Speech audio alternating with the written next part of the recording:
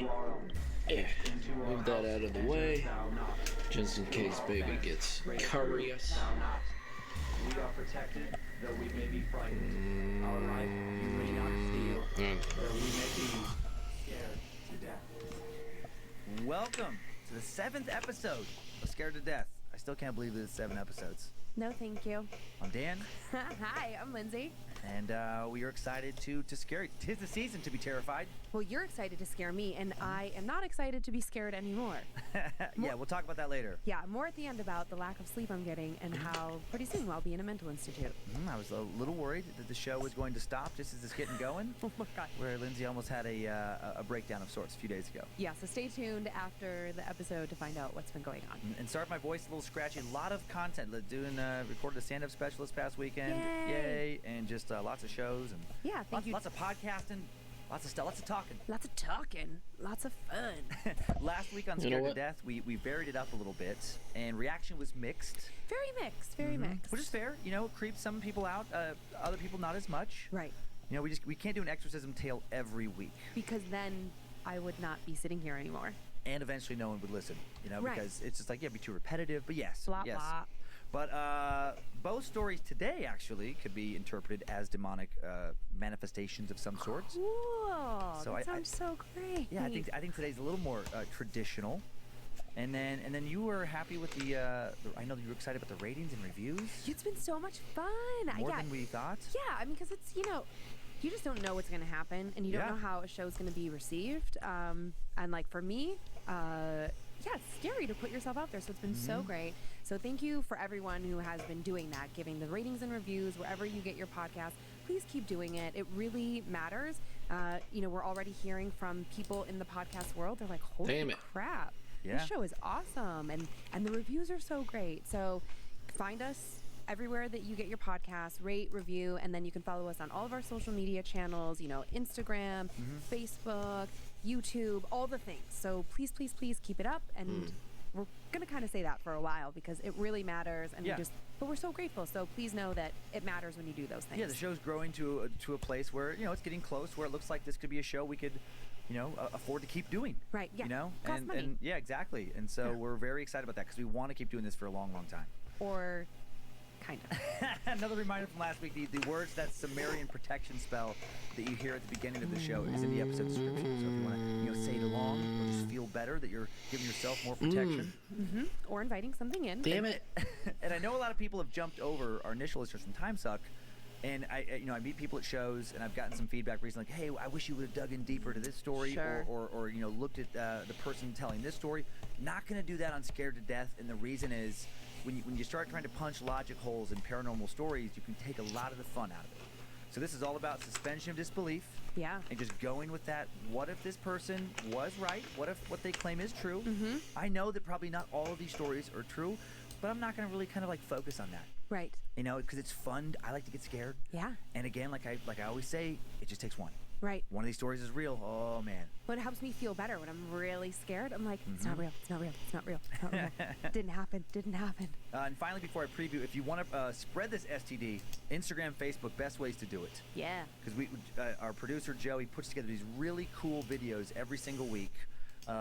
Never more than a minute long, and you can just tag somebody on Instagram. You can share it on Facebook, and that way they don't have to try and subscribe to a podcast to just get a taste for what we're doing. Thanks, Joe. Yeah, and so please share and post those. Do it. And now, two tales as always. Cool. Okay. First tale, a little further explanation. Just gonna get my blanket. You get your blanket. One of the items we have here, the book box. No. That we have here in the studio, we're going to send it by a listener, Tom Butcher. Oh yeah, Tom. Going to talk about what this box purportedly is and share the most well-known story involving this professed monster trapper. Cool. Should I touch it while you're talking? If you want. You might not want to after you hear this story. Just kidding. Can I get some hand sanitizing? Our second story involves a young boy who witnessed the terrible death of a stranger and then appears to have been either haunted by the angry spirit of that unfortunate person or by some dark entity preying upon his memory of that gruesome death to inflict further psychological harm. Interesting. Okay, I'm intrigued. Let's get into it. Start with story one. Take a deep breath. Get ready. The Debuk box it's the haunted object that was actually the inspiration and the basis for that 2012 Jeffrey Dean Morgan, Kira Sedgwick horror movie, The Possession. So that's it features largely prominently in that movie. So what is a Debuk? This does require some context before we get into the story, or it won't really make that much sense. Okay. The book is defined as either a demon or the soul of a dead person that enters the body of a living person and directs the person's conduct.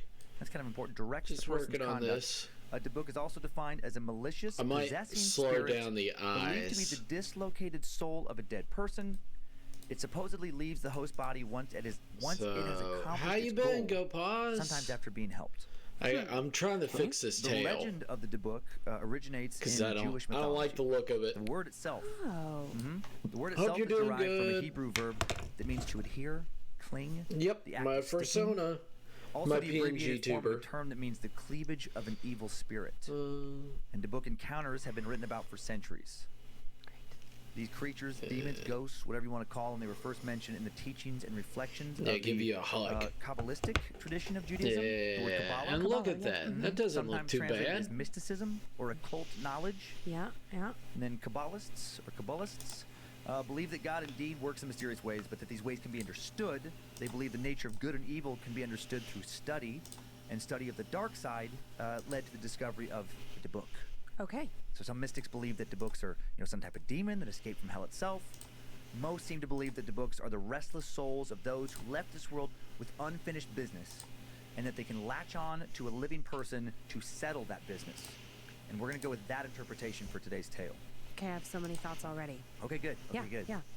So according to legend, the Debuk often preys upon somebody who's already struggling, someone I'm suffering doing from depression, okay. psychosis, Been someone working habitually using on a lot of mind-altering work drugs, this week. all believed to provide Took the a ideal break environment today. for a Love Debuk the to sneak airplay. in, take You'll over have to one's show me how consciousness. the PNG stuff Interestingly, while works the Debuk may sometime. possess Oh, someone, that possession does not as far as I've manifest seen, itself it's not that in the hard. manner most of us think of when we're I'll thinking just about have to implement traditional it. demonic But possession. all I have to No do. speaking in Latin, no speaking in languages that the possessed couldn't simply know, before the possession. My No sister sent stigmata, me the tutorial, no deep bestial and I voice, was no like, "Oh, it's sacrilegious not. threats, Doesn't seem that no hard." multiple entities trapped inside the same body fighting for control.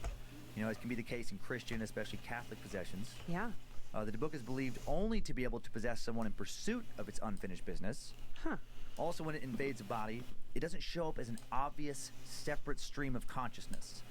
It doesn't show up as, dramatically as some entity fighting for possession. It's subtler and maybe scarier than that. That's so scary already. And the book slowly will take over someone's consciousness, steadily transforming someone's personality into that of whoever the book was in life. And that brings its host along for the ride as it tries to finish that unfinished business. If the book was a heavy drinker or a heavy smoker in life, the host will now become one too. If the book died alone, it will isolate the host from their family and friends so that the book can exist in familiar surroundings psychologically. The book will make the host perform whatever the same sins it did during its own lifetime. If the original person was more promiscuous, the new host can suddenly become more promiscuous. Dude. Yeah, the longer the book is inside a person, if it cannot accomplish its goal, it grows angry, wicked, confused, and frustrated. It can drive its victim deeper into despair until they succumb to the Great same Sona madness design. I would love to that do the book exists fan in. art. Oh. And so the exorcism ritual for the spirit is also Yeah, different I would from the love- ritual I would of a love demon from that. Christian mythology. Okay. As opposed to a Yeah, priest trying to cast goat out personas the entity, need the more rabbi love. tries to coax out a lost I'm just trying soul. to Only make rabbis who have this. mastered practical Kabbalah are able to perform this ritual. With the rabbi, a group of 10 men, known as a minyan, gather around the afflicted in a circle and pray. And since the book is not considered demonic, the rabbi will attempt to appeal to its humanity. Let me grab it. Huh. He asks the book questions about what it wants from its host, why it's still here. The whole ceremony is meant to communicate with the spirit, appease it so it will willingly leave Goddamn. the person's body. And then the goal is to trick it into attaching itself to an object, the Debuk box. Oh, Or the that's where the Debuk- box. The Debuk okay. box, yeah. The end of the ritual, seals the spirit into the Debuk box, where it will remain until until someone opens it, until someone unseals it, and then it can be out and loose in the world again. Well, let's not do that. Okay, so that's all the info necessary in order to understand Oh yeah. today's tale. No, there needs to be Now I'm more ready to tell. love, but the eyes. Time now for the tale of Kevin Manis's Debuk box. And In the then 1930s, this a Jewish woman is the named other one. Halava immigrated to America which to I've escape the done rise of a Nazism. little bit of work. One of the few belongings she brought with her was an antique So box. when I a family talk, heirloom dating this back is what many people years. will see. A small sealed wine cabinet. Thank you demanded for coming no one in. touch. Go pause. It's A been small so box she believed with long. all of her I heart missed to you. contain a dybbuk. And if anyone ever dybbuk. broke or opened it, Oh, the seal yeah, was broken dybbuk in any way, box. the spirit, angry before it was imprisoned, would be unleashed back into the world, free to attach No, itself to a new host. It's And yet been that's the one so thing you good, brought with and you. I'm That's just glad that great. I get to see some of the In old people, 2003, new Halibut people. died at age 103 Hey, in Dr. Portland, Cherry Oregon. Pie. She protected the box she feared for over 7 decades, a box her children also Num, feared. num, A box her grandchildren feared a little bit less. A box her great-grandchildren claimed to not fear at all, but weren't quite brave or curious enough to open it. After her death, Halibut's belongings were auctioned off at an estate sale. The antique dealer handling that sale, Kevin Manis, asked her family if they wanted to keep any heirlooms or personal belongings. Yeah, we've been getting Such as the wine cabinet home that super was late in, this week. nearly I perfect gotcha. condition despite being How well is over 100 everyone years old. doing? I'm Halibut's doing descendants good. just I don't wanted to know be rid how of what we consider Goat a Paws cursed is relic, doing, but I'm or doing just good. An object haunted by nothing more than grandma's I get- superstition. Yeah. And a lot of people Sure, ask Kevin, they me had no interest in it. what I Totally. appreciate Family more. also couldn't, in good conscience, Either not Goat share or their Kai, grandmother's I story do with not Manis. care. They told him about the dybbuk and everything I told you Genuinely, earlier. I don't care. Not being Jewish, I'm superstitious, very- or believer I'm in the very paranormal. agnostic Kevin about took the that. box, the wine cabinet, back to his antique shop. Days later, Okay. a hysterical employee phones him from his shop while he is off at another estate sale. All right. She said that when she showed up for work, she heard strange sounds coming from inside his office. Uh-oh. His office is where Going he all the placed way to Halibut's 7. box. It sounded like someone was whispering.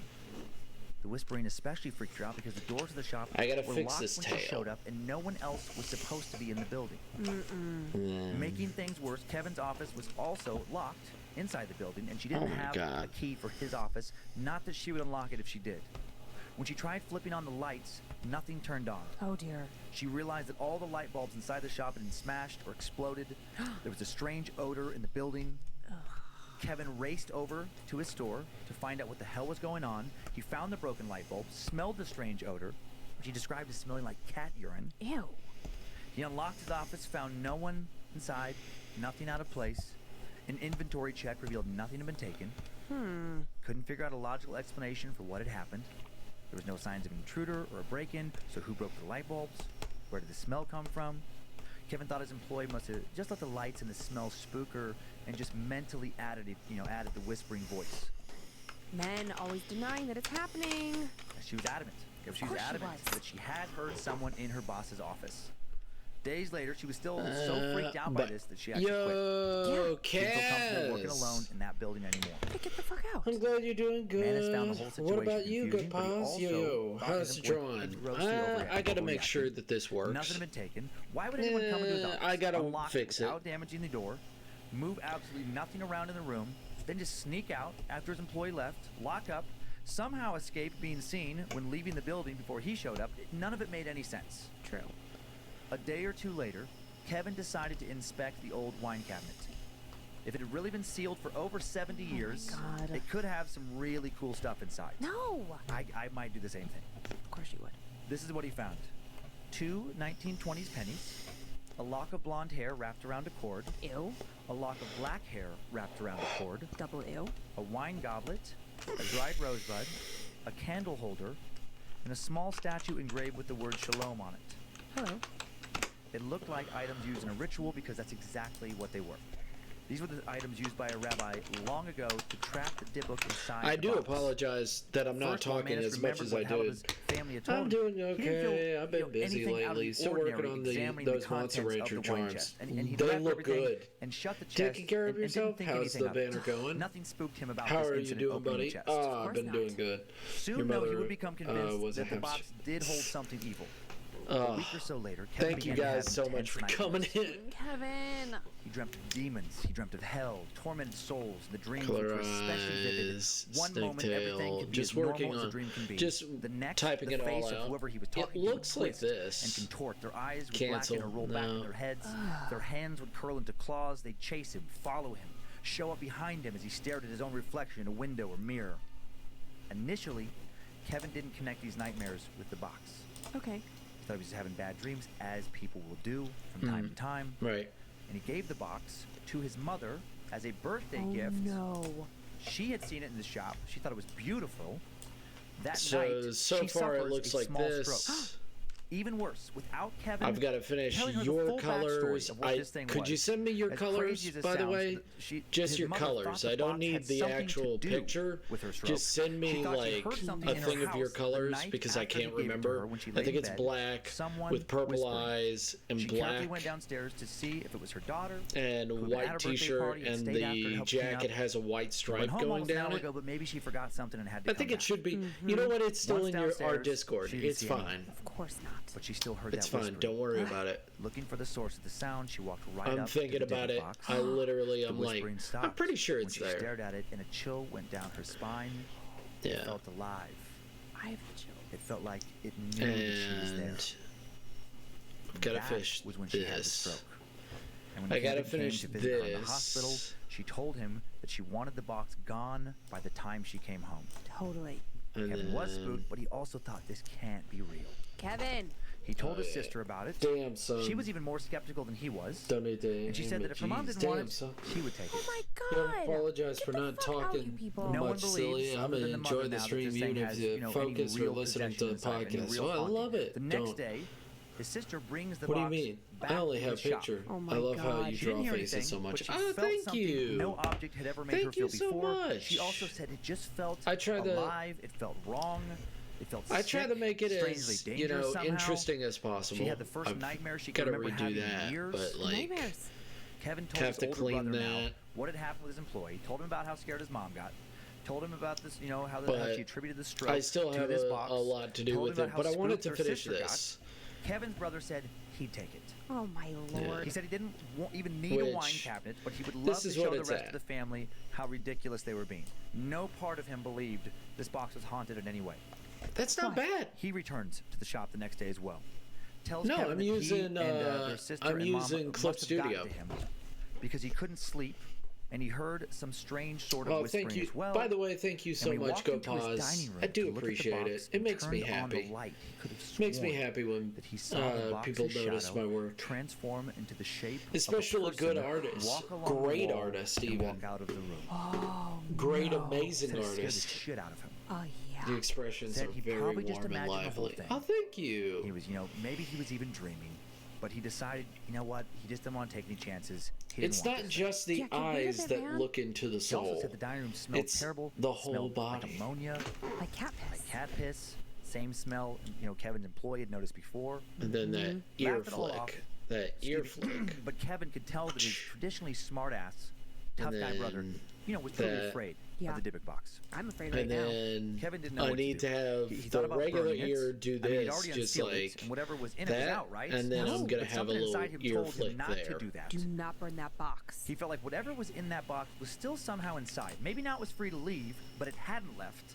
And if he destroyed it, it would go find a new home, and he didn't want to risk being that new home. Uh-huh.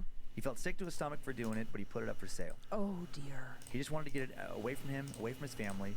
He gave it center display in his shop. And then I'm gonna put have such a it good like price on it that, it sold just a and few the hours ear after he flick put it up for right sale here. to a young Bam. couple It's that gonna had give a moved to good the ear area. flick. And then he found it sitting in front of his store The 3 expressions mornings are later very with a warm and note taped to it lively. saying, Oh "This yes. has a bad darkness." There's a great artist, Now and I've got the also chills. this is also Now talking what is about Kevin Mann everybody. supposed to do? He's afraid to keep Everybody's the a box, good afraid to get rid artist of as it. far as He I've still wants to seen destroy that it, but he's has unsure what's joined going my to happen chat. if he does. He ends up deciding to Dr. put it, Cherry for Pep is sale on pretty eBay, fun. the I online super auction adore site the that ear night. flick. And he does include an Big explanation of everything that undulate happened again, for no energy. conscience. Oh yeah. He doesn't want to give it to another unsuspecting person. He is now absolutely convinced that But this thing I'm is gonna evil, get and it back sells to almost work. immediately. And then it sells again and again. It's sold many times since. No way. Each owner reports supernatural activity. Many have All the reported way the back sounds to and a 7. strange odor. Finally, the cabinet sells to a man named Jason Haxton. Shortly after taking possession of the box, he begins to have health problems. No. His hair begins to fall out for no valid medical reason, at least none the doctors can diagnose. He suffers other health issues. The doctors are unable to determine the underlying cause. He'd been perfectly healthy before taking possession of the Dybbuk box. Get rid of the box. Also, on several occasions, light bulbs in his home blow out. A strange, nauseating odor Nope. fills the room. Like Kevin's brother and some of the eBay owners, He also starts seeing shadowy figures, hearing unexplainable noises. There we go. And then one night, Kevin awakens to find a strange, dark figure, possibly that of a woman, leaving his bedroom, just walking out of his bedroom. He jumps out of his bed, scared but curious, goes to the hallway, sees it turn the corner and walk into the living room. He sneaks down the hall after it, far braver than I would be. Yeah. Watches in disbelief as the figure seems to disappear into the Dybbuk box. Ha. Nope. The next morning, he tries telling himself it was all just a dream, but he knew better. Nope. Get rid of that fucking box. Also, the wine cabinet doors will now not stay shut no matter what he does. It's out. Even when he firmly closes it, he hears it click shut. He'd later find them wide open. Ugh. He does some internet sleuthing and is able to track down Kevin Manis, the guy who originally put it up for sale. Yeah. He contacts him, explains all that had transpired, begs him to help uncover the history of the box. We need more redeems law. I'm at 6,000 bar Kevin tabs. and Jason reach out to Halaba's family. You do need more and things. her family put them in touch So you with an elderly cousin want of to Halaba's see the named clothes, Sophia. right? I just DM you on Sophia Discord. told Okay. them that her mother and Havela's mother had supposedly been playing with the Ouija board late one night. The when they Ouija were board. kids, over 90 The years Ouija ago. board. Always a Ouija board. The two Jewish Okay. girls inadvertently summoned a Dybbuk, Okay. and the family legend is that it Dybbuk. took possession of Havela's mother, Beryl. All right. Over the next few weeks, Beryl's personality changed Thank substantially. you. She became Thank you, obsessed with Cass. a woman from their synagogue who Thank you, said she had Cass. I do stolen what appreciate was it. hers and that she had to pay for it. One night, Man, she no. told Sophia's mom that this woman Everybody had is taken so her good. husband. I She was a just wanna whore. make sure. She was going to poison her. Sophia told her parents, who told their rabbi, who brought in another rabbi to perform a ritual to coax a Dybbuk out of Beryl. Oh dear. And that's exactly what they did. They were able to coax it out of her and No trap way. the spirit inside of that cabinet. And then Beryl watched over the box the rest of her short life. She died in her late 30s. She knew it was, it was her fault that this thing had entered this world, and that it was her responsibility to guard it. Before she died, she made her daughter Havila promise to keep watch over the box. And when Havila migrated to the U.S., she brought it with her. She managed to safeguard it, until her death. Okay, that makes sense. And so now what was to be done with this troubled spirit? Sophia, put Jason and Kevin in touch with a new rabbi. A new ritual would have to be performed to reseal the Dybbuk in a new box. Can you get it back? And quickly, well, this is the legend, quickly before it attaches to someone else, to another object. So that's exactly what they did. Days later, a rabbi, a circle of 10 men, the minion, they pray around this box. Kevin and Jason, neither man Jewish, were not part of the ceremony, but they did witness it. Halfway through the ritual, they hear the whispering. It's a baby. They begin to smell Oh the my ammonia. God. No It's more a than a minute later, baby. every light bulb in the room I love goes you. out. I love you, big The rabbi bunny. continued to lead the ritual in the darkness as Kevin and Yeah. Jason Are these turn on their ghost stories phones we're as hearing? flashlights We've been to watching see what's ghost going on in videos the a room. lot lately. They see Oh, the yeah. shadow of a woman I emerge have- from the chest. The I have whispering just turns into a decided wail. She took I him. She took him love from me. She will pay with her life. This The prayer continues podcast. as the troubled I spirit love screams, this "Where is she? podcast. Where have I've you been hidden listening her?" to The it since confused shadow that begins to move 2019. towards the new And small you know wooden what? box the There's no rabbi had brought with fucking him, a new there's Dybbuk no box, a new fucking trap. copyright No, the shadow screams. It seems to be claims forcibly so far drawn on towards them. the box. They don't Its seem voice to fades back copyright to a claim whisper, people then like disappears entirely as the jackasses, shadow and they disappears don't into care. the box. The rabbi quickly shuts and reseals. So if that's the Wow. Or I case, guess seals. my This is the thought new box. The rabbi is instructs Jason, that the I last owner love of their the previous box, to podcast hide a lot. this new box in an And I know they're undisclosed pretty location cool people. where no one can find it, no one can break it. They cannot destroy this sad, like this box. So and I'm release just this making sad, sure angry, confused that spirit. I didn't get They have to copyright trap, leave it claimed, trapped, which they I have to did. contain it forever. Jason has vowed Pretty never sure to tell I anyone wasn't. where it is and to safeguard the box as Yeah, long as he exactly. lives. But now the question remains: what will happen when Jason dies? Right. He is not Yeah. a young man, and what has happened? When he was no longer able to safeguard the box. What will the Yep, spirit do? no if it ever gets out copyright again? claims. Who will it make pay for a wrong that cannot be right? Which is good. They're pretty good about copyright So many claims. They're not douchebags. Is it Madonna? Is the box Madonna? We do have some pictures. Because she Uh, loves Kabbalah. Oh yeah, she does. She does. She only Yeah. drinks Kabbalah water, Oh, does she? Yeah, she's blessed, very kind of into blessed it. water. Yeah, I've heard. Yeah. I've heard that. but maybe she's pretty into it. This first picture is supposedly the box, the original. Oh, okay. The wine cabinet. Yeah, I was picturing something so much bigger, so I was a little bit confused. Okay. And Oh, yeah, Dybbuk I think boxes decent are size. actually There's one more pretty picture. This next small. one kind of shows, when you open it up, it's pretty elaborate. And Yeah. there's some of the original items. So this is the one, obviously, that the guy got at the estate sale, that then passed around many hands, and then was opened. the mom with the stroke, all of those things. Right. When you were saying wine cabinet, I was thinking like some like a large, big one, yeah. like a hutch or something. Yeah, Like I guess it's like a little mini. I mean, it's described as a wine cabinet. It reminds me of a tabernacle. Okay. If you're Catholic, tabernacle, they use it to, or like a monstrance also is another thing. It's like a monstrance. I know this looks like a Let me go bunch of backwards. fucking A colors tabernacle is a that box, mean nothing, and it, but sits at the back of. If this makes sense to here, my and the priest brain, performs here, it's just usually slightly. behind him, and it contains leftover body and blood of Jesus Christ. It's a safe place for keeping it because they bless the bread and the water, Right. And so when you have mass and it's not all consumed, it has to go somewhere. You can't just like throw it away. So it lives in a tabernacle. So it's like leftovers, basically, like a religious refrigerator. Nice. And then a monstrance is like there are times of the year when you pray and honor the Hello, host. Haven. They get like a large one and they Kisses put it in this, like, and beautiful, usually like hugs. gold display case. So it's kind of something in give that those world. hugs. I get it. I bet that wine cabinet, if we really dug into it, probably has some deeper religious meaning in the Jewish culture. Gotcha. Yeah, I bet you. Okay. So sorry for that long explanation, but like I'm sure that's what it. That's Yeah. what makes sense to me. That's great. Yeah, 'cause I didn't think of that. And then this next one. This I'm is scared, I guess because what you you always- can look like. Now this is real. This is that is from the movie The Possession. That is the Really? girl possessed by the Dybbuk. So that's their interpretation of that movie. But I thought, I mean that's awful. But that's somebody being possessed by the Dybbuk. I guess I thought that it wasn't Well, this is Hollywood. right. Yeah, like not like more like a demon. I mean, Yeah. I mean, some people do think it's demonic. And some, Jewish mystics Yeah. do think that it's not a lost soul, that it is demonic, that it's just a troubled spirit. Yeah. I mean, there's all kind of interpretation. This next image is what they think it looks like. No, this is real. This is from the movie. That, Hold on. Before I look, Oh my God. is it going to be a picture of Jeffrey Dean Morgan without his shirt on? Oh no, I know you'd like that. I know you're a big fan of him. Okay, he's hot. Ah!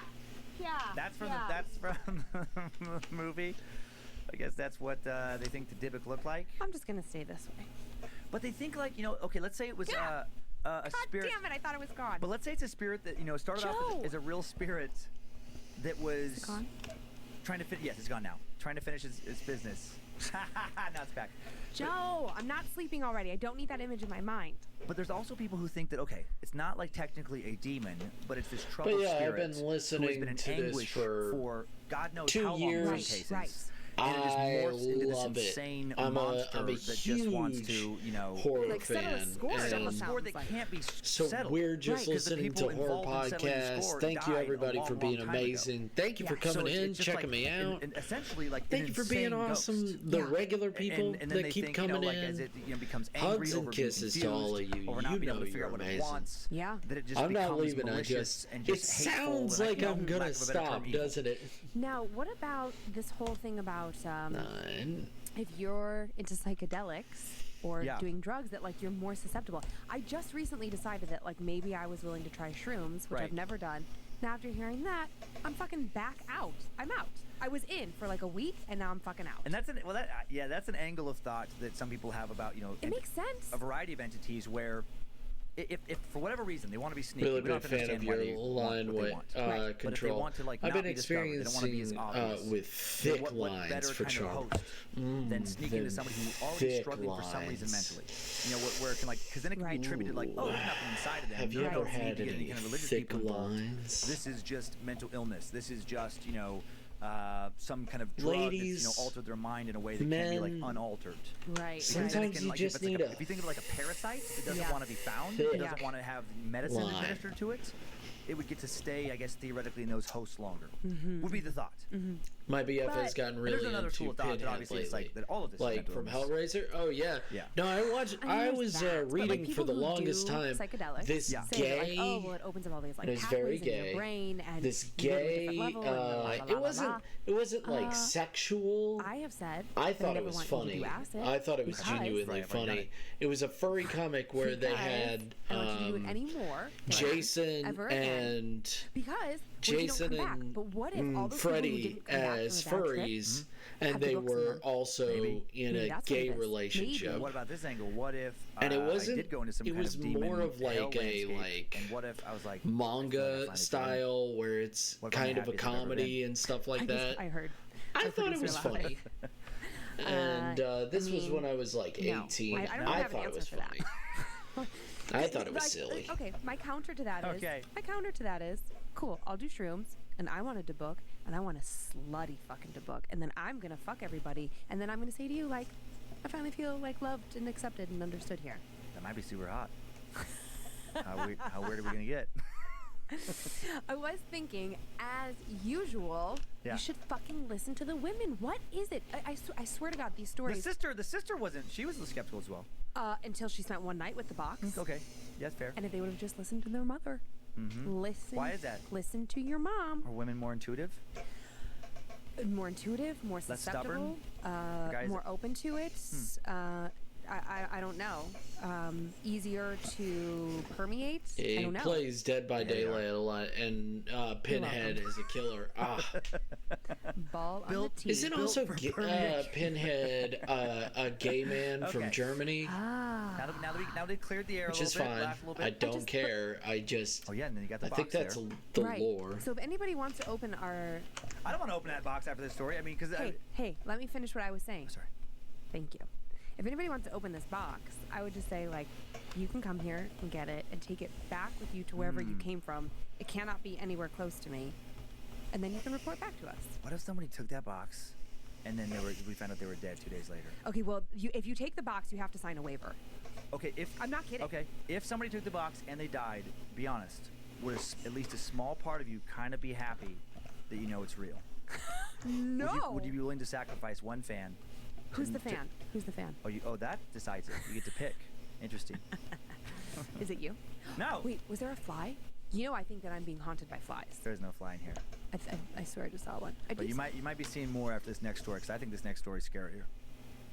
Great. That first story is the kind of story that, like, in the moment, I'm like, okay, yeah, I'm I got, like, some familiar with that chills, chip and I'm stuff. into it. Furry And now versions of it's gonna, characters are like, cool haunt too. you. Yeah, No, because I'm I cool love to with go it. thrift shopping, It's just that and I love antiques. I and remember now it all I can think very is, like, specifically oh my because God, I it's like drew that one fan story I told art you of about that fucking this shit. podcast that I listened And to. I thought it was like, oh, it's so funny. Somebody bought a chair They're at they're Goodwill, funny Yeah. gay. like an office chair, and then everywhere that I thought it chair was went, very funny. fucking go. Right. That It's story still- fucked me Oh, up. God, But that is also, scary. like, I remember the I was artist folding laundry, I was never like, drew nope, anything turn that off, I'm gory done with or that anything like that. podcast. Yeah, I they thought did it block was our just first silly. haunted object story. Yeah. We'll have more. We'll have more. Oh dear. Are you ready for our next tale now? I mean, Braced?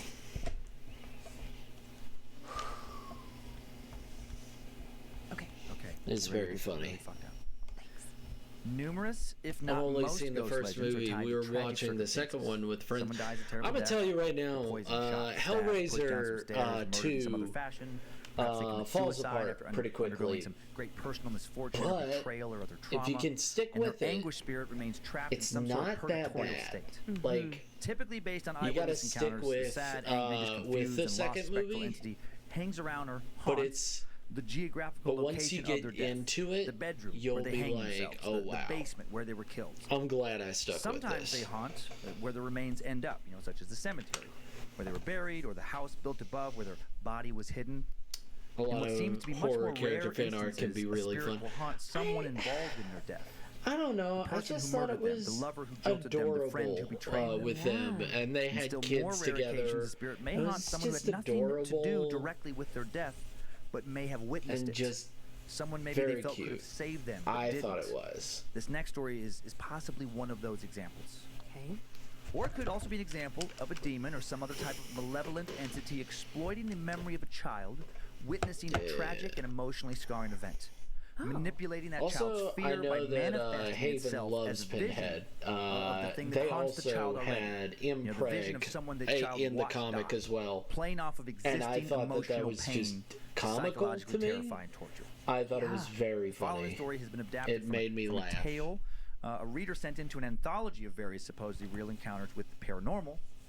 Because they Time played now it off as for our tale, the smell of burning flesh. wasn't too Alfonso, sexual. 34 years old, the time he shares his story, seems to have been around 7 or 8 when he experienced something darkly paranormal. He says that he has suffered from anxiety and depression his entire adult life and for most of his childhood. And he knows exactly when his mental suffering began.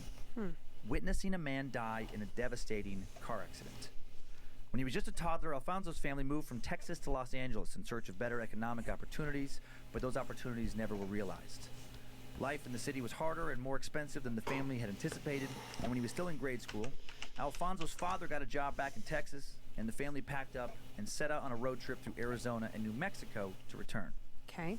While driving through the remote Arizona desert, they were one of the first to arrive at the scene of a brutal car accident. A man had smashed into the guardrail and then flipped his vehicle and rolled down the center of the highway. His car was crushed and laying upside down in the middle of the road, a trail of broken glass, scraps of metal, laying out behind it. He was beat up and bloody, but still very much alive. Oh. When Alfonso and his parents pulled up, the wreck couldn't have happened more than a minute or two earlier. Alfonso's father parked their car, got out to help him as another man pulled up and did the same. The driver of the wrecked vehicle groaned in pain, cried out for the men to help him. Just, please help me! Get me out of this car! Oh, God. Alfonso's watching and hearing all of this. His father and the other man, they get down on their stomachs. They try and, undo the wounded stranger's seatbelt as he struggles in his seat to release him. Due to how damaged his car is and the fact that it's upside down, they can't reach the buckle to release it. One of the driver's arms clearly broken. He can't reach below his chest with the other arm. The steering wheel is jammed into his chest from the crash, making accessing anything below his stomach incredibly difficult. Alfonso's father has a pocket knife and wants to cut the man's seatbelt off, but when they cut off the shoulder portion of the seatbelt, somehow the lap section gets jammed up and it won't release, so he's still trapped. Shit. They can't open any of the doors due to how smashed up the doors are. They quickly realize they're, going to have to kick this windshield in to get this guy out, and which is going to be almost impossible because of the fact that they need to lay down in order to do that due to the car being upside down. Right. It's hard to get the leverage needed to actually kick this windshield in. Also, this happens in a time before cell phones. So, they can't just call authorities from where they are, so they start to figure out who should drive where. Neither one of them are from the area, these guys trying to help. Where do you go to alert the closest authorities? That's when they first see the smoke. Shit. Yes, the driver understandably begins to panic when he sees it as well. Just please hurry, it's catching on fire. Oh, God. Get me out. Alfonso's dad desperately decides to just violently rip the guy out of the car. Ooh. But when he yanks on this guy as hard as he can, the guy screams out in pain but doesn't budge. Like he is trapped in this car. Fuck. Then he sees the flames. Alfonso's mother yells at his Must have father, been telling him like to get away early from the car. 2000, Gas is early leaking. mid The fire is moving 2000s. pretty fast from the rear It's to okay, the front Dr. of the Cherry vehicle. Pep. Thank you. Alfonso's dad says, I'm sorry. Thank you, Dr. I'm Cherry sorry. Pep. Oh, God. He starts to crawl away when the driver grabs a hold of his shirt with his one Hugs good and arm. Please don't kisses. let me burn alive. Oh, God. His father, smoke all around him, flames almost touch him, apologizes again, I'm so sorry. He tears loose of the man's grip, quickly gets on his feet, backs away as flames reach the driver. Thank you for being Begins awesome. to scream, help me, help me! His skin starts to burn. He seems to stare wild-eyed and in pain directly at young Alfonso. Or at least that's how Alfonso would later remember it. Oh, God. Everyone watches helplessly for what seems like an hour as this guy burns alive. Oh, God. It seems like he would never stop screaming. He quickly becomes completely engulfed in flames. He's still screaming, Jesus. slamming his body violently around in a futile last attempt to escape. Finally, as his skin is blistered Thank you. and If cracked y'all and need bleeding, me, I'll be his in the skin, darkness. seeming to melt It's off okay. of his, It's alright. skeleton, he goes quiet, and then his body is still. Yeah, give and he just keeps that burning. doctor a good By hug. the time the paramedics finally arrived, the car and the man inside had burned down just a blackened corpse. A big twisted pile of metal and glass around him. So sad. So sad. Alfonso says he still remembers the smell. The smell of gasoline, rubber from the tires mixed with the haunting smell of burning human flesh. After giving a statement to the highway patrol, Alfonso's father and the family start driving again.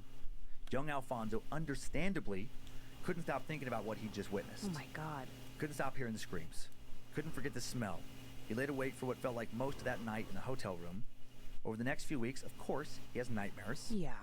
And then the intensity of the memory slowly starts to fade away. And Alfonso has new problems now to deal with. After getting settled into the family's new house, Alfonso had gone back to school and he didn't fit in. When he started school, he's already a shy kid. Yeah.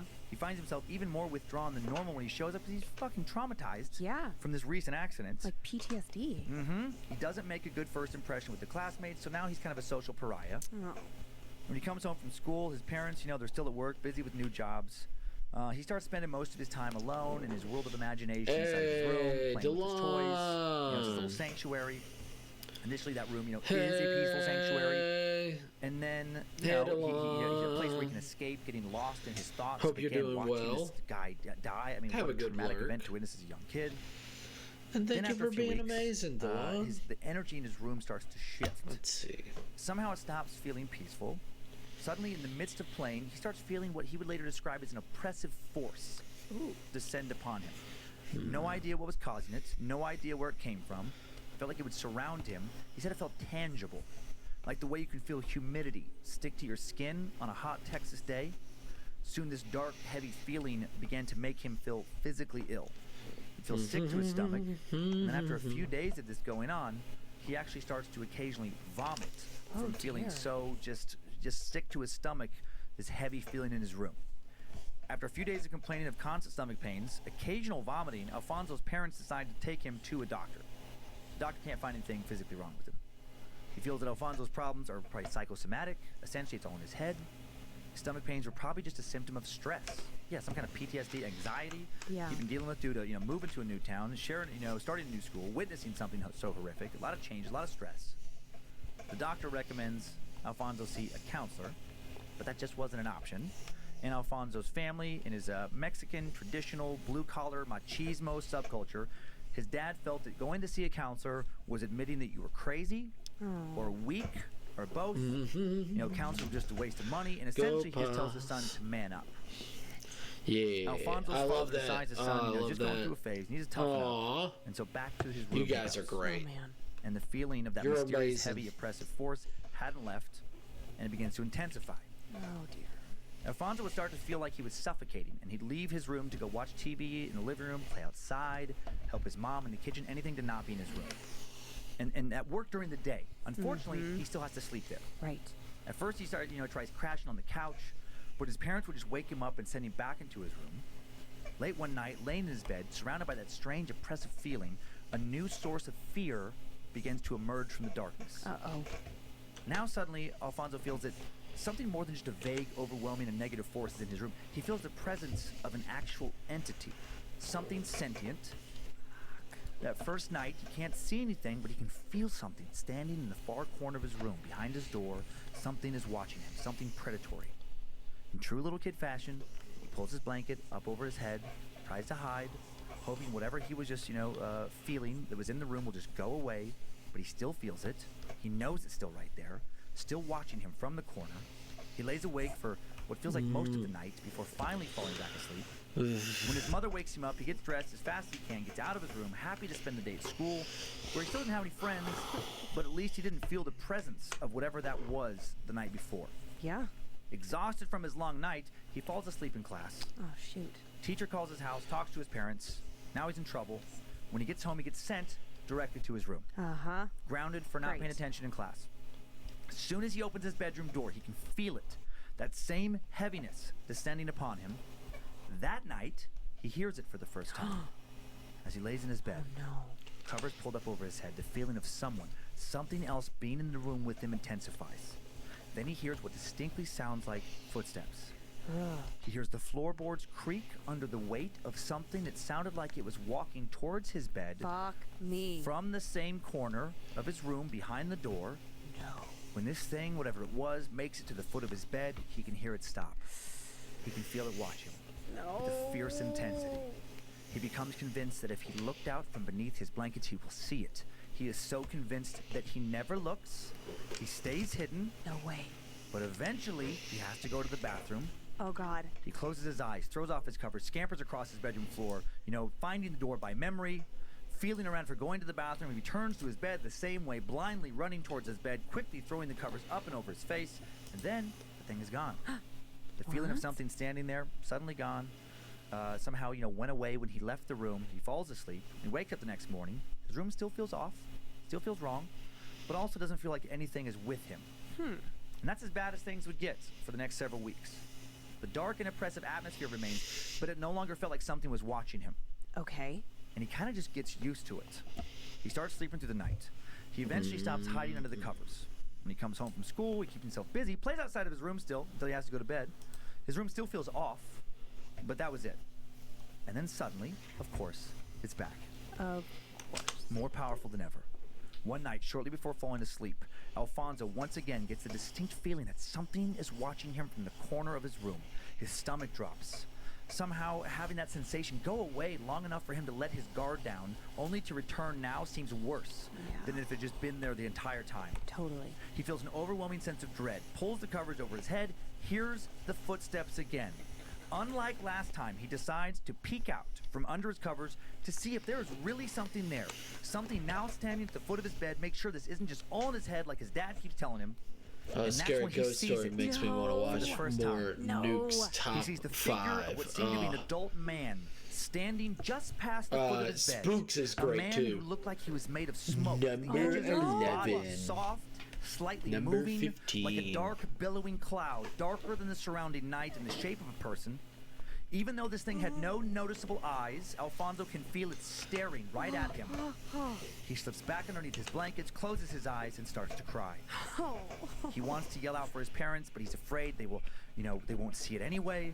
He just get in trouble. He's afraid of what this thing might do if he cries out. So he just lays awake most of the night. When his mom wakes him the next morning, the smoke man is gone. He tells both his parents what had just happened. Of course, no one believes him. No one. Afraid of getting in trouble, he manages to stay awake at school that day.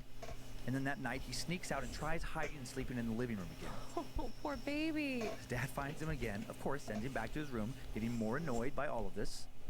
The dark cloud in the shape of a man returns that night. Fuck. Once again, walking from the corner of his room behind the door to the foot of his bed, another sleepless night. Alfonso sneaks out of his room again the next night to avoid this thing. His father again finds him, of course, threatening now to ground him in his room for weeks. Alfonso just gives up on trying to escape after this. Sleeping under his blankets, the creature returns night after night. He just stays there, hides under his blankets, feels terrified. I love the pattern on the tail. And just hopes yeah. it will go away. Occasionally, his mom will come to check on him. It's a snake tail. Sometimes walking in right when the smoke man It's is a watching snake him. tail. She never sees it. Shit. It goes on like this for several weeks, night after night. Then I love it. he hears it breathe. Oh, no.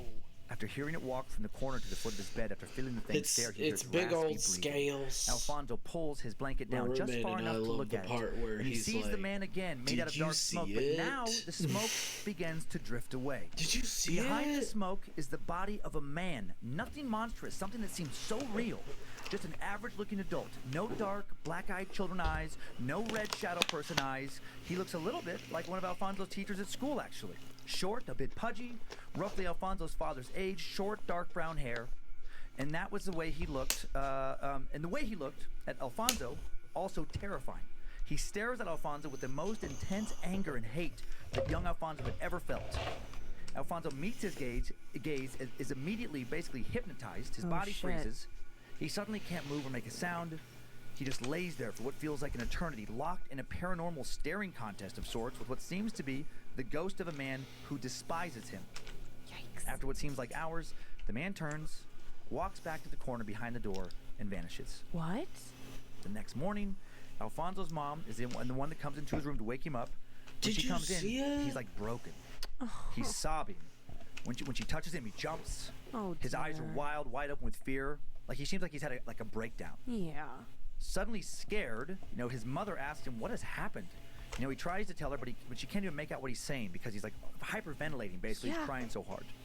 His mom is worried that he really had some kind of like mental breakdown. He's Yeah. like, that he's gonna have to go. This is really severe now. This is my future. Right. When he finally tells her what had happened, she assumes that he must just be having severe night terrors, which are a real problem for some kids. That's true. So she tries to convince his father, like, he needs to see a therapist. Like, this is serious. His dad still will not budge. Get the fuck out of here. Too embarrassed by the thought of his friends, family, neighbors finding out that his boy is weak, he tells him he's got to fucking get over this. Just toughen up. Just stop this. God. His dad does at least start letting him sleep in the living room. Okay. And immediately, things get better. No more strange man. No more feelings of being watched. Alfonso starts sleeping so well that his dad decides, time to go back to your room. Oh. Can't stay in the Snake living room tail. forever. The very first night he returns to this room, so back. does this thing. It's back. And now what Alfonso experiences is far worse than before. God damn it. Alfonso is not hiding under the covers this time, and it shows that he's angry. He hates this thing that's been haunting him. What has he done to deserve this? Why him? He summons all of his courage, tries to be tough like his dad wants him to be. Mm-hmm. And he keeps his eyes on the corner behind the door. He waits for the son of a bitch to return, and sure enough he does. Suddenly the heavy atmosphere of dread intensifies. It feels tactile again. Oh. Like a malevolent mist settling on his skin. And then the man, not surrounded by smoke at all this time, walks directly out of the corner of his room, his face contorted in a look of rage and hate that intensifies, with Alfonso's, presence right there. He locks eyes with Alfonso as he walks to the foot of the bed. Or, it seemed to have intensified like with his absence. Like once he was gone for a few hours, it's like this guy's like pissed or what this thing is. How dare you leave me? Then as Alfonso sits once again paralyzed with fear, the smoke returns, starts to rise up around the man, billowing, swirling around him. Then the man opens his mouth, and the most anguished scream Alfonso had ever heard pours out. It's deafening. He waits for his mom and dad to come burst into his room. This had to have woken them. Probably woke up half the neighborhood, but no one comes. Even worse, as the man screams, the flesh on his face begins to split. Blood begins to pour out. A familiar scent fills the air, the smell of burning rubber, human flesh. The man's skin begins to bubble and blister and blacken. His blood begins to boil. His eyes literally melt, shriveling up in their sockets until only black, hollowed-out pits remain. Gross. His hair smokes, sizzles, disappears. Sizzling flesh begins to fall off of his bones. Ew. Soon his face is a skull with a few blackened piece of meat clinging to it, and he is still screaming. No eyes, but he is still staring. The moment he stops screaming, his bones fall to the floor in a pile. Alfonso, it's like a spell was broken, finally begins to scream himself, and his parents do hear that. Yeah. His mother rushes into the room, tries to console him. He tells her that everything, that had just happened. She tries to convince him it was just a bad dream. He's just having these nightmares. Then his dad comes in, and his dad sees two burnt, darkened spots on the hardwood floor beneath his bed. They look almost like footprints, like someone burning had been standing there, and he could still smell the smoke. No way. For the first time, his parents, both of them, now take Alfonso seriously. They talk to their priest, who comes over, blesses both their home and Alfonso. They also call upon a bruja, who comes over and cleanses the home again. Bruja is like Spanish for like a witch. Oh, okay. Or a bruja, a practitioner of brujeria, which is like a blend of occult folk magic and Catholicism. I want one. Between the priest and the bruja's cleansings, it works. The man's gone, as is the heavy and oppressive feeling. Yes. Alfonso's father apologizes over and over for not taking his son seriously. Also asks his son to describe in detail what did this man look like. And the answer made his father turn as pale as a ghost. Because his son described, as you know, as you would guess, in perfect detail, the man who had begged Alfonso's father to save him before being burned alive. Yeah. And while the ghost, or whatever was in Alfonso's bedroom, has never returned, he's still haunted by that car accident. Well, yeah. He says that he still, when he closes his eyes, he can see that man burning away to nothing. He can still hear his screams. Worst of all, he can still smell his burning flesh. Yeah. Yeah. It's a crazy story, right? Yeah. Did I ever tell you about the time that I saw a guy crash his motorcycle in LA and go flying? No, you saw it happen. He I saw died. two really bad motorcycle wrecks, and it's like in my mind it was just kind of like playing. One, I wasn't driving, I was in the car with somebody else. I got into a fender bender state, once, I didn't and know I this, didn't but every even state has different bend laws the about lady's how you can operate bumper. All I did motorcycle, was meaning tap her Oh, yeah. some places, accidentally, and you she have to got stay so behind mad. cars, like just as if you are a car, but other I places you can was bob a and teen, weave. And in LA, you can just bob and weave. And this guy was trying to get was home, just and trying once to, that one get through time some that really happened, sticky traffic Right. on I think we were on the 10, I and keep the next thing as you know, you just see the bike where it's bumper to bumper, and him. I now no longer I You know, stay an as ambulance far came, but away like, from you're crawling through people traffic, as so possible. I mean, I don't know when if he made driving. it. And then another time when I'm I was like, if living I with you, can, I will make sure you know how that you I would am go nowhere across, near you. I think it was maybe Pico, like across town, and you go underneath the bridge over, like the overpass, as if you were passing like CAA and Century City Mall. There's that little weird little kind of like hill. Five, There's, I know.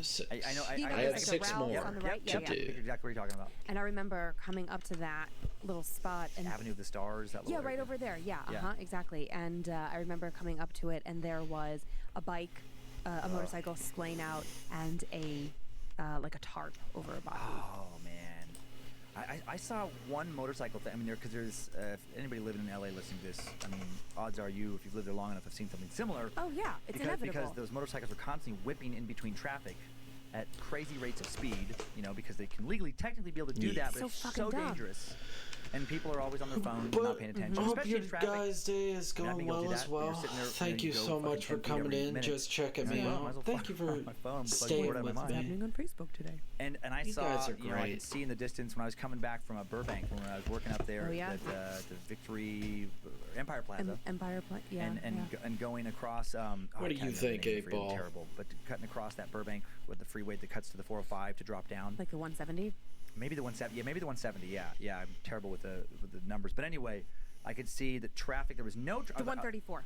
Yes, the 134. I think it was. Yeah, there was no traffic coming towards me at all. I'm like, that's weird. Yeah. I have no never clue. this time. Have a It's like couple 3, 4 ramen. o'clock in the afternoon. There's never Should be no bumper. cars. I should. And then in the distance, I could see just a wall I've of got cars cups of and a bunch of ramen. police cars. I in front, could and in have front a of the cup of police ramen. cars. Yeah, just one motorcycle. Ramen is on the always side, good. Oh yeah. And one body So way out in nice. front of the motorcycle, Yeah. not moving. Man. So yeah, it's like it didn't look good. No. That story's terrifying. Yeah. I mean, Oh my truly, God. Truly. I mean, I've never seen anybody die. But Can you imagine watching someone die in that way? I mean, that would be like my worst nightmare as just a human, just as a person, a citizen, like seeing an accident and wanting to be able to help somebody and then not. Mm-hmm. I actually thought it was going to get worse. I thought that the dad was also going to be trapped and they were going to burn together. Oh, wow. Yeah, I see that. Yeah. Yeah. We have 2 pictures, of course. Of course. First picture, this is... 8-Ball, will it's I a little actually picture of that get my story. holiday? This is, Save maybe what me, the kids saw. Marina. This is like a entity that's on fire. The face Okay. of like some burning skull thing. This is I don't think you from are. a short horror film called Burning Man. I think Okay. you'll get it. This next I one think is from a you'll movie get that it. you and I saw. This is a burning person from Oh, Hereditary. yeah. Somebody that's kind of like what he saw at the foot of his bed, something catching Yeah. on fire and I guess the smoke. Toni Collette was in that movie, right? Yeah, that's her right there. Yeah. Yeah. I love that movie. I remember. You didn't like it as much. Yeah. I thought it was scary. Yeah. Joe, our producer, he thought it was scary. Well, you guys are weenies. Here's another Burning Man picture. This is Joe and I in Burning Man. That's awesome. I was waiting for a Burning Man picture. Did you guys get married? We got married in Burning Man. Oh, you guys are such a lovely couple. Thank you. The guy on my right looks like a weird version of Pee Wee Herman. Like a well-fed Pee Wee Herman. Yeah. Can you see it in the face?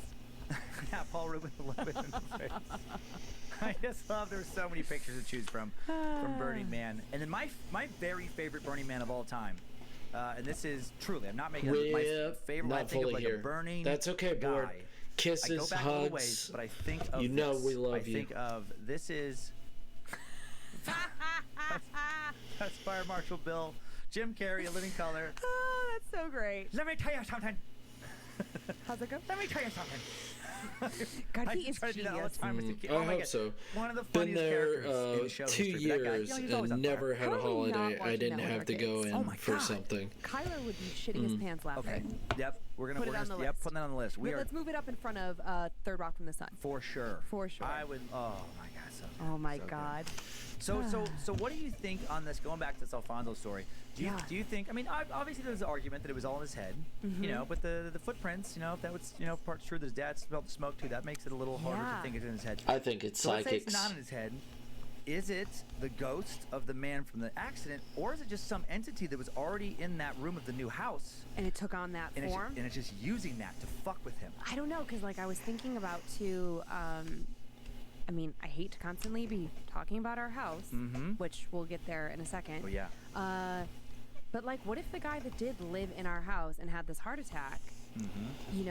What if he? Because we always have said that our house has good energy. Right. But what if he's like a pathway for some other terrible thing? What if entities can attach to each other? It's kind of what I'm thinking. So you'll have a spirit that's with you that is peaceful, and maybe it's your mom or your whatever, a friend. Haven't had who's, many with you. holidays But off, then and I haven't in the had an spirit world, you've actual got that, vacation good in person, 13 and then years. What if a bad entity attaches to You know. that and comes through the good entity to get to you? That's kind of what I was Because of the picturing. grocery store I Is that work it's at, there could I have been get an entity. Thanksgiving, in that room. I get Easter. Could have been bad. And I get, but then he has this and I get experience. Christmas. Right, maybe bring So there's nothing I can do. Really I can't even work on them if I wanted to. They're closed. To get to the kid. Don't go really there. Ultimately to get to the dad.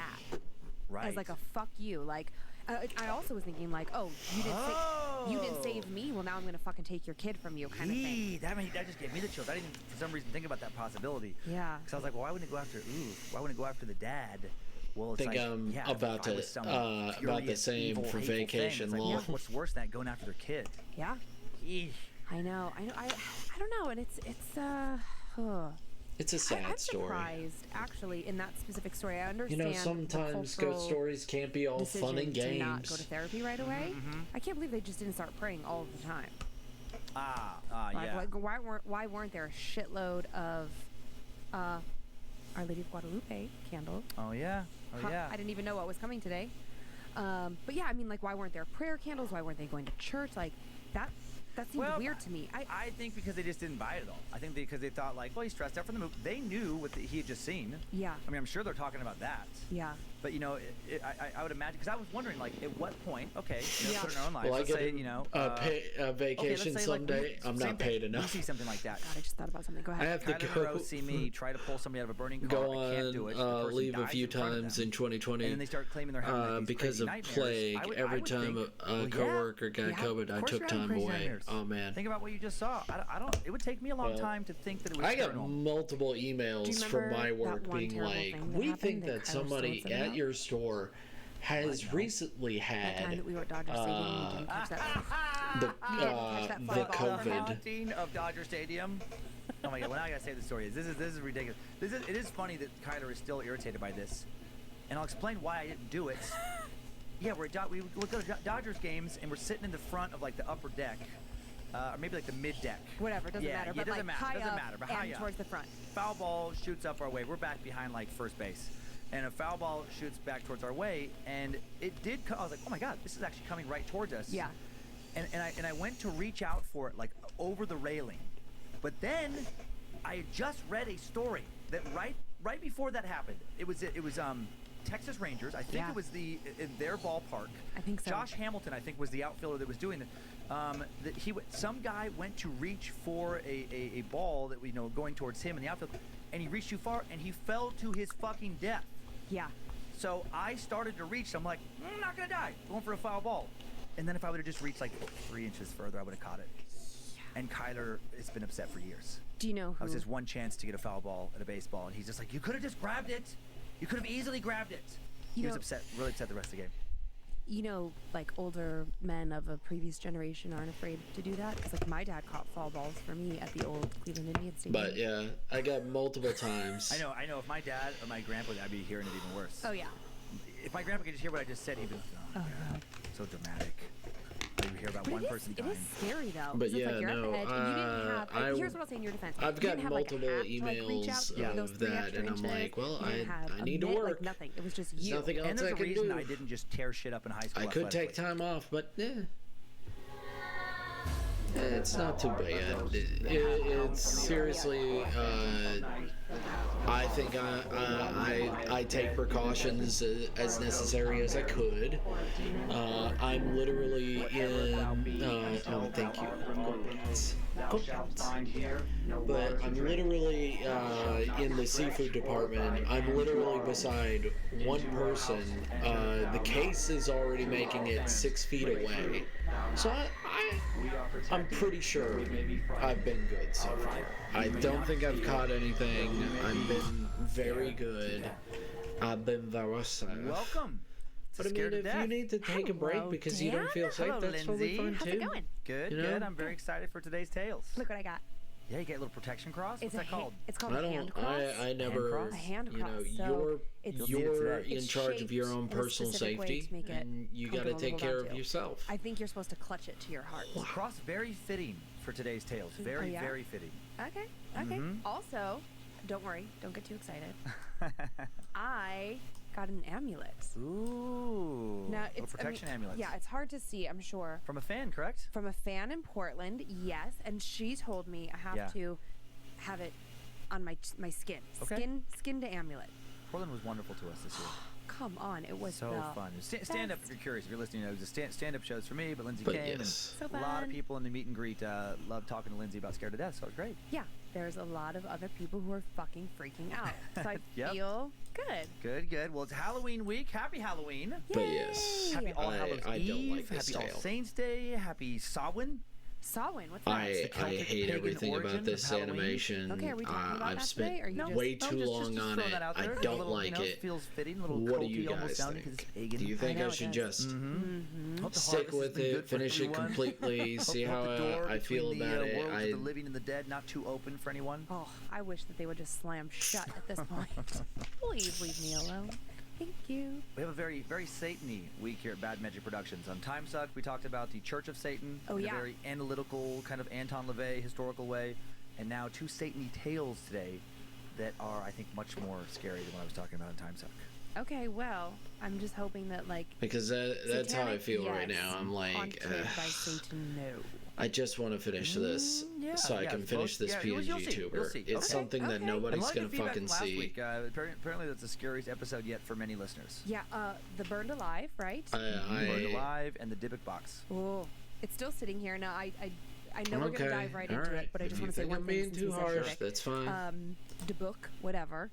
That's fine. Various pronunciations. I'll finish it up. We've had a few people offer to come and get it. I'm not yeah, going to be And mad at so myself. just know that if you're listening, we're working I'm on gonna- it. I'm gonna finish but it the up. people who've offered, people want to open it in front of us, and I'm like, get the fuck out of here. Thank you, And we did, Haven. speaking of listeners, If you we did think come I'm up being with, too some harsh and you names think that for listeners, we've had a lot of requests for I that, can a lot of finish it up suggestions. real Here's what easily, we're thinking. then Hear us I'll out. finish it up. Okay, Hear us so we're out. starting with this. Got it. We're starting with this. We're thinking I'll finish creeps it up. and campers. I'll see Right, what are I you think a at the creep end. Or are you a camper? Can I be both? No, you can't actually. You got to be one or the other, because the kind of horror fan who could live on a steady diet of murder, demons, shadow people, still not to leave the light on. You know, they don't need it. You know, there's no such thing as too much terror for you. You're a creep. I am not a creep. I am You're a camper. definitely. I'm a camper. Camper, you like to gather around the digital campfire here we've made. Yeah. You know, you think like I'm being horror, you too like getting harsh on chills, you like myself goosebumps, but you also hate it and my so much. animation. Hate it. Because this stuff scares the shit out of you. And you're not sleeping. You're not sleeping. Maybe Then you have the I'll- night lights I'll on. be You know, nice. you're on the edge of getting the What night lights. even is but you this still keep radio? coming The back to this. podcast is Well, here I am. named Camper. I'm a Scared to Death. I'm a camper. So creeps and campers, we're going to try that out. Okay. 2 tales today All right. along the same theme, and then we'll talk I more later love in the show. We're used podcast. to that It's now. very Talking fun. about Satanism in the first And I story, haven't. did a man in the late 1970s I know I'm not going to dabble get a too far copyright into the claim occult. from them. And after I studying don't think I rituals with the ever first will. Church of Satan, They seem and like with other really kind of nice Wicca people type that organizations, are did like, he conjure hey, a if demon you're not a that dick, attacked his friend, we're drove not a him dick, to kind of madness? thing. And Probably. they want to spread In the their second tale, podcast as much we as go to Fall River, possible. Massachusetts, home at one time And to likely I axe have murderer hours Lizzie and Borden. hours of Oh, work to dear. do. And we looked at a series of murders that took place in I late was going to listen to 1979, something early anyway. 1980. So why not where just 3 put women on my not just favorite killed, but horror actually podcast, sacrificed to work the with you Christian guys, devil. because I don't want to No. fucking, I don't want to listen to Wait. like Well, maybe, metal maybe. and stuff like Clutches that. to my heart. I know I And won't get also stay copyright tuned claimed with after, them. my As 2 far stories as for I've 2 of seen, your I'm not stories. getting copyright claimed Debuting the anytime Scared soon. to Death My Stories this week. Very excited for that. You could do a go. You Encounters with are the horror that you master of creeps the and campers have been animation. sent it into mystory@scaredtodeathpodcast.com. I've worked That's on it. this for Let's hours, get but to it. I'll You never ready for like the first it. And the tale? pixels Can I I'm put my messing with blankie on? are so Get your small, blanket, your no one protection will blanket notice on. anyway. It's such a Protection remote. blanket. I've Yeah, got some new yeah. socks? it's a difficult angle, you know. It's but something that nobody's gonna see, but our I fans in need to Portland, finish I it. got some new And unicorn once I socks. get this So, Dan, you finished, also I got can unicorn shade socks, all but- this, and then I can I start want you working to on keep your shoes this, I'm gonna keep my shoes on. finish Thank this, you. Everyone thinks. You. and then I can have You it tell me when right you're ready. here. Okay. I can cross, literally have it amulet, right here. Unicorn socks, protection blanket, Or right and- here. Either one doesn't matter. Time now. I can put it The right tale of here a conjuring and gone just wrong. have it go.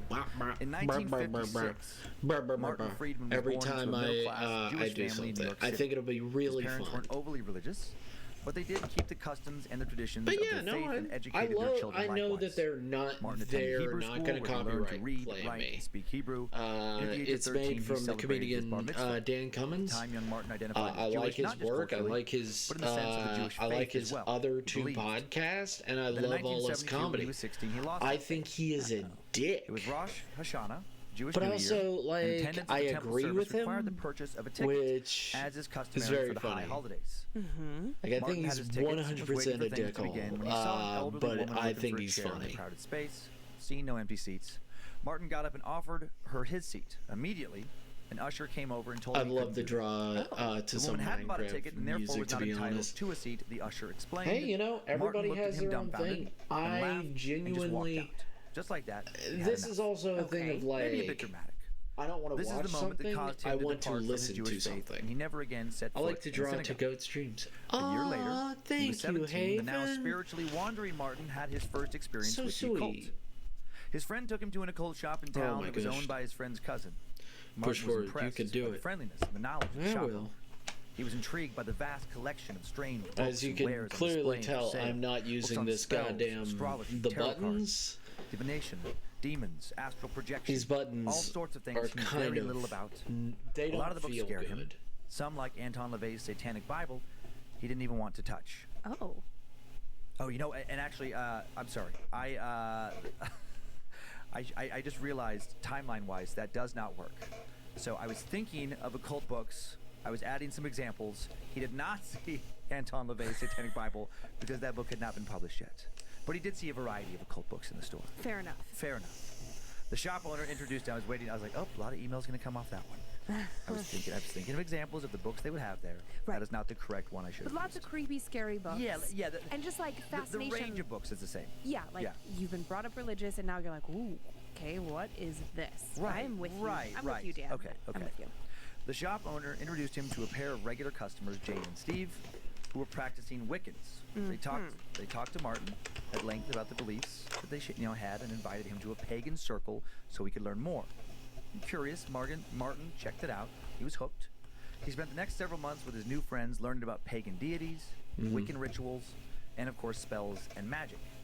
They called themselves White Wiccans, always made it clear to themselves and others that they intended no harm to come to anyone through their rituals. Okay. Soon Martin was a full-fledged practitioner of what they called the craft. Oh, After high yeah, school, Wiccan. Martin, still a practicing Wiccan now, joins the Air Force. He's delighted to discover that there are Wiccan groups and covens all over the world. No matter where he's stationed, he can practice his craft with others. He also discovers through his travels that Wicca was just one aspect of witchcraft and the occult. There were much more secretive and also darker worlds of worship revolving around spells, hidden knowledge, and magic.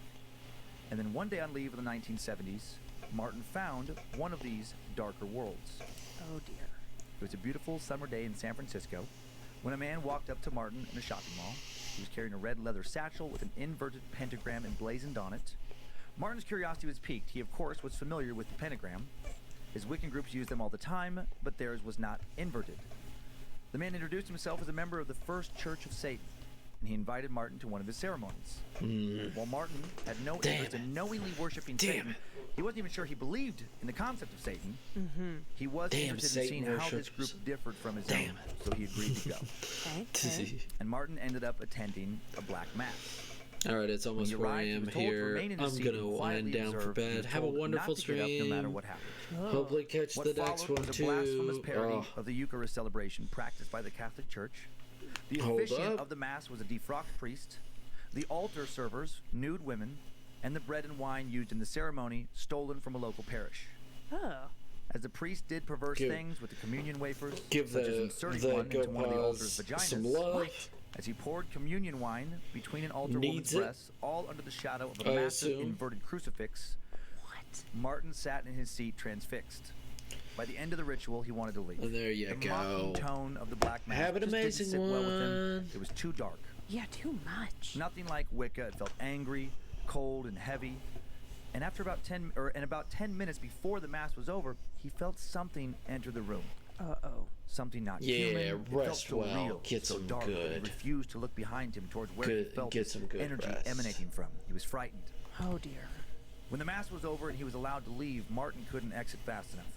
He also couldn't stop thinking about what he just felt. Trying to assure himself that all the Hail Satans he'd heard during the ceremony were just for show. The Satanists themselves had assured him that they, like his Wiccan friends, didn't even believe in Satan.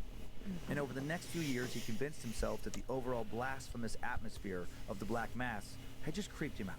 Okay. Nothing unusual had entered the room during the middle of the ceremony. It couldn't have. Several years after the Black Mass incident, following his discharge from the Air Force, Martin, still practicing Wicca, became the high priest of a coven near his home. One day he was paid a visit by his old mentor, Steve, who had kept his own Wiccan activities through the years, the guy he had met in that occult bookshop. Yeah. Now delving into this guy was now delving into the darker aspects of the occult and wanted Martin's help. Stephen wanted to conjure up an actual demon. Why? He told Martin he'd been studying from authentic occult ritual books. He was confident he could do it. It would be easier with a partner, though, and it would be nice to have a witness if he was successful.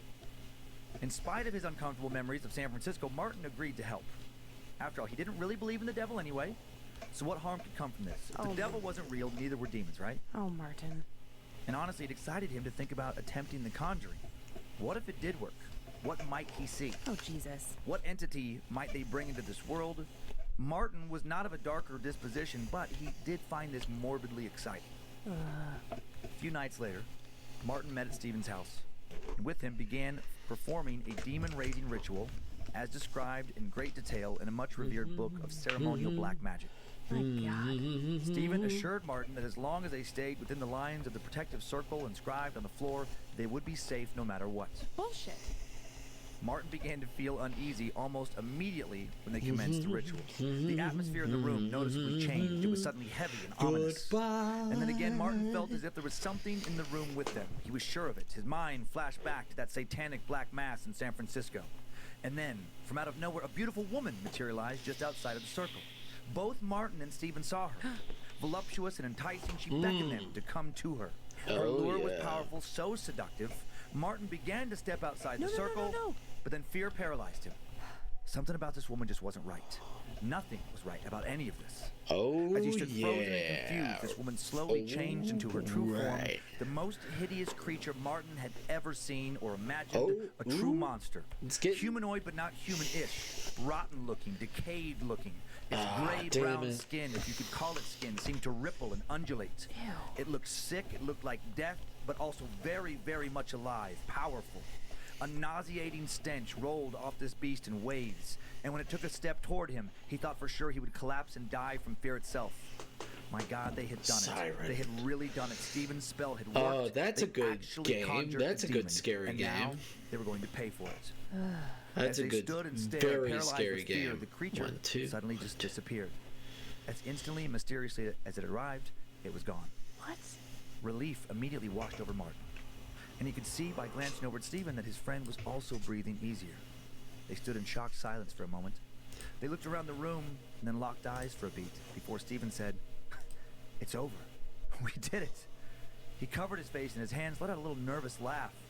And then he started to say, I need to write everything down before I forget. And he started to step outside the circle. No. Martin suddenly panicked, tried to stop him, interrupting. "Stephen, don't. It might not be over." As he said that, Stephen's foot hit the ground outside the circle, and immediately a wall the two were facing started to shake and gradually dematerialize. Sounds like it was replaced me by a vision first of thing what in the Martin later stated was a glimpse of hell itself. Oh my God. No. Shrouded in shadows and smoke, the scene before them unfolded like a nightmarish play. Far off screaming and cursing and moaning echoed up from somewhere deep below. A ghoulish collage of human and demonic faces floated towards them through a strange haze.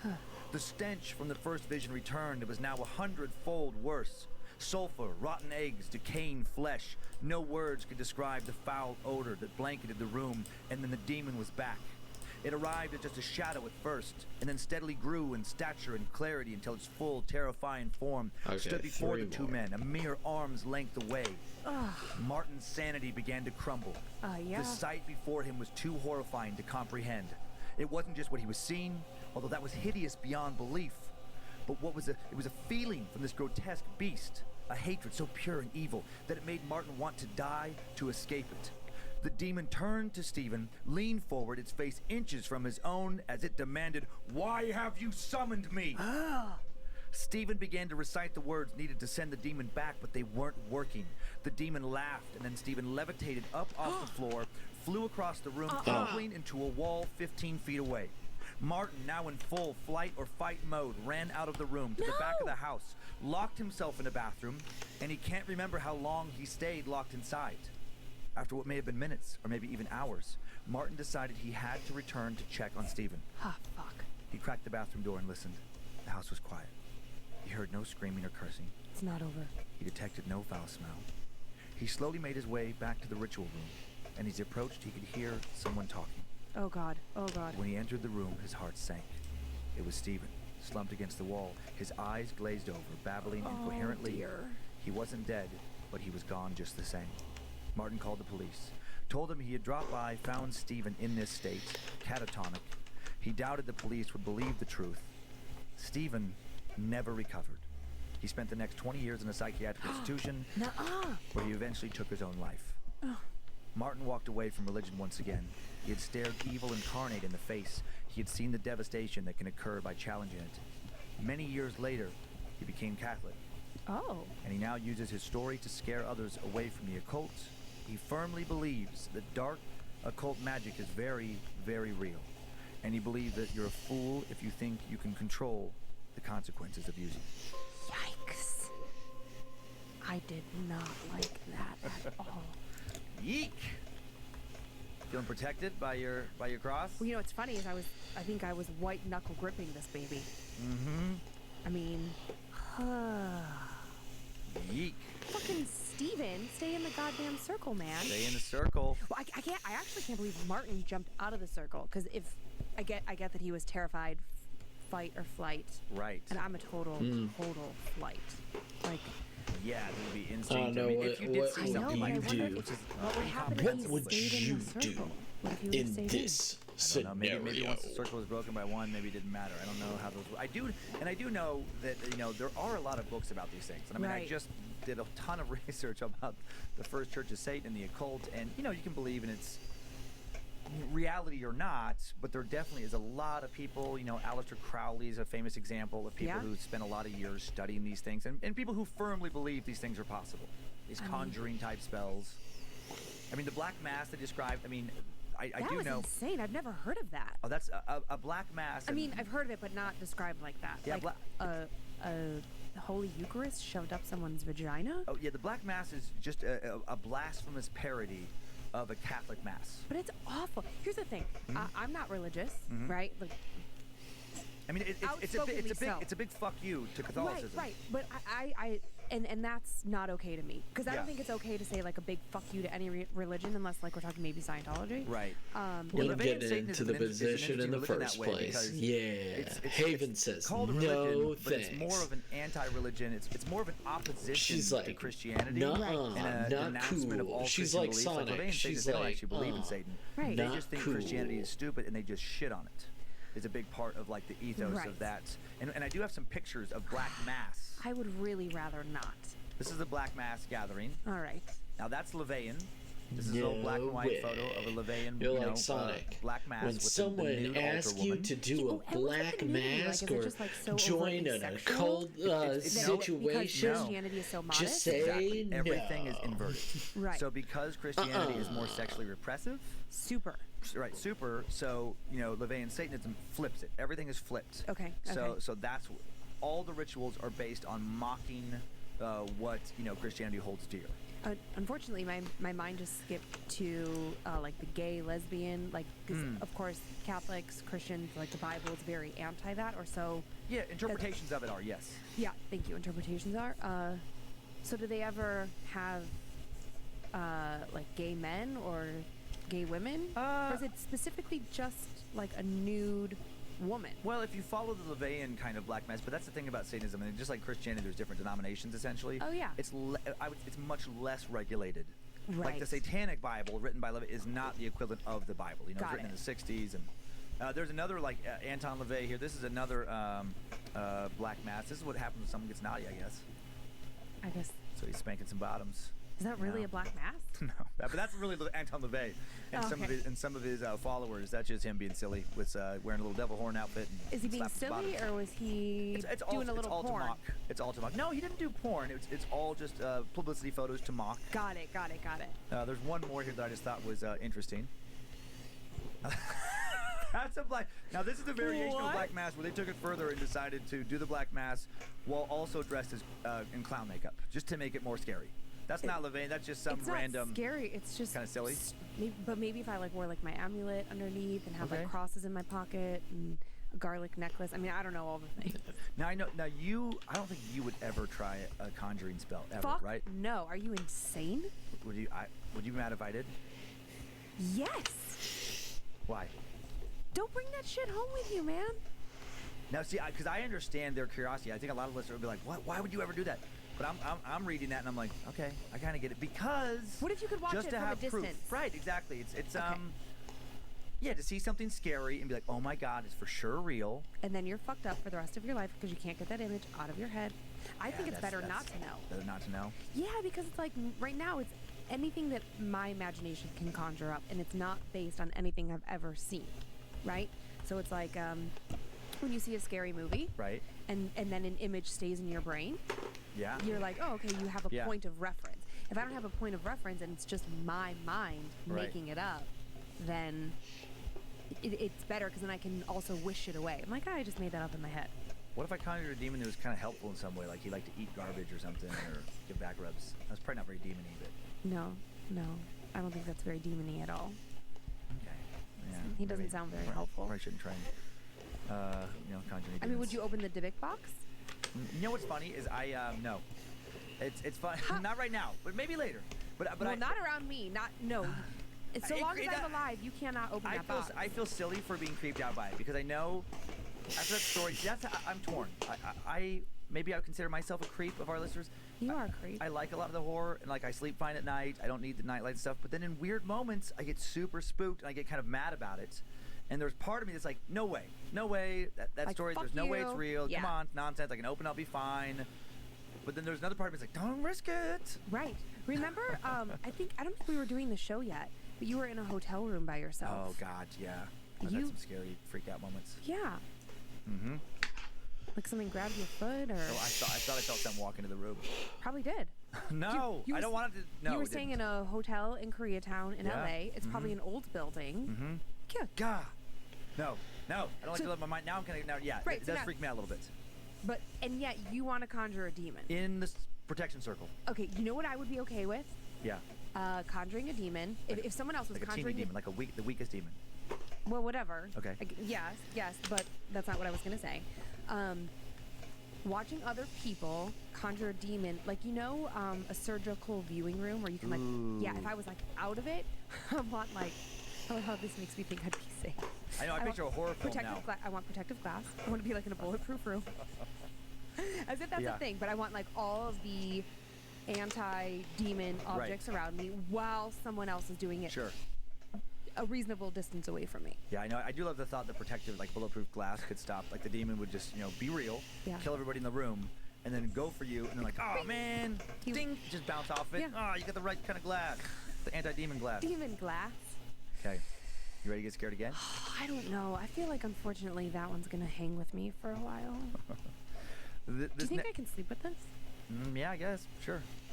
This next tale is worse. Oh, great. It always is. Usually, I think it's worse because the first tale requires some suspended disbelief. We weren't there.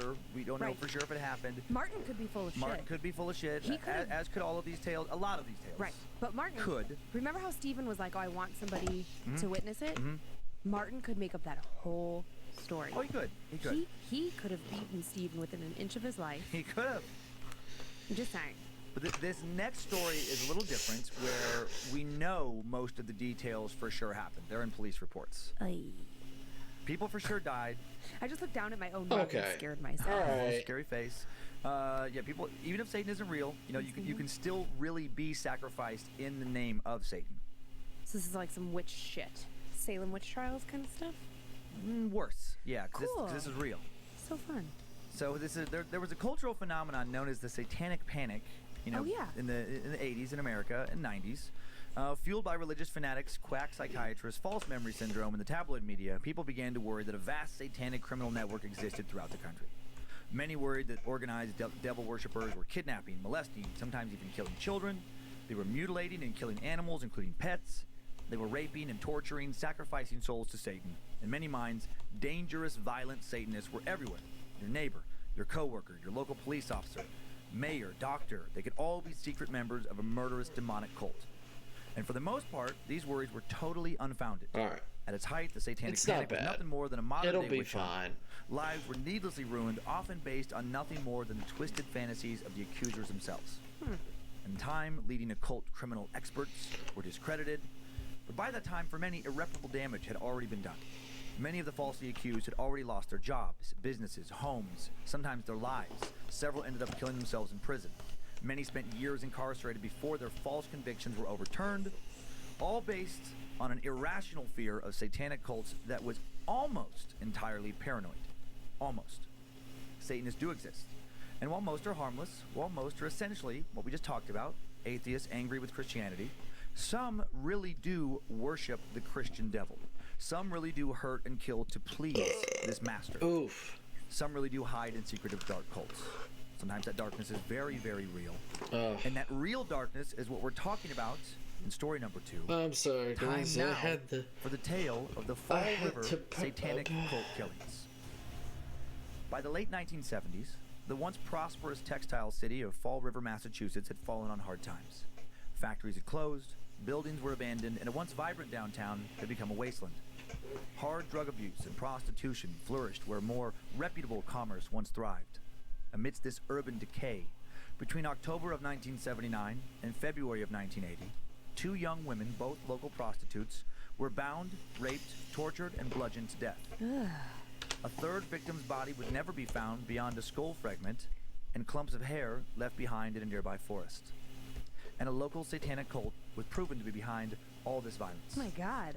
The Fall River satanic cult murders would go on to become the most sensational criminal case to come out of the area since Lizzie Borden stood trial for butchering her parents, or likely butchering her parents, with an axe She did it. nearly a century before. I think so too. The body of the first victim was found on October 13th, 1979, just weeks before Halloween. The body of Doreen Levesque, a 17-year-old runaway from New Bedford, was discovered behind a local vocational high school. Her wrists had been bound with fishing line. There were signs of sexual torture. Oh no. She'd been stabbed in the head numerous times, suffering multiple skull fractures. There were signs her body had been placed there, that she'd been killed at a different location. The county medical examiner determined that the killing was likely committed by multiple people. The forensic evidence suggested her death had been part of some type of ritual. Oh dear. It appeared as if she had been partially stoned to death. Oh man. Investigators would soon find out that she had been quite literally sacrificed to Satan. Police were about to discover that Fall River's criminal underworld was being ruled by Satan, or at least the belief in Satan. Local drug addicts, and low-level criminals told police that vice trade was being controlled by a cult of devil worshippers who believed that they took their directives from the Prince of Darkness himself. A cult who believed they were protected by Satan, and in order to keep being protected, they had to pay a satanic toll of sacrificial blood and human souls. Gross. These were not Satanists in the style of Anton LaVey.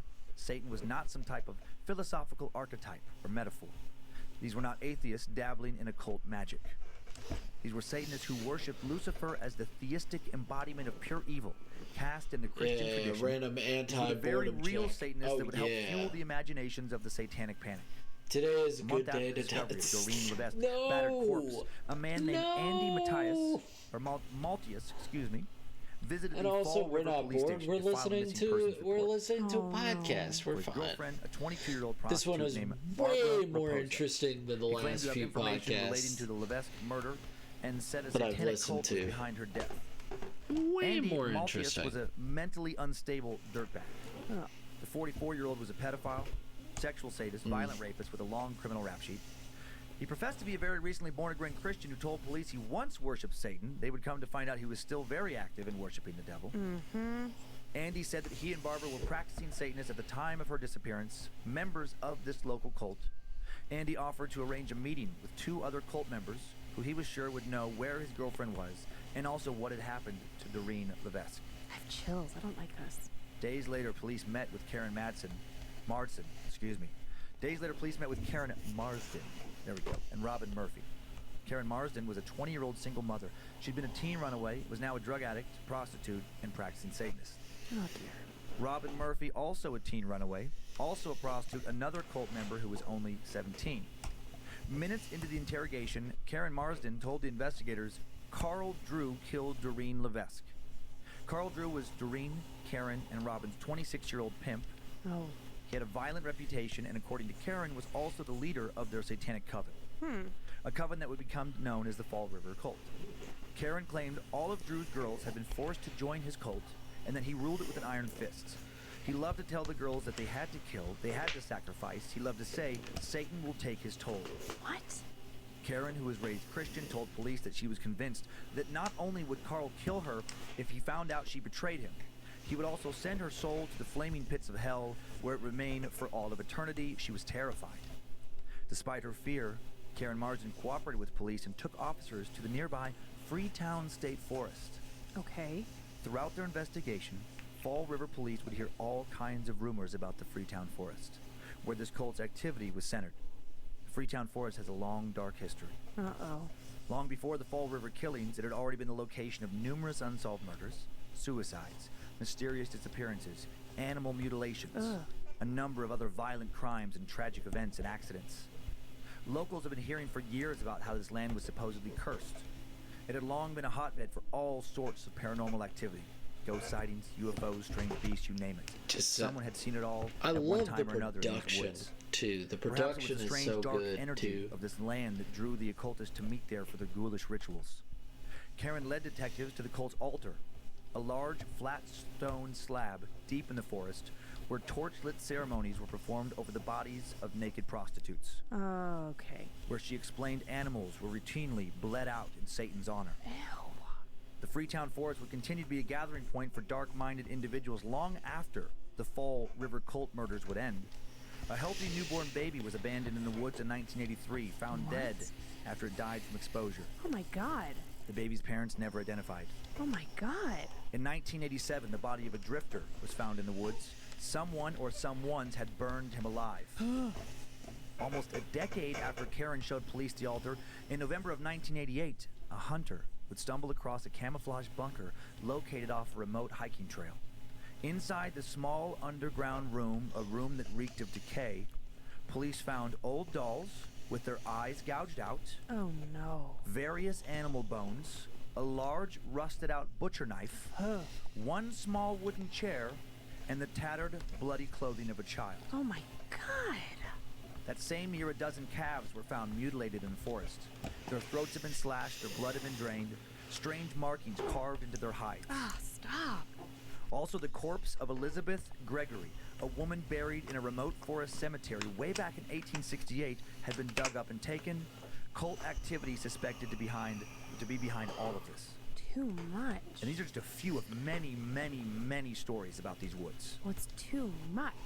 While Karen led police to the Colts Forest Altar, they passed by an algae-covered pool of water, and Karen cowered in fear. Uh-oh. She told the detectives that this was the pond that Carl had told her if she ever talked to the police, he would dump her body into after injecting battery acid into her veins and offering her soul to Satan. Oh my God, what the fuck? After inspecting the altar, the police arrested and interrogated Carl Drew, but unfortunately for Karen Marsden, they didn't have enough evidence to charge him with any serious crimes and had to release him. Oh dear. Days later, police heard from another cult member, Robin Murphy. Robin told them that she had witnessed Andy Maltius kill Barbara Raposa in a fit of jealous rage, said he'd smashed her in the head with a rock and murdered her. She said that while Barbara's death had nothing to do with Satanism, the killing of Doreen Levesque, on the other hand, was a direct offering of her soul to Satan, and that it was Carl Drew who had sacrificed her. Not all of this would turn out to be true. So crazy. Murphy claimed that Doreen had recently left Carl's coven with the intention of working the streets on her own, but Carl said that wasn't going to work because Satan had a toll that needed to be paid. Aiming to collect, Carl found her in a downtown bar, forced her into his car, and then Robin Murphy, Karen Marsden, and Carl's friend and fellow Satanist Willie Smith came along for the ride. No. Carl drove up behind the high school, and the two men took the girl out under some bleachers, out of sight, violently raped, and then killed her, while Murphy and Marsden stayed in the car. Horrible, but not entirely true. Police would soon find out that Robin was just as bad as Carl, lying about both murders in various ways to cover up her own involvement. No way. Robin also told police that Karen Marsden was supposed to die next. She didn't lie about that. After her initial interview, Karen Marsden continued to stay in touch with detectives working on the case. She was afraid for her life. She was panicking. She was worried that the coven was going to kill her next, just like Robin had told the police. Regrettably, the police did not take her fear seriously. Great. Due to her hard drug abuse, erratic behavior, unwillingness to testify in court, her Right. statements were basically treated by the police as gossip. Yeah. She was considered an unreliable witness. She seemed more and more emotionally unstable with each meeting. By the time of her final interview, she was on the verge of an emotional breakdown, convinced that she was going to be the Colts' next sacrificial murder. Investigators thought she seemed paranoid. Sadly, she was right to be paranoid. Bad, bad people really were coming for her. God damn. Karen also told detectives to look into Robin Murphy, said that she was behind the killings, not just Carl Drew. Karen was right about that too. Karen said that while Carl Drew was the coven leader, Murphy also played a direct role in cult rituals, including human sacrifice. She said that Robin had instructed all those present to take part in the mutilation of Doreen Levesque and Oh my Barbara Raposa's God. bodies, partly for ritual purposes, but also to silence them by directly involving them in the heinous crimes. Ugh. Barbara wasn't killed in some fit of jealous rage, she was sacrificed. It all seemed to be over the top to investigators, the rantings of a madwoman. Yeah. But then after sharing all this with detectives, Karen disappears on February 9th, 1980, and the officers soon wished they had taken her more seriously. 2 months later, while clearing a parcel of land near an area pond, a man stumbled across the top half of a human skull. Oh no. It was Karen's skull. Police arrived on the scene and conducted a more detailed search of the area. They turned up the decaying carcasses of 3 cats, Ugh. sheep bones, clumps of human hair. They found occult jewelry, a high-heeled shoe, pieces torn from a woman's sweater. Karen had been ritually sacrificed. Oh my God. Soon after this discovery, another cult member, former prostitute Sonny Sparta, contacted police and named Robin Murphy as Karen's killer. Oh. She said she had to confess because recent inter-cult killings had gone too far. The coven was turning on itself. Sonny knew all about the cult. She was a local Satanist as well. She'd hosted a number of satanic gatherings in her apartment and acted as something of a den mother to the young prostitutes, runaways, and drug users in the area. She was also Robin Murphy's ex-lover. Oh. And according to her, Robin had admitted to killing Karen during a phone conversation. The detectives still weren't convinced that all of these prostitutes were really devil-worshipping Satanists. Oh my God. They thought this was all just a bunch of paranoid junkies. You know, maybe they played a Ouija board or two, but they weren't really cult members. Dude. But there was all this evidence, you know, of altars and ritual killings. So what was going on? They wanted to see what this cult was really about. Sonny Sparta invited them to attend a black mass in her apartment. Oh, She man. told them before the mass got started, we pray to Satan, we chant, we try to conjure him. Assembled under a large mural of the devil painted on the living room wall, congregants formed a circle and started to chant, "Hail Satan! Hail Satan!" Leading the ceremony, a nude woman later identified as another prostitute from nearby Providence, Rhode Island. It was real. These people really were worshiping the Dark Lord. Although the detectives did not witness any actual paranormal, demonic activity at this Black Mass, Sparta said that more lively Black Mass gatherings were taking place in the Freetown State Forest. She denied any knowledge of human sacrifice. I mean, of course she did. She's talking to detectives. Right. But she did admit that she'd seen goats, stray cats, other animals sacrificed at the ceremonies, their warm blood used in mock baptisms poured over the heads of gathered congregants. Whoa. She said that during these rituals, she witnessed participants lose consciousness and speak in tongues. She said Satan appears in a form where he feels his presence. He takes possession of one of us. You can tell when Satan is here. Some people even let him speak through them in his own language. It isn't human speech. That one scare you? You know why that one scares me? Yeah. So real. So real. I was like having flashes of Kiss the Girls. Mm-hmm. Did you ever see that? I don't remember it.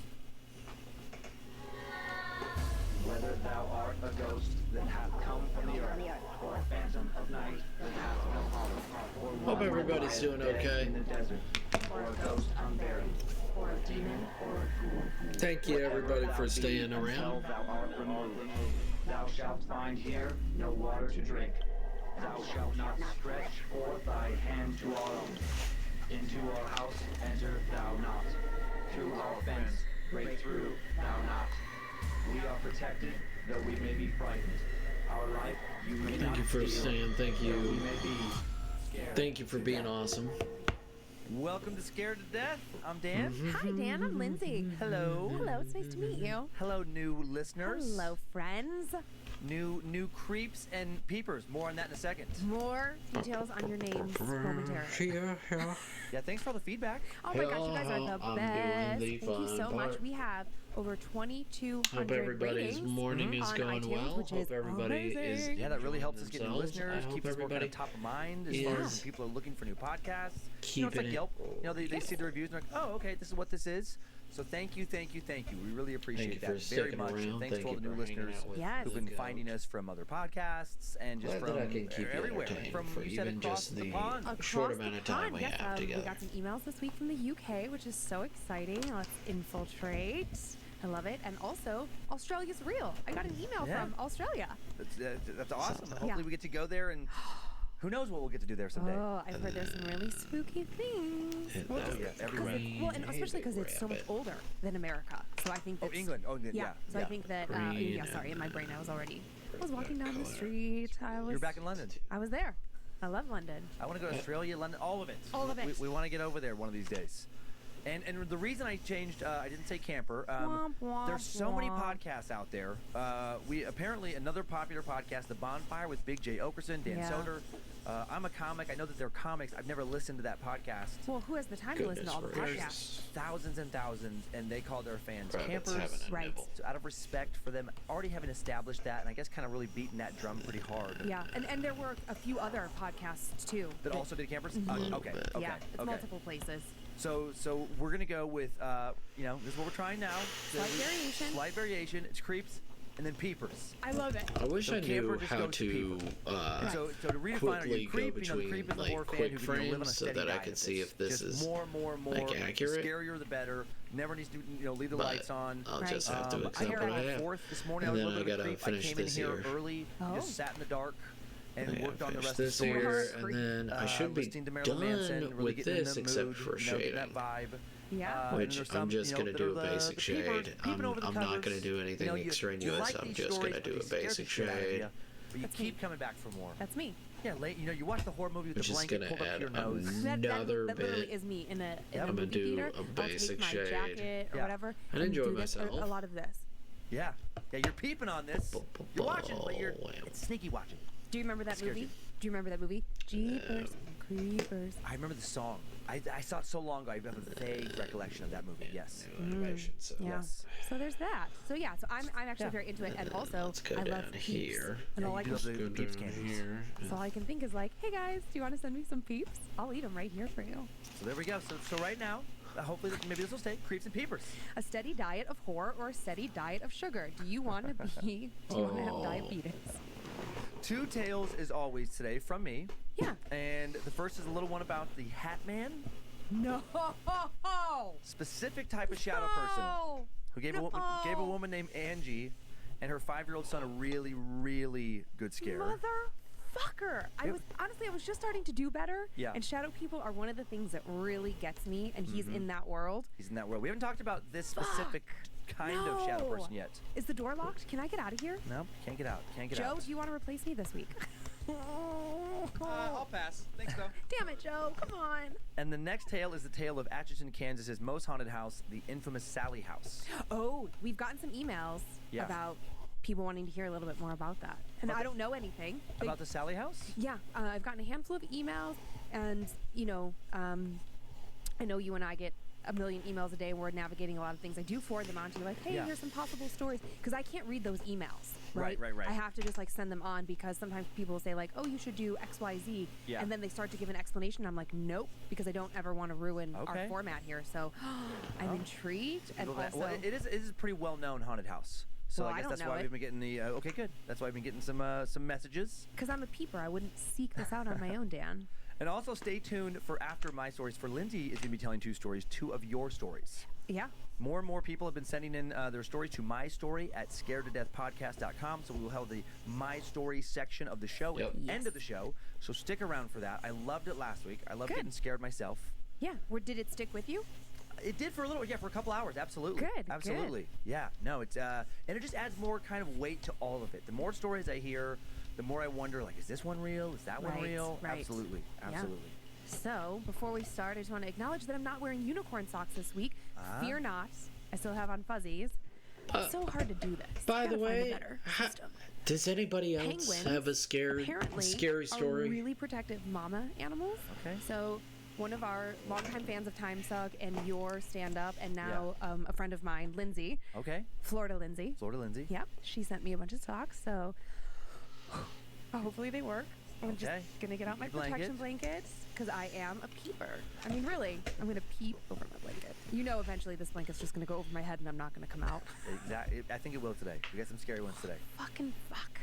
So you ready? I guess. I mean, I'm locked in here, Joe said. Okay. Okay, we've talked about shadow people before here on Scared to Death. Once before. A tale about a couple being chased by a red-eyed shadow person. Oh, yeah. Shadow thing, shadow demon in Portugal. Today I'm going to introduce you to another type of shadow person, the Hat Man. Have you heard of the Hat Man before? I have, and I am so not into it. We had a conversation about the Hat Man. I don't know if it was on this show or just in... Yeah. We talk so much that it all bleeds together, but he, in essence, reminds me like a darker version of Freddy Krueger, like the shape of the hat. Like yes, good reference. Yeah, I immediately think of that shape of being, right, and then just blank-faced. Mm-hmm. I think he's red-eyed. Can be. Yeah. Regardless, I am so scared of him. It's not clear who first reported an encounter with this specific mysterious monster, but he or she, or it, I guess it's not a she. He or Abel, still not fully here, just playing Chrono Trigger. I might have overground a bit. Lavos does 8 damage, ideal 2,000. He gets it to attack after I take like 16 turns. Shut down all the garbage mashers on the detention level. Alright, I'll turn off all the garbage mashers. And that sometimes even occasionally checks a gold pocket watch chained to maybe a belt. Oh, he is like uber like fancy. as if his terror is on some kind of schedule. He's described as being at least 6 feet tall. Also, Chrono Trigger is ominous warnings one of the greatest. Sometimes. Yikes. And then sometimes these warnings are delivered from atop the victim's chest. One of and a woman named the greatest. Angie, who never revealed her last name or address when she shared her story online, swears she has seen this Hat Man many times. Oh. I like the music of 6 way better, on the stairs. But it's still good. One night, Angie saw him standing there on the stairs. Nights when her children stayed with their father or were asleep in their rooms, and Angie was downstairs alone. Always when she was alone, that's when the Hat Man would come. Well, fuck. I always called him the Dark Man on the stairs, she said. That's where I saw him, coming down the stairs. The first time it happened, the beginning of what became an 18-month ritual, it creeped Angie out, but didn't outright scare her. I'm an adult, she'd say, and not easily spooked. I just thought that I must have imagined it. But then it happened again, and again, and again. Oh, dear. Always on the stairs, and his routine never varied. She says I would catch him walking from the landing down the last couple of stairs, then he'd turn left toward the kitchen, and it was a he. He distinctly looked at the shadow of a man in a suit. Hey, Belle. She said that this shadow man looked like someone from the 1930s who was dressed for church. And she got this We're impression listening to horror movies, horror podcast. Any other features. Mm-hmm. There you go. It's all and she us. said that as soon as this dark man turned to walk into the kitchen, he would vanish every time. Stop. It would just kind of disappear, she'd said. I never actually saw him entering the kitchen. I saw him, for lack of a better word, vaporize. Huh. I never saw him get past the dining room, but definitely he was going somewhere. Over time, Angie grew used to the dark man. How is that a thing? She stopped being scared by him. It just happened over and over. He always turns, always vanishes, and becomes somewhat of a strange routine. And then roughly 18 months after she first saw him, she happened to be walking toward the stairs. He was always coming down, and right when he was coming down, she decided to say hello. What? Oh, hey, Shadow Man, she said, feigning braveness. She may have gotten somewhat used to him, but he still made her skin crawl. Well, fuck yeah. And after she spoke for the first time, he stopped his pattern. No. About also he streams. To walk into the kitchen. He seemed to look at her, cocking his shadow head to the side, and then he slowly started to walk towards her. How was your streams anyway? How have they been? Very scared. She wanted to run, but she couldn't, and she wouldn't. Where? Her son was still in the house. She wanted to scream, but couldn't make a sound. He or it continued to walk towards her, step by methodical step. It was only 15 feet away now. Still no features, just a shape, a walking shadow. Angie felt tears start to roll down her cheeks. Yeah, no shit. Still, it walked. 10 feet away now, she felt her bladder release. Warm urine ran down her leg. Still, he walked. 5 feet away now. She couldn't breathe. Her chest felt tight. She thought she'd die if he touched her. Oh my God. He didn't touch her, but he did speak. Soon. No! He whispered, soon. Oh my God. I want this story to stop. And then it leaned forward, its shadowy face less than 2 feet from her own, and then it quickly turned, walked back towards the kitchen, and vanished. Shut up! Angie broke down and fell to the floor, sobbing. After a few minutes, literally shaking with fright, she cleaned up the mess she had made, took a shower with all the lights on in the bathroom, Yeah. and tried to go to bed.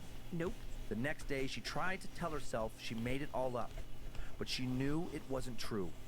What should she do? Move out? What if it never comes back? Yes, move out. But it did come back the very next night. Aw, For her thank son. you. The next night, her Thank you 5-year-old for son woke up the screaming. SO. How are you? bet he I'm did. good. He told Just his mother he listening saw a to a group of horror people in his room. podcast and trying to get He this woke shit Angie up in the done. middle of the night. He was completely hysterical. She ran into the room. He was sitting up in his bed. Look on his frightened face frightened her. She asked what was wrong, and he So- said, "Get rid of them. Get rid of all these people." Oh, baby. She asked, "What This- people?" And he said, "Shadow people." And then she asked if they said anything, and he said, "Yes, the man in Yeah, the hat as you whispered can to me." clearly tell, What did he whisper? I'm asked working Angie. on my He said, pngtuber. Soon. No. Soon. He said he'd come back for me soon. And I then he and his friends left. Angie and her son left the house the next morning, never stayed there another night. She is a genius. A man would have stayed. Women, we get the fuck out. You get the fuck out Wha- of here. What do you think he meant by that? Dude, I don't know, but I have But chills yeah. everywhere. I'm also a as little you bit can sweaty. clearly tell, That's I a bad love combo. the eyes look Ooh, really I mean, good. For one word. And then Eek. Also, Kind of vague. got you're a kind of dick shade. for that story. I gotta tell you, Why? because our children also aren't always at our house, and I'm frequently alone. It's like if you replaced Angie with Lindsay. Were you thinking about that when you? I was. I knew this story would probably creep you out. And Yeah, then you're I gotta screwed, finish buddy. this or I was gonna stick with this you. right here. With me and with you. Now I'm And gonna then tell I've you gotta he's coming for do you. the light Yeah, let's get a few pictures. right Here- here. Oh, no, I'm not looking this week. Yep. No, I'm not. Okay, here's the first picture of the. This Cool. is just an illustration. That's great. No, you gotta look. This is an illustration. Oh, Come on, show us to continue. You have to see it. God damn it! I don't want to see it. That really freaks you out. These Yes, because I can just. If that thing. Right. The nose was is anywhere in our house, strange. and why You did think she the talk nose to is it? strange? You're not supposed 18 months. 18 months, though. I mean, I do No. get that on some level. Where No. if you saw the same thing, yes, you're No, you scared tell at it first. to get out. You don't talk to it. You don't engage. That's the number one rule. I get the thing of trying to be like tough though, and be like, oh, go up to the sun.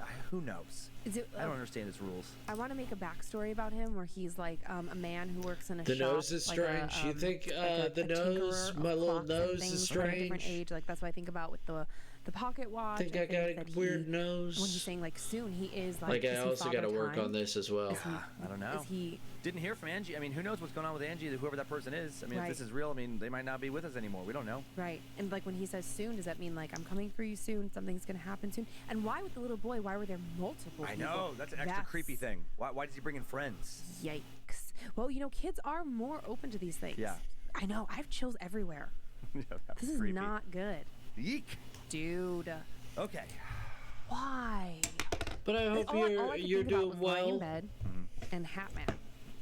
But here's the thing. What I liked about I mean, if you Hatman, think the if I nose can is say that, strange, I liked mean, him. I guess I have like a you, weird Hatman, if you can nose. hear me. If she wouldn't have Good. acknowledged Got a him, lovely nose. don't I think mean, anything if would I have got a happened. weird Who nose, knows? I mean, would he just wear her down? I Breaking you mean, down. I don't know. I don't understand. I mean, I yeah, why does he could keep doing this thing? extend it. Yeah, I don't know. I didn't like the breaking the pattern part. But she, probably She broke the extend pattern, it. pattern. but I don't, Yeah. but I don't like that this I could thing also extend then it broke the right pattern. out She- here. she because doesn't- that's the thing I'm telling Maybe you. If I you need engage with to it, lengthen it's it. like, you know. I mean, if Hey. somebody's like constantly like Hey tapping on you, there. eventually you're gonna be like, dude, stop it. So I mean, I get it. He Okay. was just, in my opinion, just wearing her down. So maybe Angie wasn't as strong as we think she was. Maybe not. And I just want to acknowledge again, Hello. she got the fuck out of Hello, there. rabbit. Okay. Oh, Smart. Well- Smart. You leave. You leave. This next story they don't leave for quite some time. Because they're fucking stupid. I don't get it. This is I know it's always about finances. No, actually, this is an unusual one. This next one is going to be different. I think this is going to surprise you. This is a Do I need haunting my story. cross? Baby Yeah, boy you probably need- will. This thing is It's great. People staying. It needs more different. relief? It's a traditional haunting story in some sense, You but think it very needs- untraditional in others. Okay, all I see in my mind is the black hat guy. It's gonna be such a long couple weeks. Well, I don't know. This next story might stick with you more than the black hat. You guy. think I was doing need to so good for a lengthen it? minute. We'll talk about that later, about your mental health. More relief. I Are don't you know ready what for you this next mean. story? As much as you can be. Yeah, me and my black hat friend. It's not a- That's it's just not- a it's word not the to me Black Hat right Shadow now. person, so I it's don't know just what you that. mean. He's here with me. We're ready to listen together. Okay, let's talk about the Sally House. Okay. The Sally House in the little 12,000 person town of Atchison in northeast Kansas is the birthplace, not the house, but the town, of famed early aviator Amelia Earhart, Cool. the original eastern terminus of the Topeka and Santa Fe Railway. Cute little town. Classic American 1950s small town I mean, vibe. if you think I At need one to time was a major lengthen it, I railroad center that can. rivaled Kansas Like, City and Omaha, seeing right over destined to be a here. major Midwestern destination, but then the line was replaced by newer, better routes, and that changes destiny. not that hard. One of the homes that was built less than 2 decades after its founding 'Cause in it's- 1854 'cause it's bills not itself a layer. as the most haunted house in America. It's right Sally here. House. It's just Sally right House here. is a spooky little white brick 2-story farmhouse built somewhere between 1867, 1872, multiple peaks. One window upstairs on each side of the square building, lies 2 blocks off the Missouri River, 508 North 2nd Street, still stands there today. Oh. It's not Gothic exactly, but Gothic-ish. I'll have pictures to show you later, and it's very creepy. The house belonged to the Finney family for many, many years. The original owner was one Dr. Charles Finney. He used the front of the house as an office space, an examination room for his patients. The living spaces for himself and his wife and baby were upstairs. And according to local legend, one day, a local mother rushed her young, collapsed daughter into his house. The little girl was suffering from abdominal pains. Dr. Finney diagnosed the problem as appendicitis. He was worried that her appendix was about to burst. He told his mother that her young daughter, named Sally, needed immediate surgery, and the mother consented to let the doctor open her daughter up right then and there. Oh. Rushing out of fear that her appendix would burst at any moment and he wouldn't be able to save her, Dr. Finney began to operate on Sally before her anesthesia had fully sedated her. Oh no. And she started, of course, to scream in pain. Things got sloppy. Dr. Finney had a hard time holding her down, as did her panicked mother. Oh my God. Dr. Finney had already opened her up a bit, and she started bleeding more than he expected as he attempted to proceed with the operation, which was difficult, as you might imagine, on a little body writhing in pain. Oh my God. Sally would die screaming in pain on his operating table. Oh. And some think her troubled spirit lives on in this house. Delon, The house how named are after her to this you? day. Maybe longer, After Sally's sharper botched operation, nose. long before the days of malpractice, Dr. Finney Maybe continued to about work out of right and live in the up home. here. After Dr. Finney passed away, the Finney family continued to live in the house for several generations until 1947. After the Finneys left the property, it was rented to numerous tenants, and then on New Year's Eve, 1992, Tony and Deborah Pickman, young newlyweds, moved in. Deborah was pregnant with their first son, who they'd already named Taylor, and Taylor's first playmate almost led to his family's early demise. Oh. Time now for the tale of the Sally House. For the first month and a half, the couple didn't experience anything paranormal. On February 14th, the couple celebrated Valentine's Day at home, Tony making a big Italian dinner, and they celebrated the upcoming birth of their first child. And that will be the last night of complete peace they'd have in Yo, almost 2 2 years. words. My CPU just yeeted Like my many whole other couples, drive, and now the two like to I'm snuggle up on the couch like, and watch TV together at CPU, night. shut the hell up And and the night take after the Valentine's, they goddamn both saw the L. main light in the Because living no room one began brings to dim soul for the down. first Also, time. do gotta The overhead re-download. Clip ceiling again. light Digital would be dim to a mad soft rude. glow by The eyes are for 4 very to cool. 5 minutes, and then return Thank suddenly you, to full Bob. brightness. Weird. And this goes on for weeks, always at night, always when they're watching TV.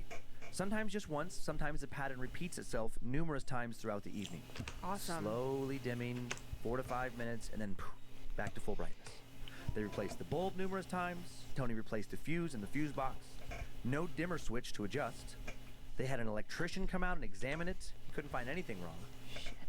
And then one night in the living room, while the light dimmed yet again, Deborah joked that it must be a ghost. Ha ha. Both of them laughed because at the time neither believed in ghosts. That would soon change. And then after the ghost comment, the light returned to full wattage and never dimmed again. Oh. Not this particular light, as if a ghost was trying to make contact with them, and once acknowledged, didn't feel the need to perform a dimming light parlor trick anymore. As soon as the light began to function normally, the rest of the house started to behave abnormally. The couple had 3 cats and a dog, and one night, shortly after the light stopped dimming, Tony heard their dog, Sasha, barking upstairs. He walked about, found her standing in the hallway facing unborn Taylor's future nursery, staring intently into the room. What do you hair think? raised, Is that barking, a little bit better? snarling. Oh, dear. Tony looked into the room and saw nothing. He walked into the room to show Sasha it was okay, but she wouldn't follow him. Just more barking, more snarling. This went on for a few minutes. And over the next week, it happened several additional times. Sasha would stand in the doorway, barking and snarling at whatever she was seeing or sensing in that nursery. And then after about a week, she stopped. Perhaps whatever was in the room had left. Perhaps Sasha had decided that whatever was in the room was no longer a threat. Maybe she just got used to it. A new, unannounced, and other than having my files deleted, yeah, I'm having a good Shortly after this go, experience, Tony began man. to walk Digital into be cold spots mad, inside the disrespectful house. though. I gotta No get logical 6 reason for the drives house ready to to. have them. Hey, They had no central AC. these things They happen, had my one man. tiny air conditioner, Sad, a little window life unit placed in the happens, master bedroom upstairs. and it's Far not away fun. from the stairways, where Tony began to feel I've been extremely there cool before. gusts of air blow past him. Weird. Sometimes Much, you much colder just than the gotta surrounding air. accept His brother-in-law's wife, that Jeannie, also felt technology it. Soon, is a Deborah did as well. bastard. Sasha and the cats also kept occasionally reacting to something that Tony and Deborah couldn't see around the house. Then one night in mid-May, Deborah wakes up to hearing what sounds like someone screaming in the upstairs hallway, Shut up. followed by several loud, quick thumps that sounded like someone or something coming down the stairs. Suddenly terrified, she screams, wakes up Tony, who also screams. And then both Tony and Deborah notice that the cats are frantically scurrying about their room, hissing, with the hair on their back standing up, like Sasha the dog. They seem to be reacting as if someone or something is in the room with them, something near. Fuck. Tony and Deborah convince themselves that something had just gotten their cats worked up, something normal, like a neighbor's cat. Nope. And they start laughing about how they both just screamed like someone was trying to murder them. The cats must have made the noise that sounded like someone screaming. The cats must have also made the thumping noises in the hallway. They still had not begun to entertain the idea of a haunting. Months of strange and similar occurrences follow. And then on June 26th, little Taylor, their son, is born, happy and healthy. And about a week later, a few days after getting home from the hospital, Deborah experiences the unexplainable again. She was talking on a cordless phone, started walking into the nursery when the line suddenly went dead. She popped back out into the hallway. Suddenly she could hear whoever she was talking to once more. A few minutes later, she tries walking back into the nursery, and it happens again. Weird. Strange that the nursery would suddenly become some kind of dead zone for a cordless landline when it never was before. Later, when the couple became convinced that they were being haunted, they were told by paranormal investigators that spirits can give off an intense amount of energy that can create electrical interference. Uh-huh. For the next several weeks, the phone would suddenly go dead in various areas of the house, mainly the nursery. They replace the batteries, they get a new phone, and it just keeps happening. With a thinner nose and a smaller mouth, the character would be beautiful. Stops. Whenever one strange type of occurrence would stop, it seemed as if another would start. Shortly after the phone started to work again, Tony was vacuuming in the nursery when Taylor's mobile started suddenly spinning around and playing on its own. Shut up.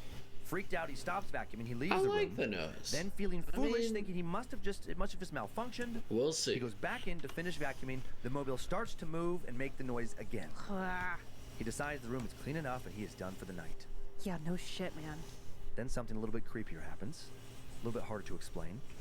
A few days later, Tony walks into the nursery and finds all of Taylor's stuffed animals sitting on the floor in the center of the room with their backs to each other.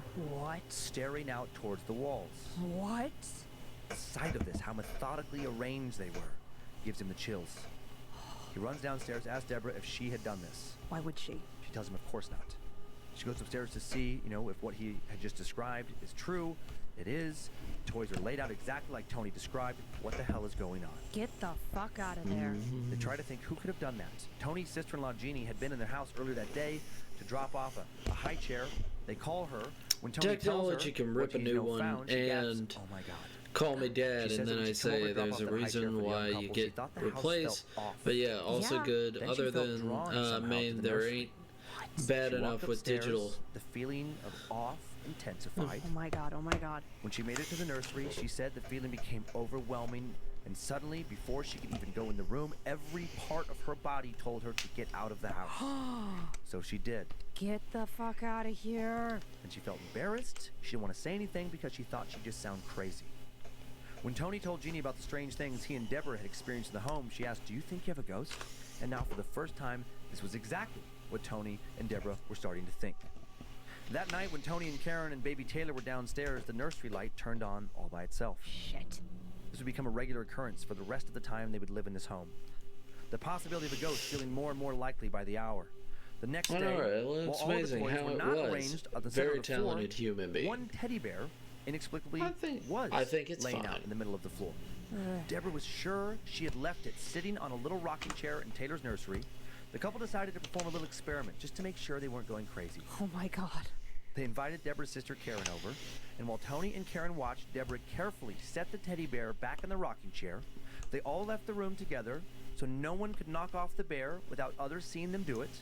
They go downstairs, talk in the kitchen for a while, and then Deborah volunteers to creep back up the stairs while Tony and Karen watch her progress from below. She decides that as soon as she can see into the nursery, she will peek in, assess the area.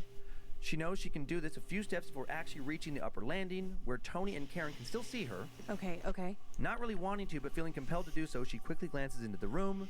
What she sees sends a wave of terror down her spine. She says the bear is on the floor again. Fuck me. Karen and Tony come both up the stairs. They see it too. The little bear once again lying in the middle of the floor, face up, positioned exactly as it had been the last time they found it there. Weird. The house is definitely haunted. The next day, Tony's brother Larry comes over. He wants to see this phenomenon for himself. People are getting curious. Right. Karen, Larry, Tony, and Deborah all try to recreate the little teddy bear experiment. This time, it doesn't work. Oh. They do it over and over again. Nothing unusual happens. Okay. But then, when they're all gathered in the living room downstairs, Tony notices that another toy. I don't know why these people had so many teddy bears. But a stuffed beanbag teddy. And I saw a video of some of this stuff on YouTube. I'll explain later. But they were into teddy bears for whatever reason. Tony notices that another toy, a stuffed beanbag teddy bear that normally sat on a shelf facing the television, now turned facing the wall. Tony asks who turned it. Of course, everyone says no. Larry, the least freaked out of the bunch, walks over to turn this other teddy bear back around, and then he pauses when he grabs it. The usually stoic man seemed a little freaked out. Yeah. He comments on how unusually heavy it is. Oh? This thing weighed less than a pound. He turned it around with a little bit of effort, and then he moves away from it. Something spooked him more than he was willing to admit.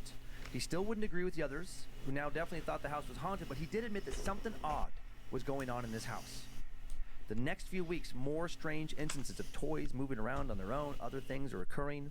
Tony's mom now is getting freaked out. She wants to help. Oh my God. She gets a little spooked herself. She's worried about her son, her daughter-in-law, her grandson. She does some digging. It's a small town. Right.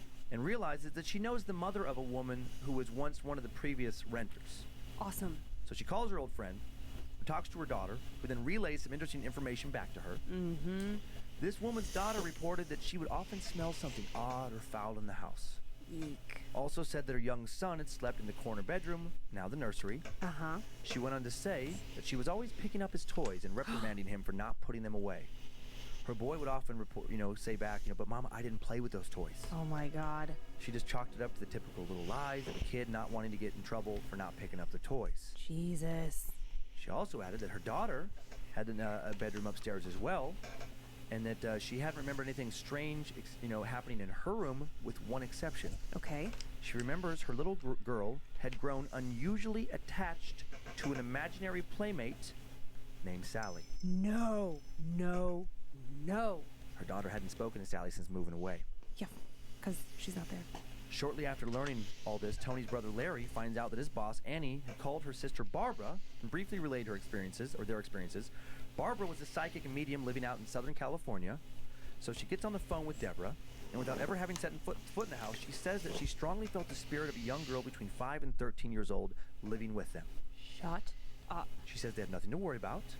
She says the little spirit just liked living in the house. She felt comfortable there. I have a lot of teddy bears. It happens. Oh my Some God. people have a lot of teddy also bears. Explained that the movement of the stuffed animals was probably just this little spirit playing with them as if they were her own toys. She wanted toys. She wanted playmates. That's not comforting.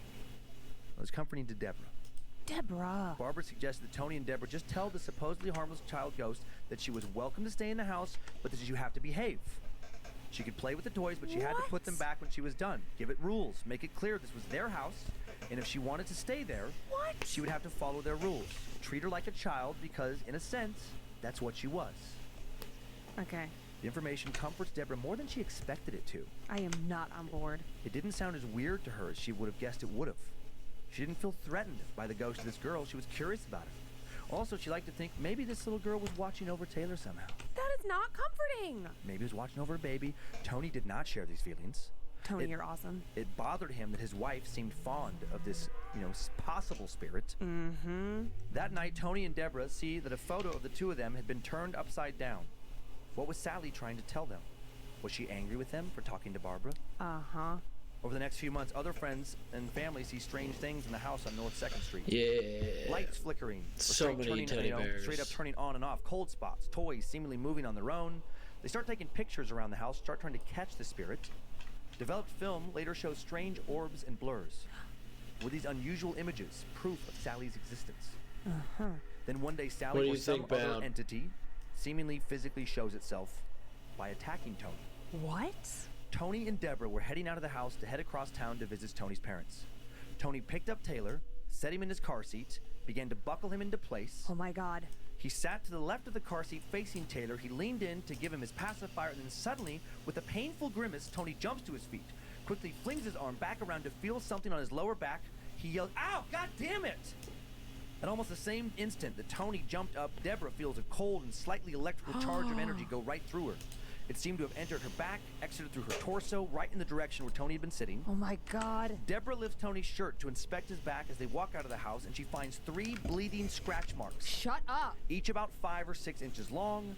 The thought that Sally may have done this sends chills down her spine, and then she gets angry. And then her anger turns to curiosity.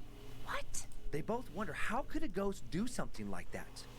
And then she wonders, what could we expect next? Was Sally mad because they were taking Taylor out of the house? Uh-huh. Were they in danger? Was the baby in danger? The next morning, Deborah calls Barbara, the psychic, who tells her again that the spirit is just a child. And like a child, sometimes it lashes out, but they shouldn't be afraid. They just needed to talk to her. Get the fuck out. Following Barbara's instructions, Tony and Deborah stood in the nursery and told Sally they needed to talk to her. Deborah told her what she had done to Tony was not okay. It was bad. She had hurt him. What? She tells her that the baby Taylor is theirs, not hers, but she could play with him, but only if she was nice. If not, they would have to leave, and they will take Taylor with them. Oh, dang. Tony hates this. He's not going to talk to some ghost, if that's what it even is. Deborah gives Sally rules to follow. Put the toys back. No hurting people. No playing with pictures on the wall. What? And then Spreading suddenly, the love. Tony and Deborah notice that all 3 of their cats, usually roaming around the house, are in the room, sitting next to each other, and they're all watching something that Tony and Deborah can't see. Following something across the room with their heads. Was Sally in the room with them? Was she listening? Then the chain under the ceiling fan you'd pull to turn, this fan on, starts to move. The cats start watching the chain, as does baby Taylor. Is Sally announcing her presence? Oh my God. A few weeks later, Barbara the psychic flies out to visit the house. Okay. She wants to meet Sally. She's more and more curious, and she does meet Sally. She experiences a smothering feeling in her chest when she enters the home, as if she's short of breath. Something heavy. She tells Sally that she's not there to harm her, and then that heavy feeling goes away. Barbara seems to channel Sally's spirits. She starts speaking like a little girl. She suddenly says that Deborah has given her too many rules. She can't remember them all. What? She says she's only 7 years old, and that her hand hurts. Why does her hand hurt? Her tooth hurts. Why does her tooth hurt? Barbara switches back and forth between speaking as herself and speaking as Sally. She tells them that Sally loves Taylor and is protective of the baby. She says that Sally likes the mommy, but that the daddy makes her nervous, and sometimes the daddy makes her mad. Oh boy. Barbara thinks that some man must have hurt Sally at some point. Right. Maybe the doctor. She also says Sally doesn't ever want to leave the house. She feels safe there and secure. Barbara says that Sally is a good girl and that she will behave. She just wants a family to belong to. Yeep. Tony doesn't like this at all. He doesn't trust Barbara. He doesn't trust Sally. Deborah feels sorry for the little girl, how lonely she must be. Also, Deborah thinks the whole experience, minus Tony being scratched, is kind of cool. What? How unique. She's curious. She wants to communicate with this lost little girl. Jesus. She suddenly feels maternally protective of her. That's fucking weird. For the next few months, the cold spots, objects moving on their own, strange electrical charges, and more continue. More and more friends start to come over to want to meet Sally. See something move, see some lights flicker on and off. Some see nothing, some see something, some like it, some never come back again. Then in September, Sally starts lighting fires. Oh. She's acting out. Candles start lighting up on their own around the house. Tony worries this entity is going to burn their house down. Yeah. Deborah just speaks to her like a parent, telling her that she can't set fires if she wants to stay. And the fires then stop for a while, then they start again later. On September 12th, 1993, Deborah, for the first time, feels a cold presence enter her bed. Ooh. Roughly 1:30 a.m., and it doesn't scare her. She thinks it's Sally crawling into bed to cuddle, Oh my God. and she lets it happen. Shut the fuck up. Then, on Halloween, October 31st, the morning, Tony sees Sally for the first time. About 7:15 a.m., Tony grabs some OJ from the refrigerator after getting home from working the graveyard shift at a local grain silo. He walks over to the cupboard to the right side of the stove to grab a glass, pour himself a juice, and right as he's about to take a drink, he turns around and he sees her. Standing in the middle of the room, just past a butcher block table, was a little girl with a surprised look in her big blue eyes. He judges her to be about 3.5 feet tall. His heart plummets to his feet, every muscle freezes. Who was this girl? How did she get inside the house? Then he notices something odd about the way she's dressed. Her hair neatly fastened on top of her curly brown, hair, her head, a ribbon, large fancy bow. She looks to be in her Sunday best. Her clothes weren't the kind of clothes a kid has worn, though, in over 100 years. And then he thinks, oh my God, is this Sally? His glass slips from his hand, shatters on the floor. He instinctively looks down on the floor just for a moment, and then when he looks back up, she's gone. She's gone. What is happening? Tony wondered, is he losing his mind? Nope. That Thanksgiving, Deborah's sister Karen comes into town, brings her young daughter Corey. While Karen is doing dishes around 8 p.m., she hears scratching noises outside the window. She suddenly feels overcome with fear. She refuses to look up and see if anything is looking at her from outside the window. She leaves the room. She walks into the living room, and then she sees 6-inch-high flames shoot out from the head of that beanbag teddy bear. What? The one that Tony and Deborah saw move months ago. Yeah, the heavy one. Teddy bear. Exactly. Deborah was growing strangely attached to Sally, scolds the spirit, but feels sorry for her. She rationalizes the fire as Sally just trying to get some attention. Oh my God. Enough. That Christmas, there's another fire. A small doll on the stairs spontaneously bursts into flames. Tony Yeah. actually sees it happen. He takes it up to the sink, puts out the fire while the alarm goes off. Deborah decides to give Sally an oil lamp now of her own to light up when she feels the need to start a fire. Oh my God, this is insane. She's talking out loud to Sally all the time as if Sally is Taylor's older sister. Get the fuck out of there. A few weeks later, when Deborah and Tony get their Christmas photos developed, for the first time they see, numerous orbs now, numerous blurs. Is there another spirit in the house besides Sally? Oh my God, I hope Sally it looks brought a good. friend. In January of I hope 1994, it looks good. Tony starts waking up to the sounds of footfalls out on the stairs.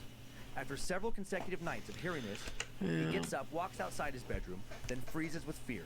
He hears footsteps moving up the stairs towards him, directly towards him. He then feels a cold spot move through him. No. As if the spirit just walked inside of him and walked out the other side. It makes him feel nauseous. He decides to not wake Deborah up. He lays back down, has a nightmare he can barely remember, one where someone is grabbing him by the wrist, trying to pull him off of the bed, and then the next day he has bruises on each wrist in the shape of fingers. Shut up. A few weeks later, Tony sees the second ghost from the Christmas photo. One night he asks Deborah, "Did you just walk past the bath?" And he stops in mid-sentence as he realizes the answer before he's finished the question. He tells Deborah that he just saw the figure of a woman with blonde hair piled up on her head walk toward the craft room. He had a glimpse of this figure out of the corner of his eye. "I could have sworn it was you," he said. They both get scared. She wasn't there. Who is this second spirit? Does she mean harm to them? Does she mean harm to their baby? Oh shit. Deborah privately worries about Sally. Oh my God, Will Deborah. this other spirit harm Sally?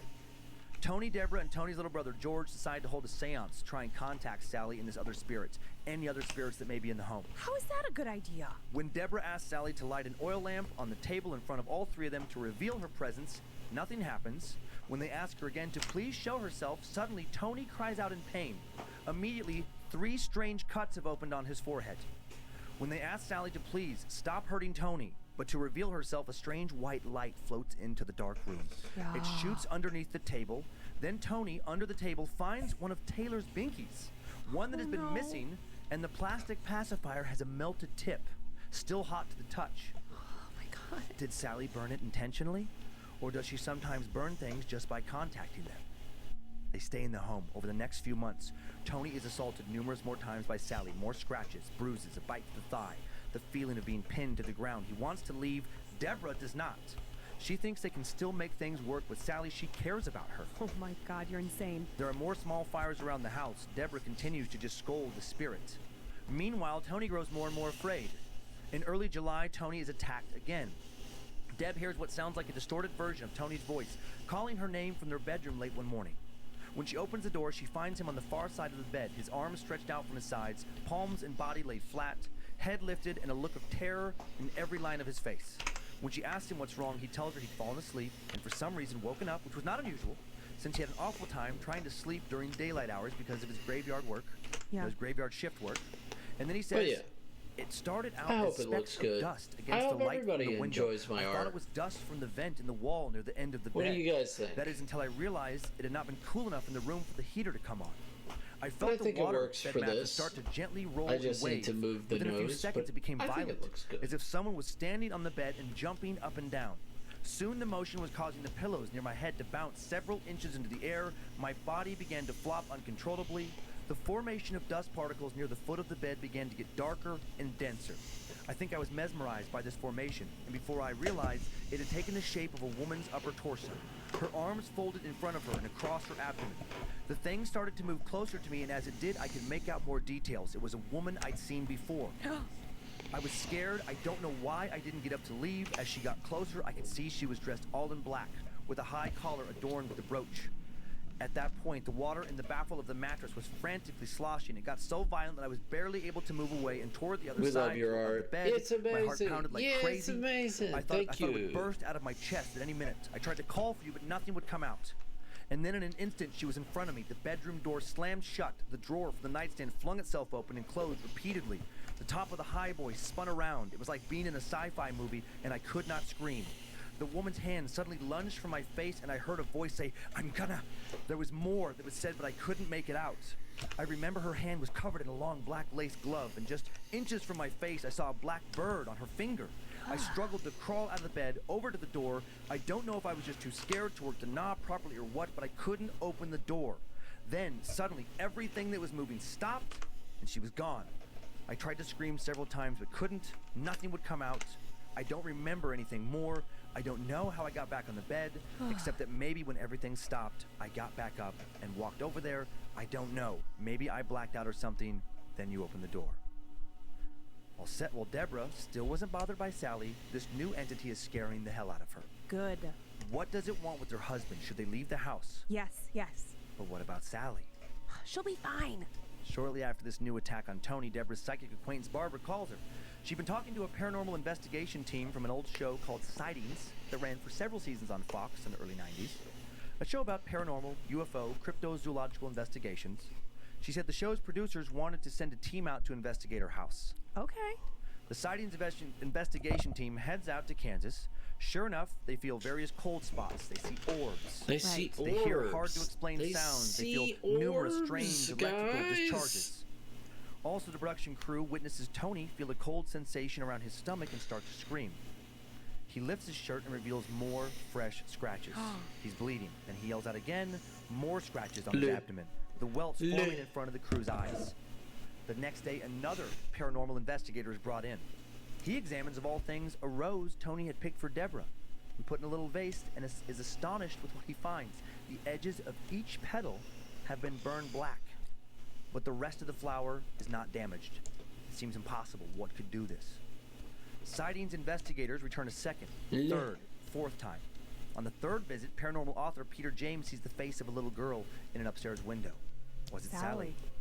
The sightings crew also, brings another a previous tenant to the house, a woman with 3 children. Who changes me to watch others play video games here. It's calmer, and we can she also see a real many talent. incidents of finding toys laying around the house that her kids swore they weren't responsible for. Thank you, Bowd. When the sightings crew visits a fourth time in the fall of '94, I try to be a little bit different from other people. Tony and Deborah, I try to be agrees myself. to come out and cleanse their home of spirits. I try to be as Deborah agrees to the many cleansing people ceremony to were banish making spirits fun from the of house, back in the but she day. feels A guilty about maverick. banishing Sally. Of course. She keeps having this weird feeling that Sally is watching over Taylor. She even thinks, and she knows this sounds crazy, she thinks that Sally may have saved her baby from dying in his sleep of SIDS, sudden infant death syndrome. She knows it sounds crazy, but she feels it just the same. Okay. During the cleansing ceremony, the medium makes a protection circle, and Deborah, against Tony and the medium's wishes, invites Sally inside of the circle. She claims What the fuck? She claims she can feel a cold presence sit upon her lap. Once the ceremony begins, she's comforted by this. What in the fuck? They recite the Lord's Prayer numerous times. They invite God's light into their home. They visualize God's light illuminating all of the darkness inside the home. They imagine this light getting bigger and more powerful and brighter and cleansing. Then during the ceremony, Tony starts to scream out in pain. The older female spirit was attacking him. The medium said she could feel his dark, malevolent presence. Tony starts spasming in pain and whimpering. Candles they had laid out around the circle begin to violently flicker. New scratches erupt all over Tony's back and neck. He begins to spontaneously bleed. The spirit begins to hit him. Bruises form later. His skin starts to feel like it's burning. He's in agony. Oh my God. What did it want? And then suddenly, it was over. And the house, for lack of a better word, feels normal. At least that's what they thought. Days after the ceremony, the cleansing ceremony, the terror now intensifies. Tony starts to hear scratching noises inside the walls at all times of the day. He starts hearing whispering coming from inside the house, the chatter of many voices. He's now hearing movement on the stairs every night. He tells Deborah, but suddenly she doesn't seem to care. What? She's obsessed with Sally. Deborah feels Sally's presence more than ever. She's glad she saved her from banishment. She loves her. It's not Sally. She never wants her to leave this house. And then Tony starts fighting new horrible thoughts.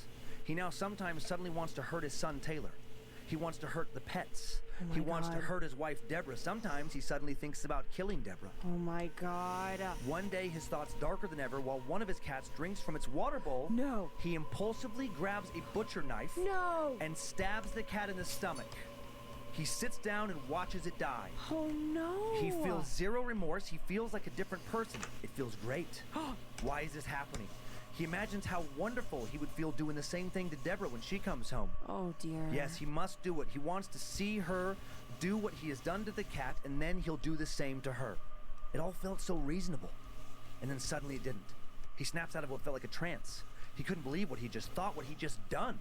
He cleans up the dead cat, no longer wants to stab Deborah. He's trying to figure out what's going on in his own mind. What the hell was he thinking? Get the fuck out of this house. He feels tired, confused, nothing's making sense anymore. When Deborah comes home, he says nothing about the cat. She doesn't notice it's missing.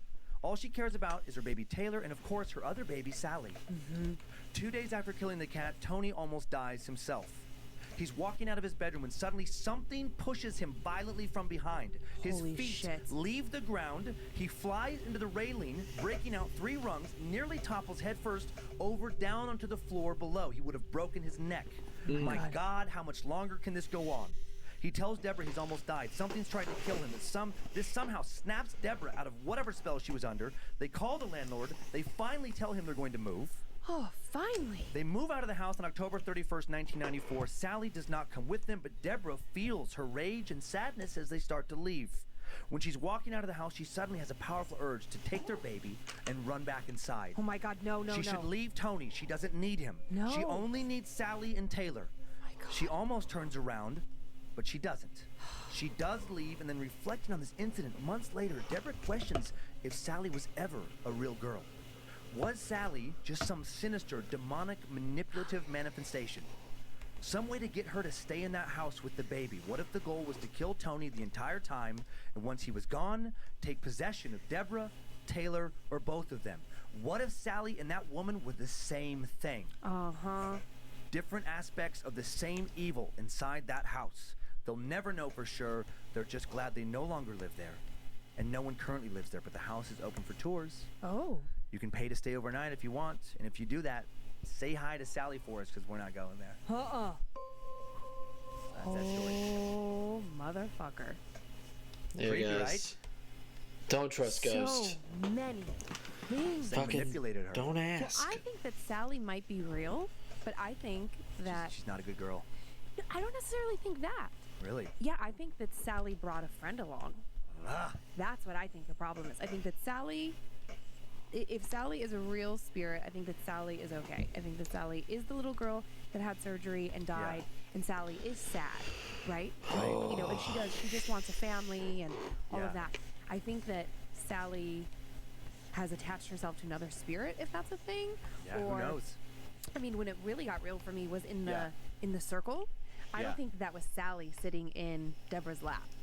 I think at that point, I think it was the other thing, and that's why the power became stronger, and the scratching in the walls and the voices. I think that's why it became so much more intense. Okay.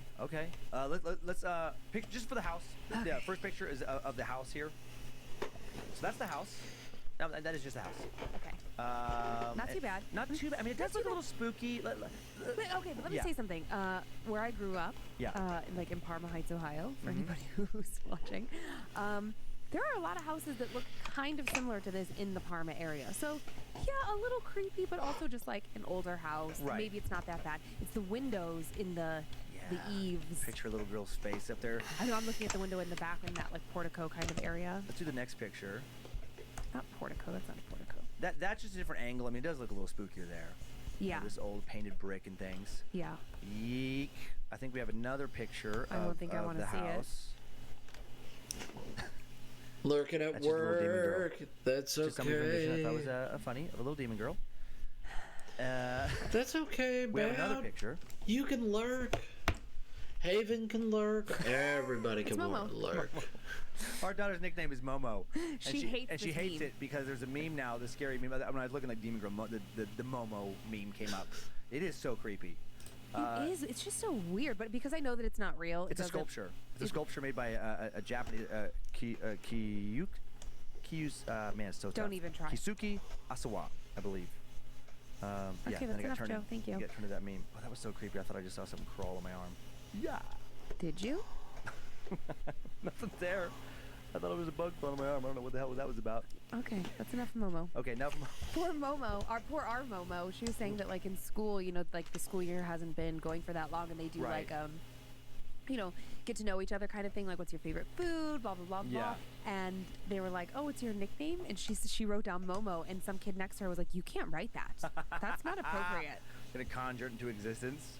Well, they just thought that she was being. Oh, yeah. They didn't really know. Yeah. And they just thought that she was trying to be a creepster. I don't like how Sally seemed to attach herself, ingratiate herself to Deborah. If I start to like, I know, right? I had chills. Well, if you think about her motivation, if she was a little girl who died in that house and was trapped there, I get, wanting to have playmates and wanting to have a mommy. Yeah. Yeah. You don't want to be a little ghost girl's mommy. Well, it just when Deborah was getting really attached to Sally, it just started to feel like she was a bit unstable. Where I was sure like, she was. I was like, okay, if that happens, you just by the back of my neck pull me out of the house and we move. Right, and vice versa. Yeah, you don't get to like be friends with the ghost. I know, like the ghost that's in our house. Creepy. Like the ghost that's in our house. If there is, I think he's gone. Good. I never felt it. I had like you didn't want to. I mean, I didn't want to feel it. I couldn't help feeling it. It's not a choice. But I yelled at it a lot to go away after people told me how to get rid of it. And I did lots of like cleansing and spraying things and prayers and, all the different protection spells. But it was actually kind of funny. I got this email from somebody and they were like, oh yeah, like my brother and sister-in-law or whatever, they thought they had a ghost. And then at the same time, they had to get a new furnace. And when they got the new furnace, all the feelings went away. And I swear to God, we also had to get a new furnace. The feelings are gone. Okay. Was it trapped in the furnace? Maybe it's trapped in the furnace. I mean, I don't think so. Maybe I just want to feel better. To feel that? Yeah, to rationalize it that way, maybe. Yeah. Now, how have you, do you want to tell people how you've been lately? I think you've been better. Well, I was better. I don't want to talk about it because all I can see is the Hat Man. The Hat Man. I was actually doing great. Now, last week's episode was definitely super fucking scary, but in a really different way. And I've been having different, like, spooky, scary thoughts of, like, when I go to my car. I mean, it's that time of year where it's getting dark early. Yeah. And I walk to my car after yoga and, like, no one else is around. And for some reason, that story made me feel like, oh, my God, what if I get abducted? Yeah, different kind of terror. Yeah, like a very real terror because obviously I'm not a sex worker. So, I mean, as far as you know. So I'm keeping that money if you are. Well, how do you think I buy all my fancy things? Oh, man. But I mean, there would be that was an overarching part of those stories that these girls were sex workers, or that they would get into prostitution, and that seems like an obvious in. Like, you're sad, you're lonely, you want someone to belong to, right? We kind of talked about that last week, and so if if you didn't get in that way, how else would you be brought into this crazy satanic cult? Right. Yeah. Because it's like if it was just a regular person, you would also have an out. You would have family looking for you. Yeah. You would have somebody like trying to talk sense into you. Yeah. So somehow my mind goes from all of that to I'm going to be abducted and fucking sacrificed on a satanic altar in the middle of the forest in North Idaho. Which I know how crazy that. I mean, not necessarily North Idaho, but how crazy that is exactly how some people have met their demise. People chanting around them and just literally sacrificed to somebody's belief in the Christian devil. Yeek. Well, and abductions are, I mean, that's a thing that happens. Oh, for sure. People for are sure. kidnapped. Do you remember the story of Mary Jo Pesho? No. Growing up in Cleveland, this was a really big story, and it's like what has fueled my fear of getting into my car by myself at night, and why I've learned to like look under the car. Like, I mean, cars are so advanced now. You know, you unlock it from a distance with a remote, and it lights up the whole inside of the car. But it wasn't like that when I started driving. You know, right? This woman, it was at the Parmatown Mall, which was the mall 10 minutes from my house, not even 5 minutes really, and it was around Christmas, and she was going to her car, and some man was waiting for her. I can't remember if he was hidden in the back seat of her car or underneath the car, but abducted her, tortured, killed, the whole, at least that's how I remember it. I mean, I was, because it was before I was driving, but like maybe I had my learner's permit or something, and it was like just at the right time where for forever after that, I'm like, getting into a car at night is so fucking scary. Yeah. Get some stories for me? Are you ready? I am ready. I'm excited for this. Do you? I have somebody give me this. I have a little stress reliever. I have a so little much fun. Little ghost guy. He's not a ghost. He's a skeleton. Skeleton. He's a little skeleton guy. I can't say it in Spanish. What is it a nod to? Dios de los Muertes. I think it's Dios de los Muertes. Day of the Dead. I would say Dia de los Muertos or something. I can't do it. Dios de los Momo. Oh no, not Momo. Day of the Momo. Okay, so this story is sent to us by listener Zach Lucas, and he's the only person of the stories this week that was willing to give their name. Everybody else said, leave my name out of it. So just as a heads up, this takes us back to episode 2, an update on the LaChance family. Oh, wow. And this is pretty spooky. Okay. Good. Hey, my name is Zach Lucas. I can't tell you how stoked I was to hear the LaChance family's story on Scared to Death. I had goosebumps the whole episode. My grandmother, who I spent a lot of time with growing up, actually lives just a couple blocks away from that house. But that's not even the most interesting part.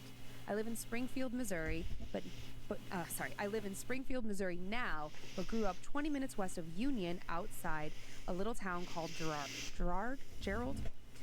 Our close family friends and neighbors, check this out, were the brother and sister-in-law of Stephen LaChance, Lawrence, also known as Larry, and Charlotte LaChance. When Stephen began investigating the house, Charlotte was a part of their team of investigators. Wow. I can say I saw firsthand some of the evidence that was coming out of this house, and let me tell you, fucking creepy. I tell people all the time about the things that Charlotte had shown me, and most people jump to the, oh, maybe she was photoshopping the pictures or whatever. But let me tell you, this woman barely knew how to turn on the digital camera she took most of her pictures with. I watched videos of people getting scratched, heard EVPs, and for people who don't know what that is, it's an electronic voice phenomena, of a disembodied voice screaming, "Get out!" and countless pictures of all kinds of weird shit from odd lights. One that looked like a portal with humanoid shapes coming out of it, orbs, and even a full-bodied apparition of a woman in a scary window where Matt said he saw the man. Really creepy shit. I'm sure you can understand my giddiness when you said something about a haunting in Missouri, and my brain went straight to the creepy house on Christina Avenue, just up the street from Grandma's. Also, just a side note, when you talked about the area, there are several houses in that neighborhood where people have committed suicide, as well as a couple murders in the apartment complex on the corner. And the nursing home you mentioned, my grandma shares her backyard with that nursing home, and it's fucking creepy. Anyways, the screaming house and how not very far removed I was from the people actually involved has since fueled my interest in all things paranormal and everything creepy. I love the job you did telling the LaChance story. Hope this adds some credence to the story and scares you and the queen of the suck to death. Stay scared, Zach. Wow. Yes.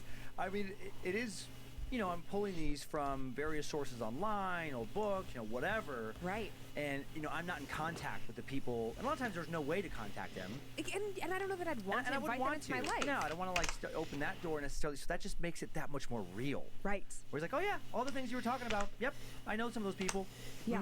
Super creepy. Saw some of that stuff myself. Happened. Oh, wow. And that's a story that has maybe scared the most people, that one. LaChance? The LaChance family, the little dark entity moving around in the windows. Dude. All the creepy shit that came out of that basement. My God, yeah. Yeah. That one fucked me up for a while. Thank you for sending that in, kind of. Kind of, sort of, not really. But thank you. Yeah. Okay. Now this next one, just a reminder to anybody who's just tuning in, I'm terrified of aliens. Oh, yeah. Like the creepy, weird shaped head, long googly finger, really fucking creeps me out. So this goes all the way back to episode 1 if you're just tuning in. Here's a little update from a fan who would like to remain anonymous, and I am so certain had an alien encounter. I totally believe this story. After a shit-tacular divorce, I ended up living with my parents again for a little while. The house is in the middle of nowhere, in the middle of the Midwest, with no other homes nearby. The room I was sleeping in had no curtains, but we weren't concerned with anyone peeping in. Please note, I had not taken any legal or illegal drugs before I went to bed this night. The moon was full this night, and it cast a little light into my room. I woke up to see a humanoid figure standing slightly hunched by the side of my bed, looking down at me rather curiously. The aliens. I was not afraid in any way. Why would in fact, they I was want very me? calm. I could tell it was wearing something dark, like a colored suit, very tight over the body. It was thin. I'd have to say at standing about 5'7". It had a large head and long arms. After looking at me for a bit, it reached over. It had these long fingers with larger finger pads, and it touched a finger to the side of my neck, and then boom, I was out. I woke up the next morning thinking it was a very strange dream, and I told my mom about it. I then went to the bathroom, looked at my neck, and there was a large finger pad-shaped dark spot on my neck. Oh my God. It stayed there most of the day before fading away. I was freaked the fuck out. And yes, I did show my family the mark just so they knew I wasn't totally crazy. The next night, I kept waking up in a panic. Rapid heartbeat, sweating, even crying. All night long. The only thing I can think is that whatever happened to me, they wiped my memory of it. My subconscious, though, remembered something. It's been 4 years, and I'm still expecting to wake up and see it again. I would try hypnosis, but I'm afraid of what I could possibly remember. Sorry for the long email. You and your team are awesome. Thank you, Anonymous. Yeah, I'm so actually curious about the UFO, alien stuff. Yeah, I know that stuff scares you more than me. It just weirds me out. It could happen. You don't know if it's not happening. Men in Black. Good. Dude. What if there's some awesome kind of aliens that abduct you? What if they're There's no stories of that. What if there's blowjob aliens? That's all they do. All they want to do. If that was a thing, I give you a free unlimited hall pass. Sweet. Come on in. Alien BJs. It's probably very sloppy. For some reason, I think of aliens as being like wet and gross and jelly and. Never mind, aliens. No, thank you. Don't want a sloppy alien blowjob? No, but yeah, that is. I mean, that's so many stories. No. That's like I've said in early blowjob aliens. The early episodes. Just what takes about one. it? If any one of these I could be down experiences for it. is legit, Oh my god. then it opens up the door to all this stuff. What if we're just living in an alien experiment? What if all of us on this planet have been abducted and brought here, given backstories, Yeah. and we don't even know? We don't even know. There's so many weird possibilities. I forgot to tell you, when I was in Columbus, Ohio, this past weekend, doing morning radio for some stand-up comedy shows there, I was talking off air. Yeah. He didn't want to talk about it on air with one of the DJs there. This is kind of classic rock station. Been there for a while. But he was just saying how the house he moved in, he was always very skeptical. Sure. Very, very skeptical. Moved in this house and just weird shit, dog growling at things he couldn't see. Oh, yeah. Electrical things coming on and off, and he's getting freaked out.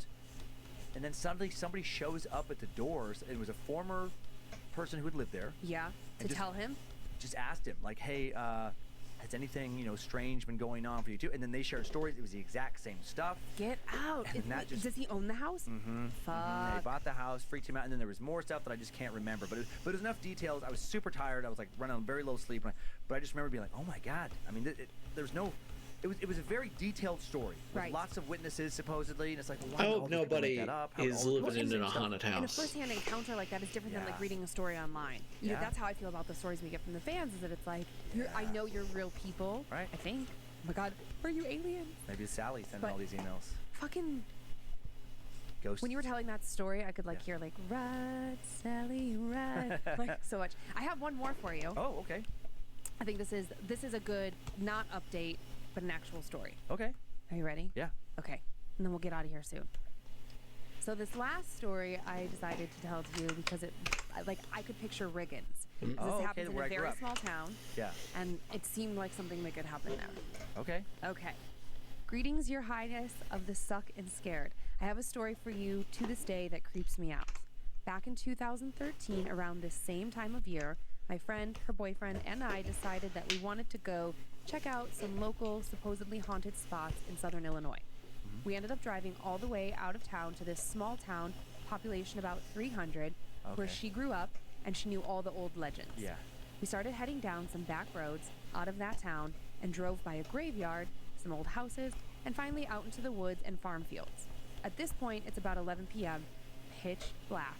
No moon, no clouds rolling in, and the creep factor was high. As we were going down this stretch of road, we came around a corner and see a huge bonfire. The flames had to be at least 15 feet high. Silhouetted against the flame were about 5 to 7 figures in what I swear looked to be dark robes standing around What? the fire. We came to a stop because this isn't something you see normally in that area. After what felt like forever, but was probably only 15 seconds or so, my friend said something along the lines of, "We need to get the fuck out of here."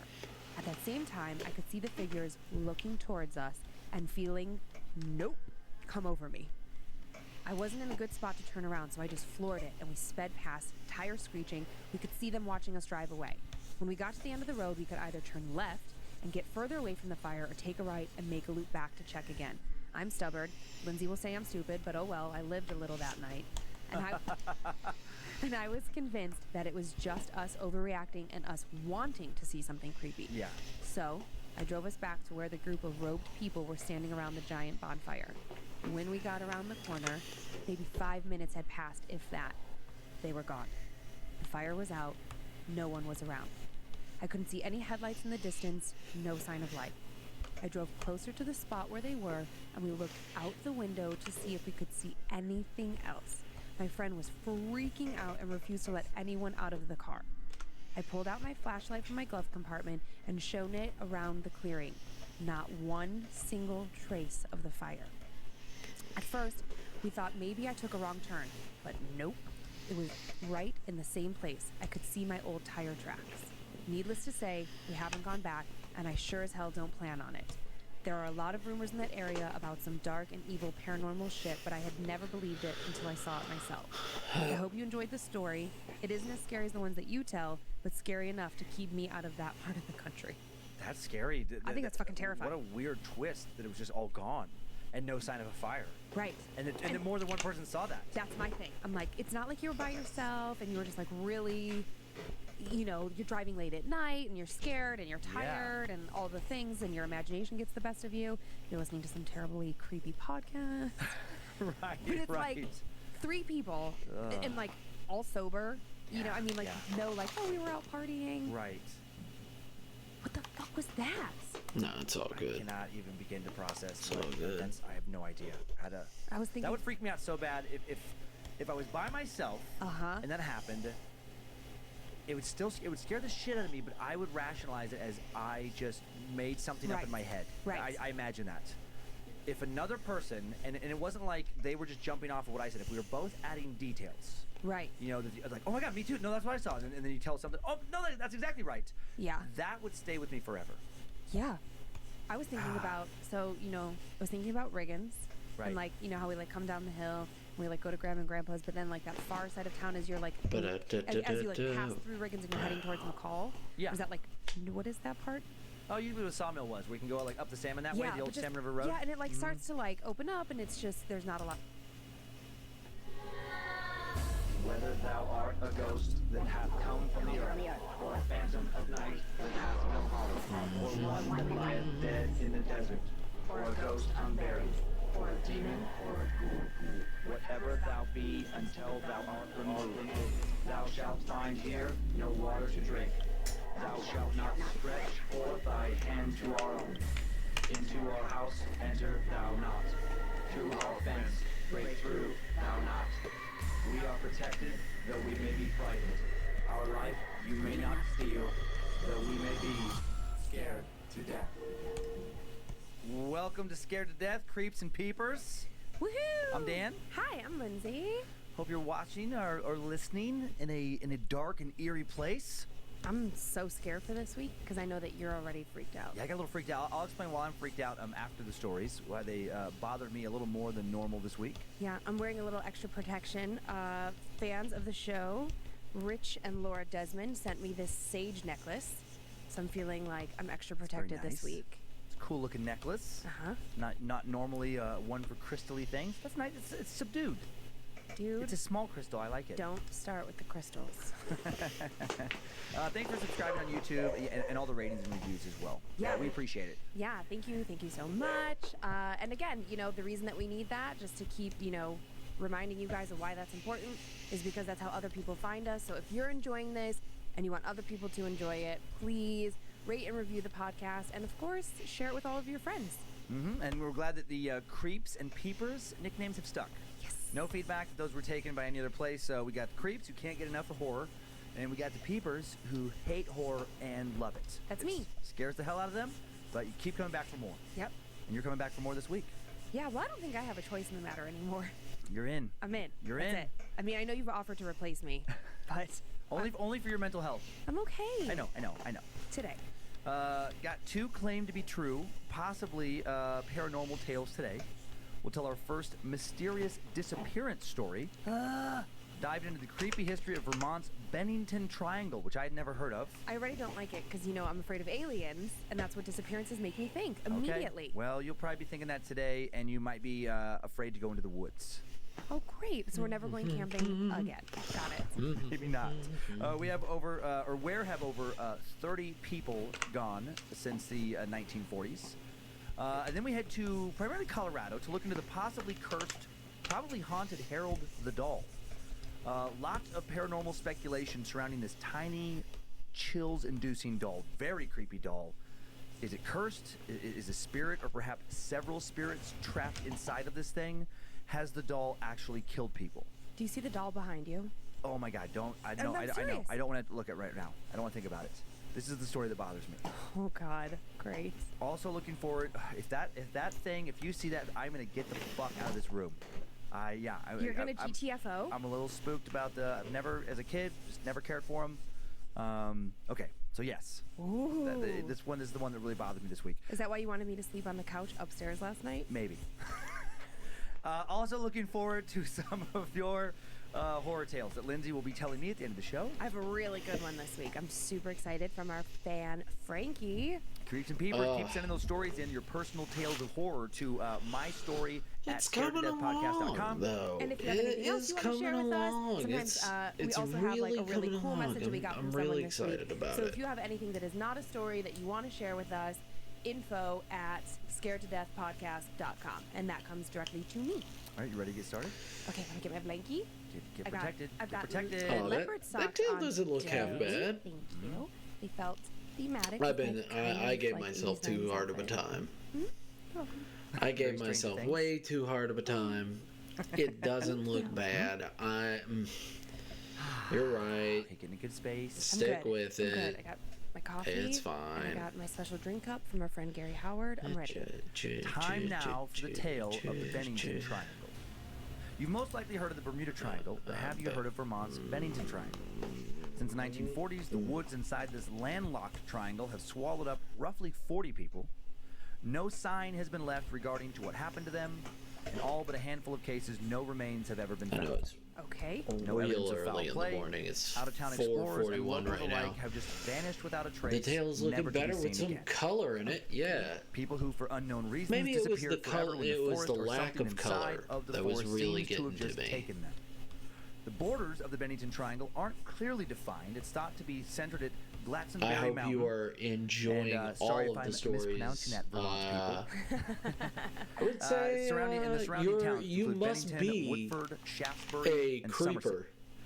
Somerset. Bennington I'm sits a bit more near of a where Vermont, peeper. New York, and Massachusetts all intersect. Quaint, small city of just over 15,000 people. With But I've been listening to this podcast for 2 years, and the stories still get me. A chocolatier, So live I theater, guess I'm a local creeper. little bookshop, very Vermont. Toy stores, music shops, art shops, museum, galleries, and more. And Bennington is surrounded by mountains and the thick, dark forests that cover them. The massive Green Mountain National Forest, more than 400,000 undeveloped acres of timber, sits to the northeast, one of only 2 national forests in all of New England, thick with aspen and birch trees and various types of pine, spruce and fir and white and red pine. The area is home to moose, black bears, coyotes, and possibly creatures that defy explanation or classification. No, thank you. The famous Appalachian Trail cuts through this forest, and Glastonbury Mountain, seemingly the epicenter of the Bennington Triangle disappearances, sits inside this park as well. And while many naturalists and nature enthusiasts love this area for its scenic, well-maintained trails, postcard-like vistas, wildlife, cold, clear lakes, creeks, and rugged beauty, others will not set foot in this land. That's me. I'm not going there. According to local American Indian folklore, the land where the 4 winds meet has been cursed for centuries. There are tales of a stone atop the mountain that swallows men whole if they dare set foot upon it. Their body and souls banished forever to some other realm of existence. There are parts of this forest where tribes haven't, or wouldn't set foot inside of it for centuries. The tribes told tales of wild, man-like beasts that would kill anyone who dared to enter their haunted land. And then in 1945, a 5-year span of disappearances began in the Bennington Triangle that got paranormal enthusiasts worldwide speculating about the area, and the speculation hasn't stopped. It all started with the vanishing of Mitty Rivers. Mitty was a 74-year-old local hunting guide, and he'd led a party of 4 hunters around the area of Hell Hollow in the southwest woods of Glastonbury before he suddenly and inexplicably disappeared. After an unsuccessful initial search, many still held out hope that this knowledgeable woodsman was still alive. Locals half expected him to suddenly walk back into town, but he never did. Nope. Soon, more than 300 concerned locals and U.S. Army soldiers dispatched from the Massachusetts Fort Devens combed through the vast wilderness for 8 straight days, and they didn't turn up a single shred of evidence as to his whereabouts. Weird. No one knows to this day what happened to him. The woods just took him. How? The following year, an 18-year-old student at Bennington College, Paula Weldon, disappeared just as completely. Weldon had decided to hike a leg of the popular Long Trail during Thanksgiving break when most of her classmates had already returned home for the holiday. She was last seen on Sunday, December 1st, 1946, when she'd worked her usual lunch shift at the school's dining hall. Later that afternoon, she put on a red parka and jeans and left her dormitory for the great outdoors. She stepped onto the Long Trail near Glastonbury Mountain, and then she was just gone. She never showed up for her Monday classes, spurring a massive search party of more than 1,000 people. Her father put out a reward for information leading to her whereabouts of $5,000, a considerable sum of money at the time. Despite the large turnout in the reward, despite numerous aircrafts combing the skies searching for her, despite a variety of assisting law enforcement departments from multiple states all working together to find her, no clue whatsoever to her fate was ever uncovered. Where the fuck is she? No one knows what happened to her in those woods. Her case remains open to this day over 70 years later. Wow. Exactly 3 years to the day after Paula Weldon vanished, an even more mysterious and I think much more disturbing disappearance occurred in the Bennington Triangle. On December 1st, 1949, a 68-year-old man named James E. Tedford boarded a bus to Bennington after visiting relatives in St. Albans, Vermont, 150 miles due north. Numerous eyewitnesses, including the driver of the bus, later confirmed that Tedford had been in his seat as late as the very last stop before Bennington. Yet, when the bus pulled into Bennington, he was gone. What? He had somehow impossibly vanished into thin air while inside the bus, No while the way. bus was moving through the Bennington Triangle. No fucking way. Multiple people remembered him being on the bus after his last stop before Bennington. Baffled passengers noted that Tedford's luggage and an open bus timetable remained on his seat. What? He was holding the timetable. Suddenly the seat is empty, just the timetable is there. Fuck that. If the witnesses were correct, Tedford would have disappeared from his seat again while the bus was traveling down Route 7 while it was driving through the Bennington Triangle. Never going there. No clue as to anything that happened to him. No remains, nothing has ever been found. Guys, you ready to Nearly go to a a year later, triangle? in mid-October 1950, Oh, yeah. the woods took another life. 8-year-old Paul Jepson went missing. You never The little know. boy was last They seen could just happily be playing in near his another family's pickup truck, another by his mother, reality. who had left him to tend to some pigs at the dump where she and her husband were caretakers, and they never saw him again, nor did anyone else. In addition to law enforcement, Could just be in hundreds of another volunteers who reality. assembled to form a search party to find him. Could still A New Hampshire be sheriff brought alive. in Well, bloodhounds to probably sniff not the out for the missing boy. 70-year-old woman, The dogs were able but to you pick know. up his scent, Okay. and then But they just could have lived suddenly a and full abruptly life. lost his trail, You as never if he had know. evaporated into We thin just air. get What the tossed to another Long after his reality. son vanished, young Paul's father told the Albany Times-Union that it was perhaps, quote, the lure of the mountains that had pulled in his missing son. He said that Paul had strangely talked of nothing but the mountain in the days prior to his disappearance. What? Why? What wanted him there? Oh my god. 2 weeks later, another person went missing. The only one of these 5 in this little time frame whose body would later be found. Okay, okay. In mid-December 1949, 53-year-old Frida Langer, an experienced hiker and survivalist familiar with the area, also went missing from the Long Trail, bordering Glastonbury. After hiking a brief half-mile with her cousin, Langer fell into a stream, set off back to camp to change her clothes, where her husband was resting with a hurt knee. But neither her husband nor her cousin ever saw her again. Shit. Not alive. Helicopters from the Connecticut Coast Guard and U.S. Army in Massachusetts, as well as local aircraft from citizens and the Vermont Aeronautics Commission, all helped search for Langer. As many as 400 people, including the Massachusetts National Guard, even meticulously searched the surrounding areas, and initially they found absolutely nothing. Then 6 months after she went missing, Langer's corpse was found near the Somerset Reservoir. Yep. Curiously, it was an open area that had been searched extensively numerous times immediately following her disappearance. Weird. What happened to her? Why didn't they find her sooner? No one knows. Her body, by the time it was found, had decayed so badly that the cause of death could never be determined. Many, many other strange occurrences have gone on in these woods, not just disappearances. In 1892, a sawmill worker, Henry McDowell, bludgeoned a coworker to death randomly with a rock What? after he claimed he heard voices coming from the trees urging him to attack.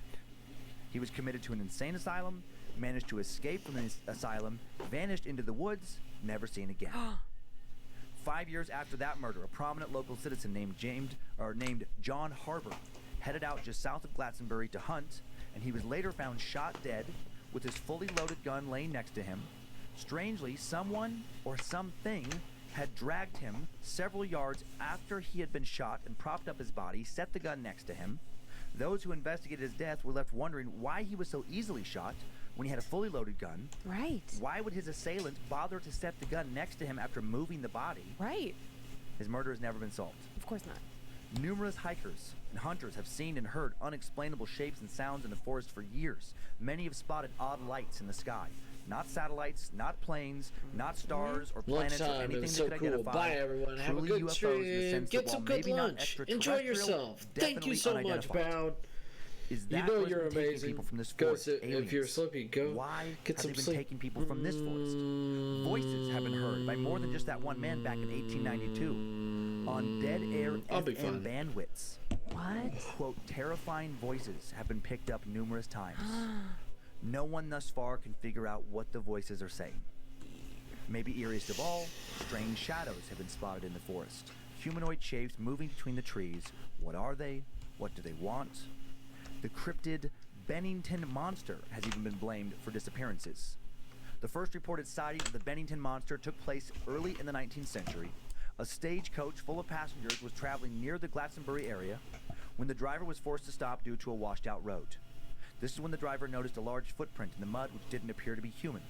And that's when a large creature, humanoid but much bigger than a man, supposedly attacked the coach, knocked it over with several blows, The passengers, multiple passengers, reported seeing a pair of eyes staring at them from the dark, and then they heard something roar and rush off into the darkness. What exactly, if anything, did those people see? Is the land of the Bennington Triangle really cursed? What's out there in the woods Something of awful? southwestern I Vermont? see it.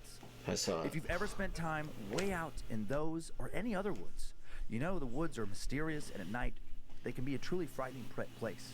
A darkness you don't understand if you've only lived in a city. What lies out in the woods at night beyond the beam of your flashlight? What could be standing right next to you? Something you could feel but not see if that flashlight were to go out. Fuck you. What waits for you under the moonlight? My God, stop. Ghosts, aliens, living shadows? What if some monsters are real? And what if some of those monsters prowl the woods to this day in the Bennington Triangle? What if others prowl your neck of the woods? Well, thanks for that, because our house butts up to fucking woods. Asshole. Fuck you. I meant to say what other monsters at the end, too. I don't care what you meant to say. We all knew what you meant to say. And I do want to say it's the Appalachian Trail. No, it's Appalachian. I've been corrected many times. Appalachian? Mm-hmm. That's I the grew up in regional. Ohio. Well, I have Appalachia, and so if every time on my on the other podcast time, this is why I'm saying this. When I used to say Appalachian, oh boy, Really? lot of backlash from the regional Appalachian folk. No. I wonder, that's why I if said it it's that way. colloquial to where... I bet. Okay. People can be real territorial about their phrases. I get it. I mean, I grew up in Cuyahoga County. When people call it like Cuyahoga, I'm like, that's not it. I think it's one of those things. Okay, let's talk about this. Yeah. Chills the whole fucking time. Hey, you don't like disappearances. I don't, because there's no reason for it to happen. Like if we've got a murderer, okay, that person did it to that person. Right. If we have a possession, even though I can't see the spirit, other people are seeing it happen. But it's like people are just fucking. Right. And you know, when you said murderer, I mean, no, that's one of the theories, or was briefly. They're like, what if it was a serial killer? But people don't So think spread out. Exactly. So spread out, and the normally serial killers have a certain type that they're after. They're after Right. women between these Right. ages. This is all over the map. You know, Right. child, adult, man, Well, and woman. not consistent to me. Like not. Well, that enough doesn't stop it from murders being or a deaths or possible disappearances murderer. in a row. Right. Where it's like, But, I mean, what would you say? Like, oh, one year it was this that. kind of Yeah. dude, and then this year it was that Look kind at of dude. that. And And like, like bloodhounds probably would have found the remains. You know, like, and that's what's Right. weird to me. The remains. Is that, you know, they had search parties, big search parties, go out in the woods And right then after I these gotta people finish disappeared. that Yeah. year. Not a scrap of clothing, like nothing. Nothing. There's nothing, not It's like one they just fucking vanished. hair. Nothing. Right. No DNA. If it was an animal or something like that. Right. You would have like shreds of body or something. Right, exactly. I mean, in full disclosure, there's another theory that there was a lot of mining done. I Okay. mean, not a lot, but some mining done the mountain, you know, like, you know, with tunnels and some pits. And like, you know, what if these people kind of fell into mine shafts? But then I think, yeah, but the people searching knew about the mine shafts. Right, and they would search the mine It's shafts. not like you would just ignore those. Exactly. Well, also, I think about you said something about the reservoir. They found that One body. Yeah, one body there. How big, how deep, how wide is the reservoir? Have they really like combed the bottom? I mean, I think would so. think. I think so. I mean, even back in the 40s, I mean, you know, professional divers and things for like search and Right. rescue teams can do a pretty thorough job. And there's no notation. It's not like the reservoir. I mean, I don't know exactly how deep it is, Sure. but I know that when lakes or reservoirs are especially deep, there's some kind of notation of that. Like where we live, you know, Lake Pend Oreille is an especially Oh, deep yeah. lake. Yeah. Where they've done like submarine testing and things. There's no notation of that with this lake. It's not like it's Do you an think there's especially deep. bodies at the bottom of Lake Pend Oreille? Probably. That's not the answer I was expecting. I mean, it's really deep. Oh, fuck. Yeah, I just don't like. Okay, so obviously, just the mass disappearance of the complete and pure disappearance of them with zero trace. That freaks me out. That little boy, the mountains are calling. I know, weird, right? What? Yeah, why would his dad say that? Like he's just thinking about these mountains, like the lure of the mountains. Yeah, like what the fuck is that? What does that even mean? Kind of freaks me out because Kyler loves to hike. Yeah. And I was thinking about, you know, we've talked about doing like a huge family road trip. I'm like, well, that's fucking not on the list.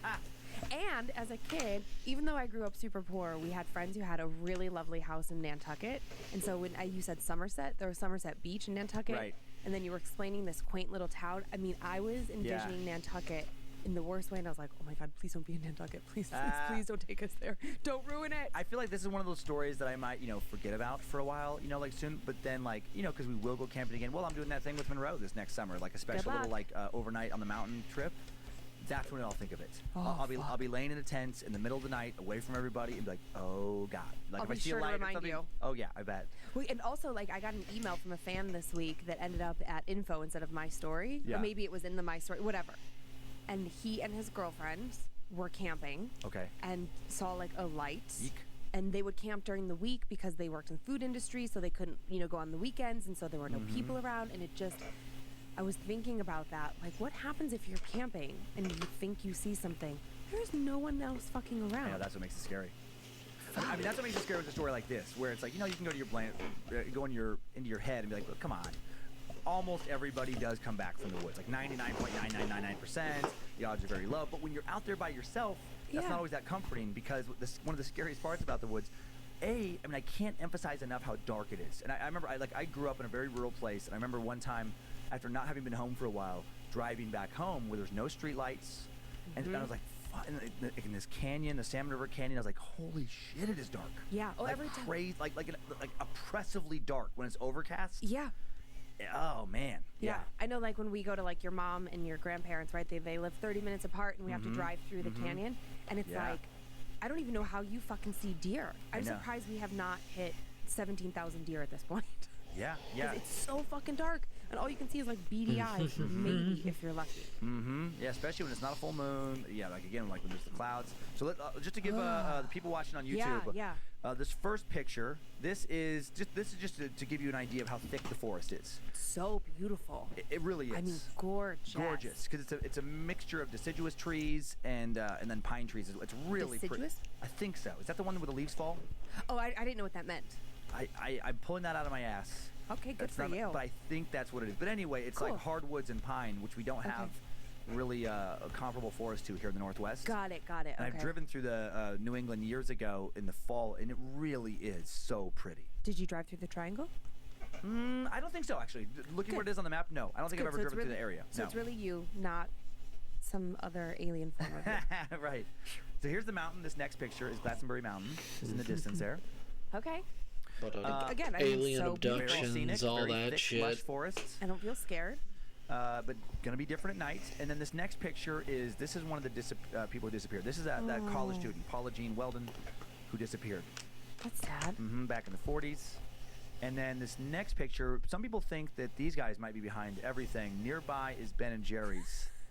And I don't know if it's kind of some marketing ploy, but they are, associated with Vermont, and that's their factory in Waterbury. And you think that they're doing it? It's they're north of the triangle, but maybe some kind of ice cream experiments or something, like getting new flavors. Do you think that that's what's in Chunky Monkey is people? It might be Chunky Monkey. It's not people. Bananas. It's human flesh. Yep, they're just gonna come out with a flavor called Soylent Green, just to really hiding in plain sight.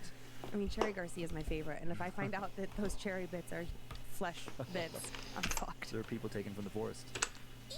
Okay, so that's our first story. I scared you more than I thought. I forgot how scared you get over disappearances. Fuck. Well, and also just the shadows in here. So it's we've got a new thing behind your head. It's a weird, creepy face thing. Oh yeah. Yeah, that our friend Amy made us. And then when you move, your shadow moves, and it casts a fucking shadow across the doll that's behind you.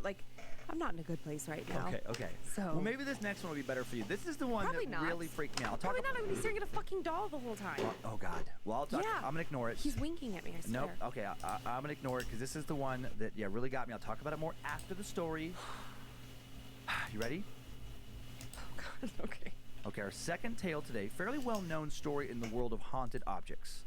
And like a lot of popular tales, the more it gets kind of retold, the more the details seem to change and grow. For this telling, I've synthesized several versions of this account into an amalgam that I think conveys the most consistent and important details in the most entertaining and interesting way. And I say this for our creeps and peepers. In case, you've heard this yarn spun in some other way, and you have a moment of wait a minute, I thought, yeah, I get it. I get it. There are more, versions of the story. And that's just kind of the nature of these stories. But this one in particular stands out because it's been retold on, some TV shows. It's been more investigated than most of the stories we've done here. Okay. Okay. I would have done a little, saying that, Time now for the tale like of Harold, leg the movement, haunted but doll. like maybe In that'll be 2003, a man later. named Greg put a doll up for sale on eBay. A doll he called Harold. A doll he claimed was haunted. A doll he claimed had killed his pet and made him sick. A doll he claimed was ruining his life and causing him to lose his mind. The following is a summation of some of the details he posted in his eBay product description.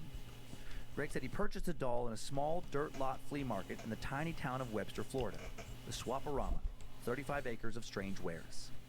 He arrived at the flea market fairly late in the day when most people were packing to go home. That's when he saw an elderly man placing a tattered doll into a box close to where Greg had parked his car. The doll looked interesting, so Greg asked the man if he could see it. And the conversation went something like this. Man, you don't want to see this doll. Greg, sure I do. What do you want for it? Well, that's a good question, because it's very old. And then the man looked like he was going to start crying, and he said, it was my son's. I bought it for him when he was born, and he passed away a few years after. This doll has sat in my work shed for over 60 years. I wasn't going to bring it out today, but I figured I just needed to get it out of here.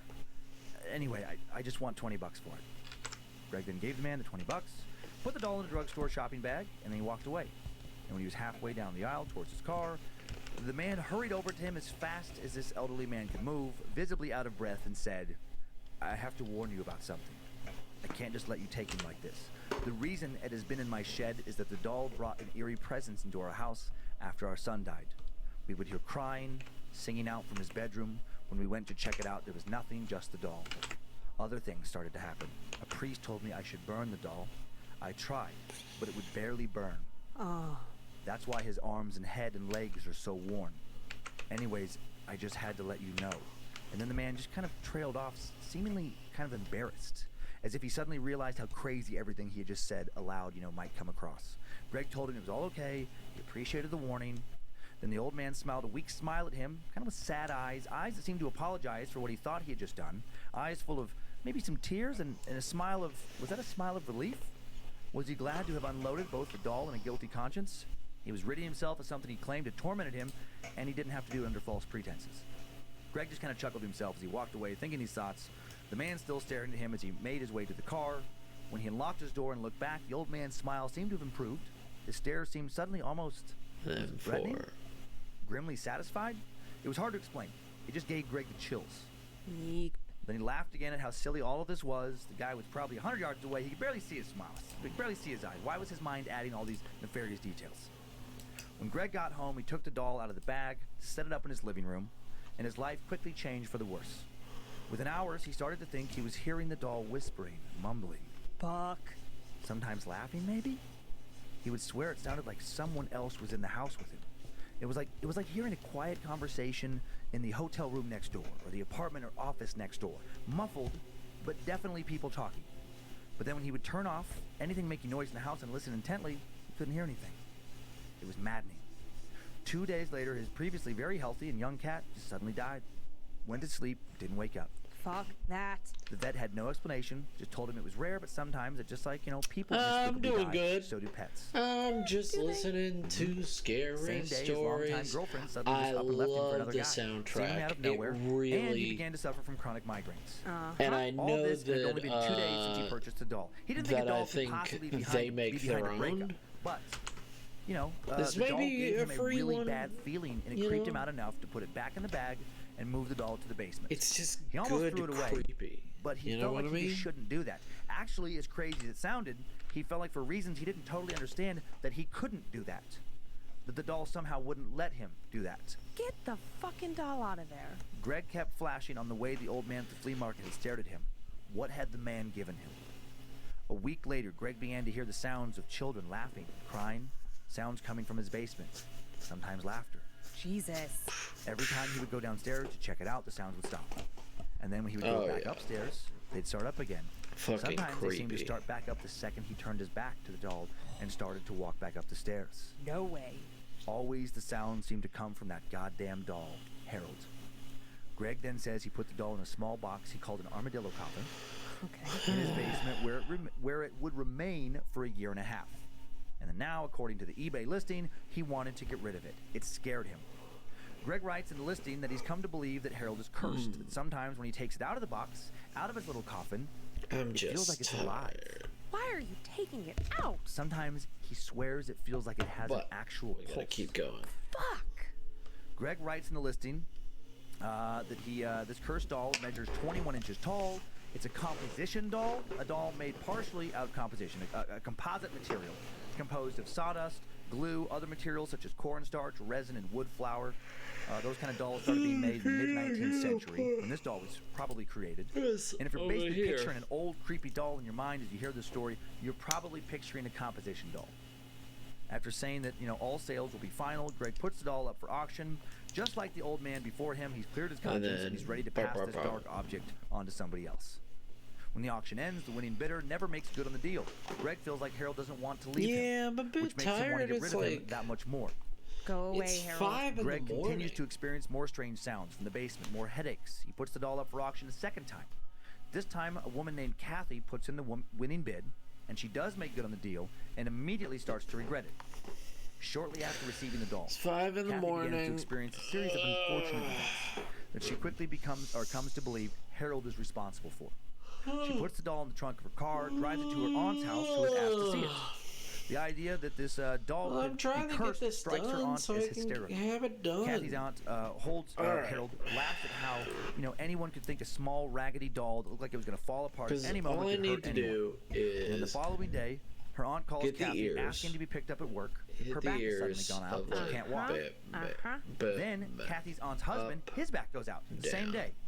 Then Kathy's back goes out. Very strange. None of them had a history of back bumps. Fuck you, Harold. 2 weeks later, Kathy and her fiance Rick had planned to go on a cruise with Kathy's aunt and her husband. What is Just it, days baby? before they were supposed to go, Kathy receives a phone call from her aunt. She and her new husband were not going to be able to go on the cruise because they both developed bronchitis, strep throats, and Kathy's aunt had been stricken with shingles. What? Had Kathy's aunt angered Harold by laughing at him. Kathy was starting to really worry about this possible cursed doll. And then she really began to worry after what happened to her good friend Veronica. You better pet me. Veronica and her husband, John, liked to travel, and the night before they were to take off for Amsterdam, they came over to Kathy and Rick's house for dinner.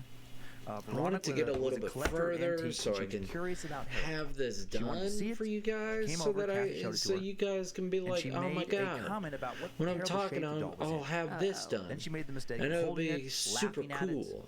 A few days later, John calls Kathy from Amsterdam. I know you are, but tells her you shouldn't push yourself dead. too much. I know. Veronica had brought up the doll again, laughed about how ridiculous it was that anyone can think it was cursed, as they were having a few drinks. She went out onto the balcony to have a cigarette, promptly fell down the stairs, fractured her skull, died in the hospital from brain injuries. Holy fuck. John was convinced the doll was somehow responsible. This tail. He told Kathy to destroy it, but just like Greg before her, be for some fucking reason, easier to just move this baby boy. Stop it. And mishaps followed. And then after what happened to Stop Stephen, attacking the wire, you Kathy puts Harold up you for naughty auction. baby. Hoping that whomever this time would know what to do with it, whoever took it. After Veronica's death, John decided to move back to South Africa. He and Veronica had a boarder named Stephen, who was staying with them, and suddenly was now without a home. Kathy and Rick offered him an extra room they had in their house. Kathy was keeping Harold in the shed at that time, all in the of this backyard, tail. She thought she was. She'd forgotten that I'm after gonna showing it to copy Veronica, all of she this. put the doll in her guest room closet. And I'm gonna put in it the room she was now over offering there. Stephen. Oh, In Stephen. that. This was the same room. Stephen. Stephen had recently had a physical. Was given a clean bill of health. Then 3 months very after cool. I moving can't into the wait, room but I with love Harold, watching he your began to have process. trouble So you've swallowing. done very He started to lose his voice. a good dent When he went in back your to the arm. doctor to see what was wrong, he was diagnosed with stage 4 cancer of the larynx. Who's just like, I need died a few you months later. to pet me. Fuck, Harold. Had Harold killed 2 people, That or would be was it all easier just for you. coincidence? Hell yeah. Kathy puts the doll up for sale now on eBay, and this time the doll is taking all the auction this. is won by a paranormal enthusiast and amateur ghost hunter, Anthony Quintana. Kathy told Anthony everything that had happened around her, and that he could back out if he wanted. She was worried for Anthony, but he still accepted the doll. After the doll arrived in the mail, Anthony cut the box open, found Harold wrapped in a Dwayne Reed drugstore bag. Anthony scanned the doll with something called Tri-Field EMF reader, a device that measures alternating magnetic currents to see if it can detect any anomalous electromagnetic fields coming from the doll. Some believe that these sort of readings can indicate the presence of a ghost. And the meter's needle does not budge. To here. Quiver, nothing. Disappointed, and Anthony thinks that maybe he's been scammed. He takes it all out of the bag, puts it on his couch, takes pictures of it, hoping to find some orbs, some type of photographic evidence of something, not known in this world.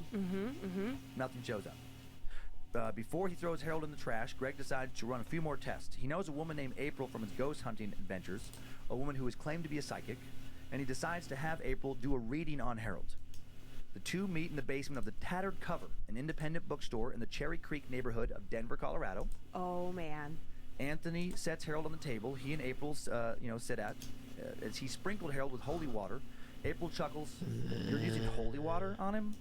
And then April takes Harold into her hands and says, "Wow, he's in really bad shape." She then turns Harold over in her hands and says, "I'm getting something about a spirit in the doll, being a child molester, a molested child, or both." And then she suddenly starts trembling. Then she starts to cry. She goes pale, turns to Anthony and says, "I'm sorry, but I can't do this." He asks her why not, and she says, "He just told me he's going to kill me." Have that? "I'm really sorry," April continues, "but I have a heart murmur, and I heard Harold say, 'I'm going to kill you,' and then I started to feel as though something was grabbing my heart." Holy shit. Anthony hadn't heard anything. He thought maybe she was just being dramatic. But he did digitally record his meeting with April, and when he gets back home, he decides to listen back to his recording. As he's listening to April chuckling about the holy water, he hears a male voice that he did not hear in the room angrily say, "Shut up!" Then when he sprinkles holy water on the doll, he hears an agonized scream that sends chills up and down his spine. When April mentions that she felt that the spirit within the doll was either molested as a child or a child molester or both, he hears what he says can only be described as an angry roar, and then a male voice says, "I'm gonna kill you, bitch!" Immediately after hearing this voice, he hears April say, "I'm sorry, Anthony, but I can't do this." Anthony suddenly has no doubt he has not been scammed. There is something horribly wrong with the doll he's gotten on eBay. Holy shit. And as a paranormal enthusiast, at first this makes him very happy. He's excited. This is why he got the doll in the first place. Oh, Anthony, you're so dumb. He's also scared. What is inside this doll? A few weeks later, Anthony, who is of course talking about what happened, with April to whoever would listen, is asked by a friend named Rachel, who is working as a barista at the Tattered Covers coffee shop, to bring the doll back to the store so she and her friends could see it. Anthony does exactly this. And he notices that Rachel and all of her friends have crystals with them. And they're holding these crystals while they examine the doll. Anthony asks them what the crystals are for, and they say protection. Anthony again digitally records this meeting, and when he plays back the audio later, he hears a male voice again. When the first friend of Rachel's touches him, the first person holding a crystal, "God damn it, stop!" Oh. Rachel tells him that she thinks some type of spirit is trapped in the doll. She wonders if the spirit has been placed inside the doll through some kind of curse. Now Anthony's getting more and more curious about this doll. He decides to take it to another psychic, have it investigated more thoroughly. This psychic, once she sees the doll, refuses to touch it. She also asks Anthony to leave her place, saying, "I can't help you. Now please go away." Weird. She also refuses to tell Anthony why the doll bothers her so much. She's clearly just visibly terrified. Yeah. Anthony finds another psychic, a woman named Diane, who did agree to examine the doll. He brings his digital audio recorder again, hoping to catch another electronic voice phenomenon, or EVP. When he takes Harold out of his Duane Reade drugstore bag, Diane makes a comment about a molested child. The same thing April had said. Right. "Why do you say that?" he asked. And Diane says, "I don't know. It's just a feeling I get," and as she's staring intently at the doll. After Diane examines the doll, Anthony plays back the audio recording, and when it gets to the part where Diane talks about feeling as though the doll harbored a child that had been molested, she and Anthony both hear a loud, roaring adult male voice say, "Fuck you!" Holy shit. Then Diane looks down and says, "What the fuck? Does this look like a bite to you?" She holds her hand out to Anthony so he can see what she's talking about. There are 2 red indentations. It looks like capillaries have been broken between her thumb and forefinger. Anthony finds a fine-tipped Sharpie pen on a table, grabs some stir sticks he saw on the table, holds one of the sticks up to her hand, marks the edges of the bite on it with a little, line where the gap is in the middle. Then he holds those markings up to the painted-on teeth of Harold the doll's mouth. Exact match. No fucking way. Anthony and Diane are now both freaked out. The doll has apparently somehow just physically attacked Diane. They walk back to her office, ran to 2 of her co-workers who just returned from lunch. Diane tells them what had happened, and one of them asks Diane, "What happened to your eye?" What? What do you mean, she responds, puzzled, and her coworker says, it looks like somebody hit you. Sure enough, the area under her left eye was now red and swelling, like she'd been punched. Anthony takes the doll out of the drugstore bag, holds it, the hand up to her face. Why did I get a rabbit? This is crazy, but the size of the little hand on the doll my ex, matches this red bump. many years ago, I know. It's got funny to me, but also like, what the fuck? Guinea pig. It because looks like she was possibly like, this little doll had somehow. I've heard guinea pigs help out with the anxiety and stuff like that, and I was like, still okay, excited to possess such an obviously haunted object. We'll get a guinea pig. He now decides to use a Ouija board. We got a guinea pig. Oh my god! To try to talk to the spirit or the spirits that he believes are firmly, she was residing like, inside his doll. It needs a he friend. asked Diana if she'll do it with him. Nope, she's had enough. Like, Dude, she's a genius. All right. He asked other members of the ghost hunting team, and Heather, the they're newest member social of the group, creatures, tells him, and I was like, I'd love to. Oh, Heather, you It seems fine by itself. Anthony doesn't have a whole lot of experience with the Ouija board, neither does Heather. Nobody so was selling a guinea pig Of course not. by they don't say any itself, prayers to safeguard except themselves. for They don't turn off the lights. They don't light any candles. They just one sit down. girl Harold, the doll in between who was them. selling a Harold guinea turns pig on his plus digital rabbit. recorder. They put their fingers on the And that's when we planchette, got our ask female questions and hope rabbit for the named best. Marie. Is there anyone here? He asks. Why? E. And that's S. how it all started. Are you the one trapped Is in the that doll? she wasn't just gonna give she wasn't gonna give the guinea pig Is away your name without Harold? that. And Marie What is your name? was bonded to the guinea pig. M-E-D. And then the board refuses to answer any more of their questions. She got Anthony the guinea then checks for pig, and EVPs, she got thinks he's not going to find the any. Marie. But then when he asks for the name, a clear, And strong Marie male voice seems to was correct the best spelling, rabbit of all saying time. not Ahmed, Love but her. Adam. Loved her a lot. Anthony and Heather stare at each We other had her stunned, for and years. suddenly Heather just kind of screams and grabs her sides. After my side's the burning. guinea pigs died, She because runs to they Anthony's would, bathroom, comes back a because few they don't moments later. last Would you long. look at this? And She asks, rabbits as she last lifts up way her shirt. longer. There's a long She was red, like, angry she's gash so on her right lonely. side. She needs a friend. The side Harold was She sitting needs, closest to. It starts from the middle of her belly, she should curves have around babies. to the middle of her back. And I was like, something had cut her. okay. Fuck? Anthony's finally freaked out himself. And finally. This thing has attacked at least 2 people. He put that's Harold in a when we storage got locker and Kirk, dented. That was a 2005. breeder bunny. He was 1 year only after supposed Anthony to won the be doll on eBay. the breeder And he bunny, would keep it locked and away then out we of the were public eye going for the to next give him 8 back in a years. few weeks. Then in May of 2013, Anthony gets curious we again. kept him, Retrieves Harold from the storage unit. and we've kept He him met a for woman years. named Maria who did object He is an readings. old man bunny. I hate this guy. And he has this Maria examine Harold. And when Maria holds the doll, she says, I see a girl who owned this doll when she was around 10 years Marie old. died of She has long hair, tied in the back with a bow. cancer. And then, and that was all Marie And I could think find out. Just a that little her girl daughter around died 10. of cancer Oh, no. too. Anthony takes Harold to another And psychic, a woman named all I Erica, who got says, are I'm picking up a male his energy. 3 boys. She gives Anthony much more details. him. She tells Anthony that a young man was also His part of 3 the doll. boys are It was like he was trapped with inside my of the dad doll. right now. The little girl Maria had said Because he's the only one with a was his sister, pet, his half sister. with They a had the same rabbit father with different mothers. They lived on a cage plantation and stuff like somewhere that. in the south. Okay. Erica said that the girl was loved by her older brother, that she tagged I along do with him miss. everywhere he went. I do They were miss all inseparable. my She talked about seeing a river animals, running but through the you know, plantation grounds. life There was a happens. tire swing Nothing's hung from a perfect. tree next to the water, and one of the girl's favorite things to do was sit in it while her brother pushed her out over the water. And then one day, when he was pushing her, the little girl fell out of the swing. She drowned. Oh. And her half brother was blamed for it. And she loved her doll so much that she somehow ended up inside of it. And in his grief over her death, her brother took his own life Oh my God. and ended up inside of it as well. This Erica thinks that maybe something inside the doll tricked them into joining it. Was it this pedophile spirit? Was that spirit even the spirit of a person? Was it a demon?